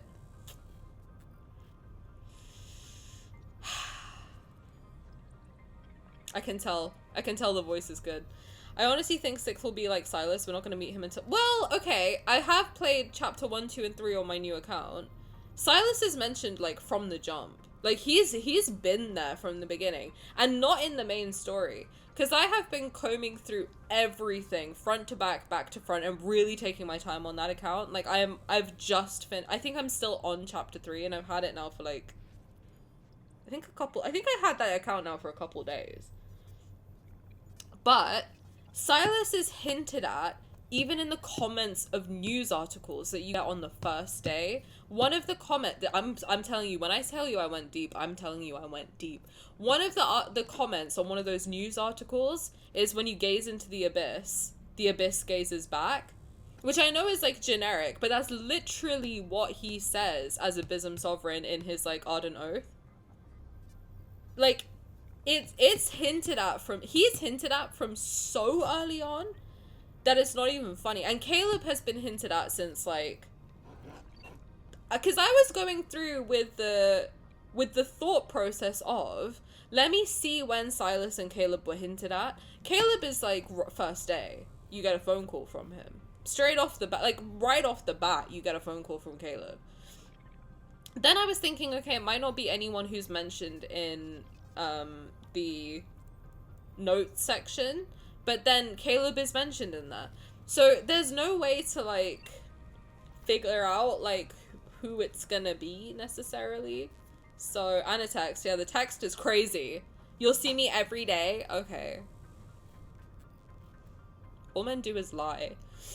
But I have a lot of thoughts. I am going through with the thought process of, like, who could the 6th LI be? I am, honestly, like, that is in my mind while I'm going through it, like, that. With that attention to detail. And when I say that attention to detail, I mean, like, I'm screenshotting everything. Every single thing in that game that we get, I am making note of all of it. I'm going crazy with it. It's kind of worrying. I do have a conspiracy board. I do. The rules cannot be reversed. Oh, that's him. Sorry, my bad. It led to our incorrect estimation of how much time we had. On the holographic screen, the floating magnetic field collapses, deconstructs, and reconfigures. It's like a jigsaw puzzle missing countless pieces. After a brief cessation, the magnetic field anomalies will converge and burst again. This confirms the warning in the signals. The grand eradication is here. Oh my. What are we going to do? I still haven't witnessed the full extent of her power. If I die without knowing the truth, I'll have regrets. Then make yourself useful and contribute something better than your own self-interest. Get her ass. Professor, you don't need to be so riled up. I just wanted to... They keep saying that was MC's true power. She's literally the universe, no? Enough. Save your bickering for later. Once we've emerged as the victors, you'll have all the time in the world to argue. The old man clasps his hands together, his thoughts drifting to a distant place. We can't wait any longer.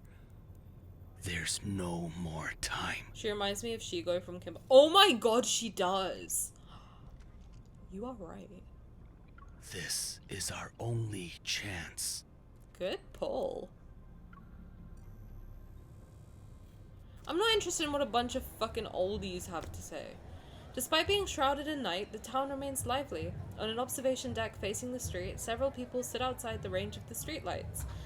Careful not to draw any attention, they speak in hushed tones. Xavier stands with his hands in his pockets and listens quietly. The third protocol is specifically designed for extreme situations. When activated, every backtracker must be informed. It doesn't matter if they're part of the procedure or still willing to honor their oath. It's simply a matter of giving a warning. A few raised inflections betray the hidden anxiety that one of the backtrackers can't suppress. Xavier doesn't rush them. Stars awaken in the night sky only to be quickly veiled by drifting clouds. In a daze, he thinks he hears that knight's oath again. He turns to seek the gaze which is always by his side.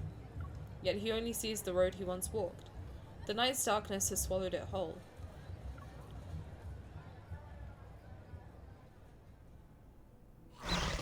The mindless monster remains frozen. The street lamp's light shines through the hole in its chest where black ice shards have pierced it. Zayne adjusts his gloves. When he takes a step, he raises his hand. The light bursting from his palm strikes the twisted figure lunging at him from the darkness. As the last trace of metaflux dissipates, Zayne flexes his fingers. He's back, baby. This world's errors are increasing exponentially. He can no longer predict when the rules will begin to collapse. The wind rustles the leaves and he reaches to tighten his scarf, but he finds nothing around his neck. A hazy instance of disorientation seizes his consciousness.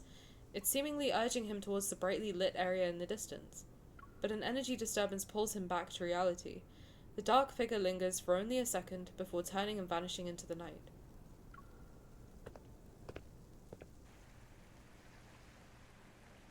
The ocean reflects fractured images of the moon. With no wind tonight, the weather should have been perfect. Yet in the deep sea, thousands of marine creatures hang suspended upside down. The dead. According to the old butler, this has been happening in multiple regions over the past few days. There are no signs of human interference, nor is it a natural disaster. It's more like an indiscriminate extinction from a higher plane of existence. Raphael closes his eyes to dispel the fatigue from his hasty journey to Wave Chaser Island. He seems to hear the ancient prophecies echoing from the Tome of the Sea God again. The mark beneath his collarbone faintly burns as Raphael turns to look into the distance. At the horizon, the sea and sky blend into one. A storm is slowly brewing.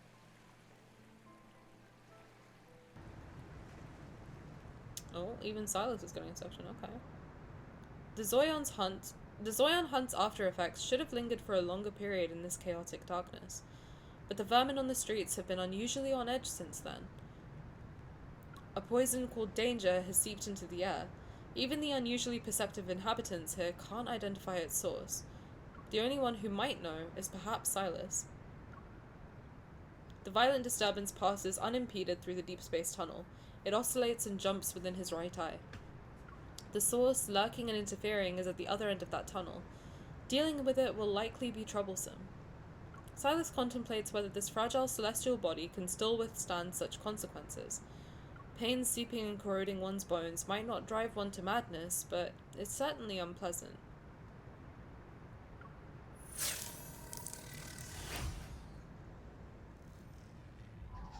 The fast-paced fleet ship speeds through a field of micrometeoroids and casts chaotic, blurry images of cosmic dust and planetary fragments across the holographic screen. The control console flashes with a dark blue light. A check of the spaceship's condition has been initiated. Passing through the field of micrometeoroids has caused the vessel to sustain 6 impacts. Surface abrasions detected, but the structure remains undamaged.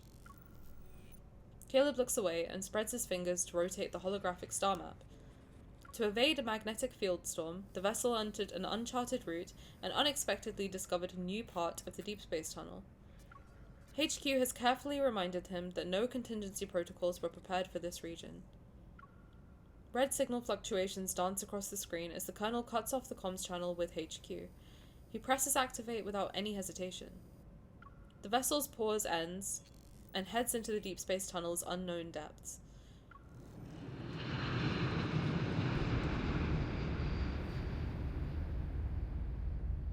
This brilliant celestial body provides humanity with its most generous cradle. However, it has never once promised eternity. Billions of years are carved into its pulsating body to allow the most brilliant civilization in the universe to arise, and now grandeur and destruction are equally fleeting. It turns towards the next section without any sentiment. Carrying countless scars, it shall meet an absolute destruction or a brilliant rebirth.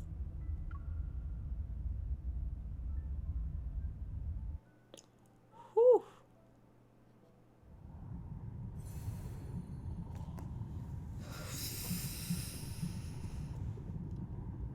That's something I gotta look at that again. I gotta look at that again. I think this is one of those things where I've just gotta go through it with like a fine-tooth comb and just fucking really get into it.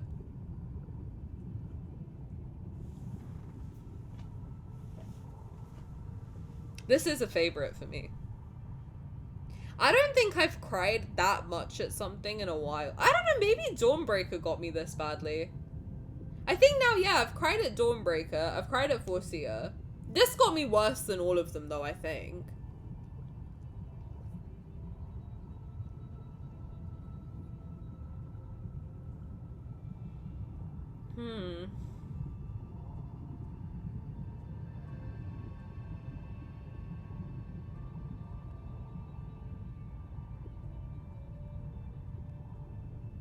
This is when I gotta be honest, I am not in like they put my emotion, look, my emotions are already like on 1,000 right now. They fucking put me in a slingshot and yeeted me into an abyss, swirled me around a blender, spat me out, drank me, threw me up, flushed me down the toilet, pooped me out into a sewage tank, and poured me into a cup again.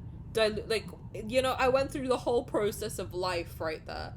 I'm not mentally in a stage to like give a final thoughts section, but this is something that I'm gonna sit there and fucking comb through. This has just convinced me that I need to do that I need to sit down and go through every single line of every single thing in this game with like the most intense scrutiny known to man. Somehow put it all in my little noggin and just fucking go let the tism out. Like, I just gotta let it out. I gotta let it out. I gotta let it do its thing. I gotta let it, like, fucking conspiracy board needs to happen. Like, this game is insane. Okay, so I did have a thought. Upon going back through Xavier's first chapters, they have, like, an actual mission, him and MC. Like, they actually have a purpose and a thing set up that they've just never done. So when I said yesterday that I think his story is ending, I think that what I said yesterday about Xavier's story ending, I think I was right. That my theory is that I still basically not my theory. My theory is that what I said yesterday is still it's the same thing I think today. that it's not the finale, but it's the finale of centering around Xavier. I think now everything is going to be centered around MC, way more so. That we're done kind of understanding I think Caleb's will still focus on him. His might focus on like the touring chip. But I think that it's now gonna be focused around MC doing what MC's gotta do.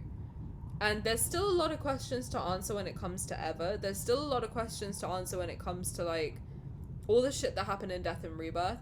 I think that it feels final because we've wrapped up all of their myths. So unless stuff goes into new myths that might come out, I think that's why it feels... So let me try and think about what I'm saying. So right now it feels final because for Xavier and Rafayel, they've taken all 3 of their myths and tied them up with a neat little bow. However, I'm sure if we go and look at Death and Rebirth and look at Sylus and Zayne, it might not tie in very well with God, like, or it might not wrap up God of Annihilation and Silverwing. What's it called? Silverwing Fiends? Is that what his Sylus was called? It might not wrap those up with a neat little bow in the same way. So I feel like if they introduce new myths and they might have like a new plot, a new set of 3 for each of the guys of new myths. That's kind of where my mind is going. And then their story in this like main story will revolve around those 3 new myths, because everyone seems to think that they all need to have a myth for each of the Stellactrum colors. So if that's the case, then they would all need 3 more. So I think that's what they're going to do, is maybe have one new standard myth and 2 new limited myths that all will wrap up into a new section of main story, because I still don't think this game is anywhere near done. Purely, I'll be so for real, purely from a business perspective, that this game is very, very, very good monetarily for a company. It makes a lot of money. It does. So purely from that standpoint, would it be smart for them to end it next year? No. Because they wanna like pull as much money out of it as they can. So just from that, like a business perspective, I don't see this game ending anytime soon. I just don't. Do I see them also fully shifting away from main story and centering only on cards? Also no. So what I'm thinking is that the way they're saying there's no more myths this year, other than Caleb's new one, obviously, then I that's exactly it, Nana. That's where I'm getting at. I think they're gonna release Caleb's 3rd myth. Then the next big thing will be the 6th LI, and then it will be a whole new section of time with new myths, a new kind of like take on their stories. Because now all of Raphael's Sea God stuff is wrapped up. Does that mean his story is wrapped up? No, because we've seen how layered these characters are. There's so much left of their characters that are not explored at all. There's still a lot that has just not been explained. And going back, like going into the main chapters and like reading through them again, I can see where it ties into the current stuff and where they've wrapped them all up nicely. But there's still stuff in there that I'm like, well, this doesn't make sense. So when I say it's going to be centered more on MC, does that mean I think that it's going to be MC myths? No. But what I think it's going to be, it looks like this section is MC in all the myths as well, is a support to the boys. That's what it looks like in the myths, to me. Now I think what the new direction is going to be, kind of similar to how in this card she's the Empress and they are all support to her, I think that it's going to be... I think that's going to be the way that the myths are kind of set up as well, that they end up being supports to her. I don't know if I'm explaining it very well. So, but that's kind of where my mind is going, that it's not, I don't think it's going to end. Purely from a business perspective, I just don't think that would be a smart ending at all. But I don't think it's going to be an MC myth, to be clear. I don't think that's what it's going to be. I think it's going to be that she is like she is the one that they are the support to. So much like how in God of Annihilation, he was kind of like the the one that she needed, and how in all of Raph's myths so far she's been his follower. I feel like just like how this current banner has flipped the script, I think that they're gonna flip it so they are her followers. That's how it's gonna be flipped. She's gonna be the one with the power that they need. It's gonna be kind of like an opposite power dynamic shift. That's kind of where that's where my mind is going. Also, I think it's gonna be, the main story is gonna focus more on MC and her background, because so far all of the main story up to this point has been about each of the boys and their background. So we've seen Xavier and his background in Philos. We've seen Raphael and his background in Lemuria. I think those elements will still tie into them all, obviously, but they will also have like a more of a light on whatever the new myths are that they're kind of getting into, and also more to do with her and what she's doing, because now I feel like their pasts are wrapped up, but hers is the one that still makes no sense. So that's where I think it's gonna go. Do I want a sixth ally? No. How certain are we that there will be a sixth ally? I don't want one, but it depends. It depends. I'm pretty sure they changed the wish layout when you select your top 3 in this banner. I don't know if they changed it, but everyone was saying that they have kind of had it look like there's space for a sixth ally this whole time. I personally don't want one. Thank God he's there. Good Lord, can you imagine? He's just gone. I personally don't want one. That's where I'm at. I think the 5 we have now are actually really strong, but everyone's saying like here under Raphael there's a space for another name. So I see from that perspective why people think that, but I have no idea. It's evenly laid out in 2x3 grid versus the bottom row of 2 being centered. Yeah. I see that. That's always been that way though, I think. It's always been like this in this screen, for sure. But anyway, that's where I think that the story is going to head. I don't think it's... Like, yesterday I was thinking that Xavier's story feels wrapped up, but I don't think it does, because now there's more questions, right? Because now he's got his collar off, what does that mean? For Raphael, now he's, like, kind of... He's become one with the sea god. What does that mean for him? So far up until this point, that hasn't been the case. So now what does all this mean? There's so many questions left to answer. So do I think it's the end? No. I don't. A, from a business perspective, and B, from like a story perspective, there's just a lot left. So I think there's gonna... I still think we're about 20% of the way through, personally.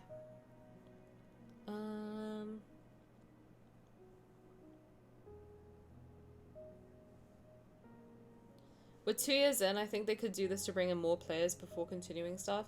I agree. I feel like if they were gonna... See, I always thought that if they were gonna release a 6th ally, then they would wait to rerun multi-banners until after he's released, put all 3 of the new... or 2 or 3 of the new cards into those banners, and then rerun them with the new character added in. That's kind of where I was thinking, but now they're rerunning multi-banners without him. I'm like, I don't know if that's gonna work then. I don't know. Zayne might awaken the fractal library within him. What now? I feel like Sylus was the main one, didn't rely on his myth lore. I have to be honest, it's 1:30 AM. I do not have the brain power right now to like think about Zayne, but I will get into it. I think this has just solidified what I think I want to do with it.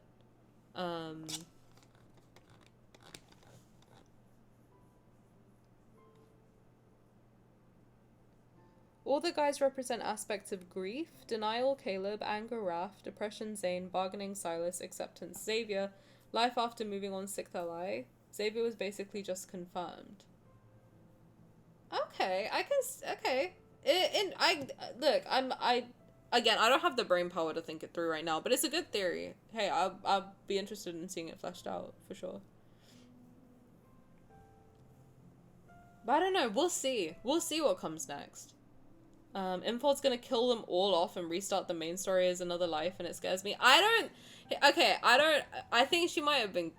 I wasn't there, I don't know, I'm not gonna speak for her, but I don't know, that sounds like kind of a joke. Because that would be so bad for business. Like, you gotta remember at the end of the day, this is how I, like, think about all theories when it comes to this game. At the end of the day, this is a business. The way that, like, they killed Raphael for, like, 2 minutes and then brought him back, that would have been so bad for business. Can you imagine if he was actually gone? The way people would riot? I don't think that would happen. That would literally not happen. People would quit the game, and that would be horrible for business. So, literally, you have to think of it from, like, a capitalistic perspective. That would not happen. Because, like, how would they sell merch of Raphael if he's not there? You know? I don't know if they'll get killed off, but there can be a full story reset. I don't think that would... Personally, I don't think that would happen, because, again, then that would mean that all the stuff that people have paid money on, all the cards people have paid money for, if people are pay to play, which a lot of people are, would kind of be moot. So, again, I think that would be kind of bad for business. People would probably complain about that. Right, guys, as much as I would love to sit here and chat with you guys about theories all night, it's 1:30 in the morning, so I must leave you. I'm tired. I've been through the ringer, and my emotions are all over the shop. But I do think that I want to go through this game, as I have been, with this new account, with, like, a fine-tooth comb. I want to get into the lore. So now my plan for next week, I'm kind of thinking if I'm gonna be here tomorrow. If I am, it'll probably just be like a chill art stream, but we'll see. I'm just in the mood to stream. I don't know. We'll see how busy I am over the weekend. But the plan now is to go through World Underneath stuff. So, again, if you guys have any suggestions for World Underneaths, without telling me why, because then you would spoil me, don't tell me why, but if you want to give me the number of a World Underneath that you think I should read, you can tag me in Discord or, like, just anywhere else, or, like, just DM me or whatever the fuck.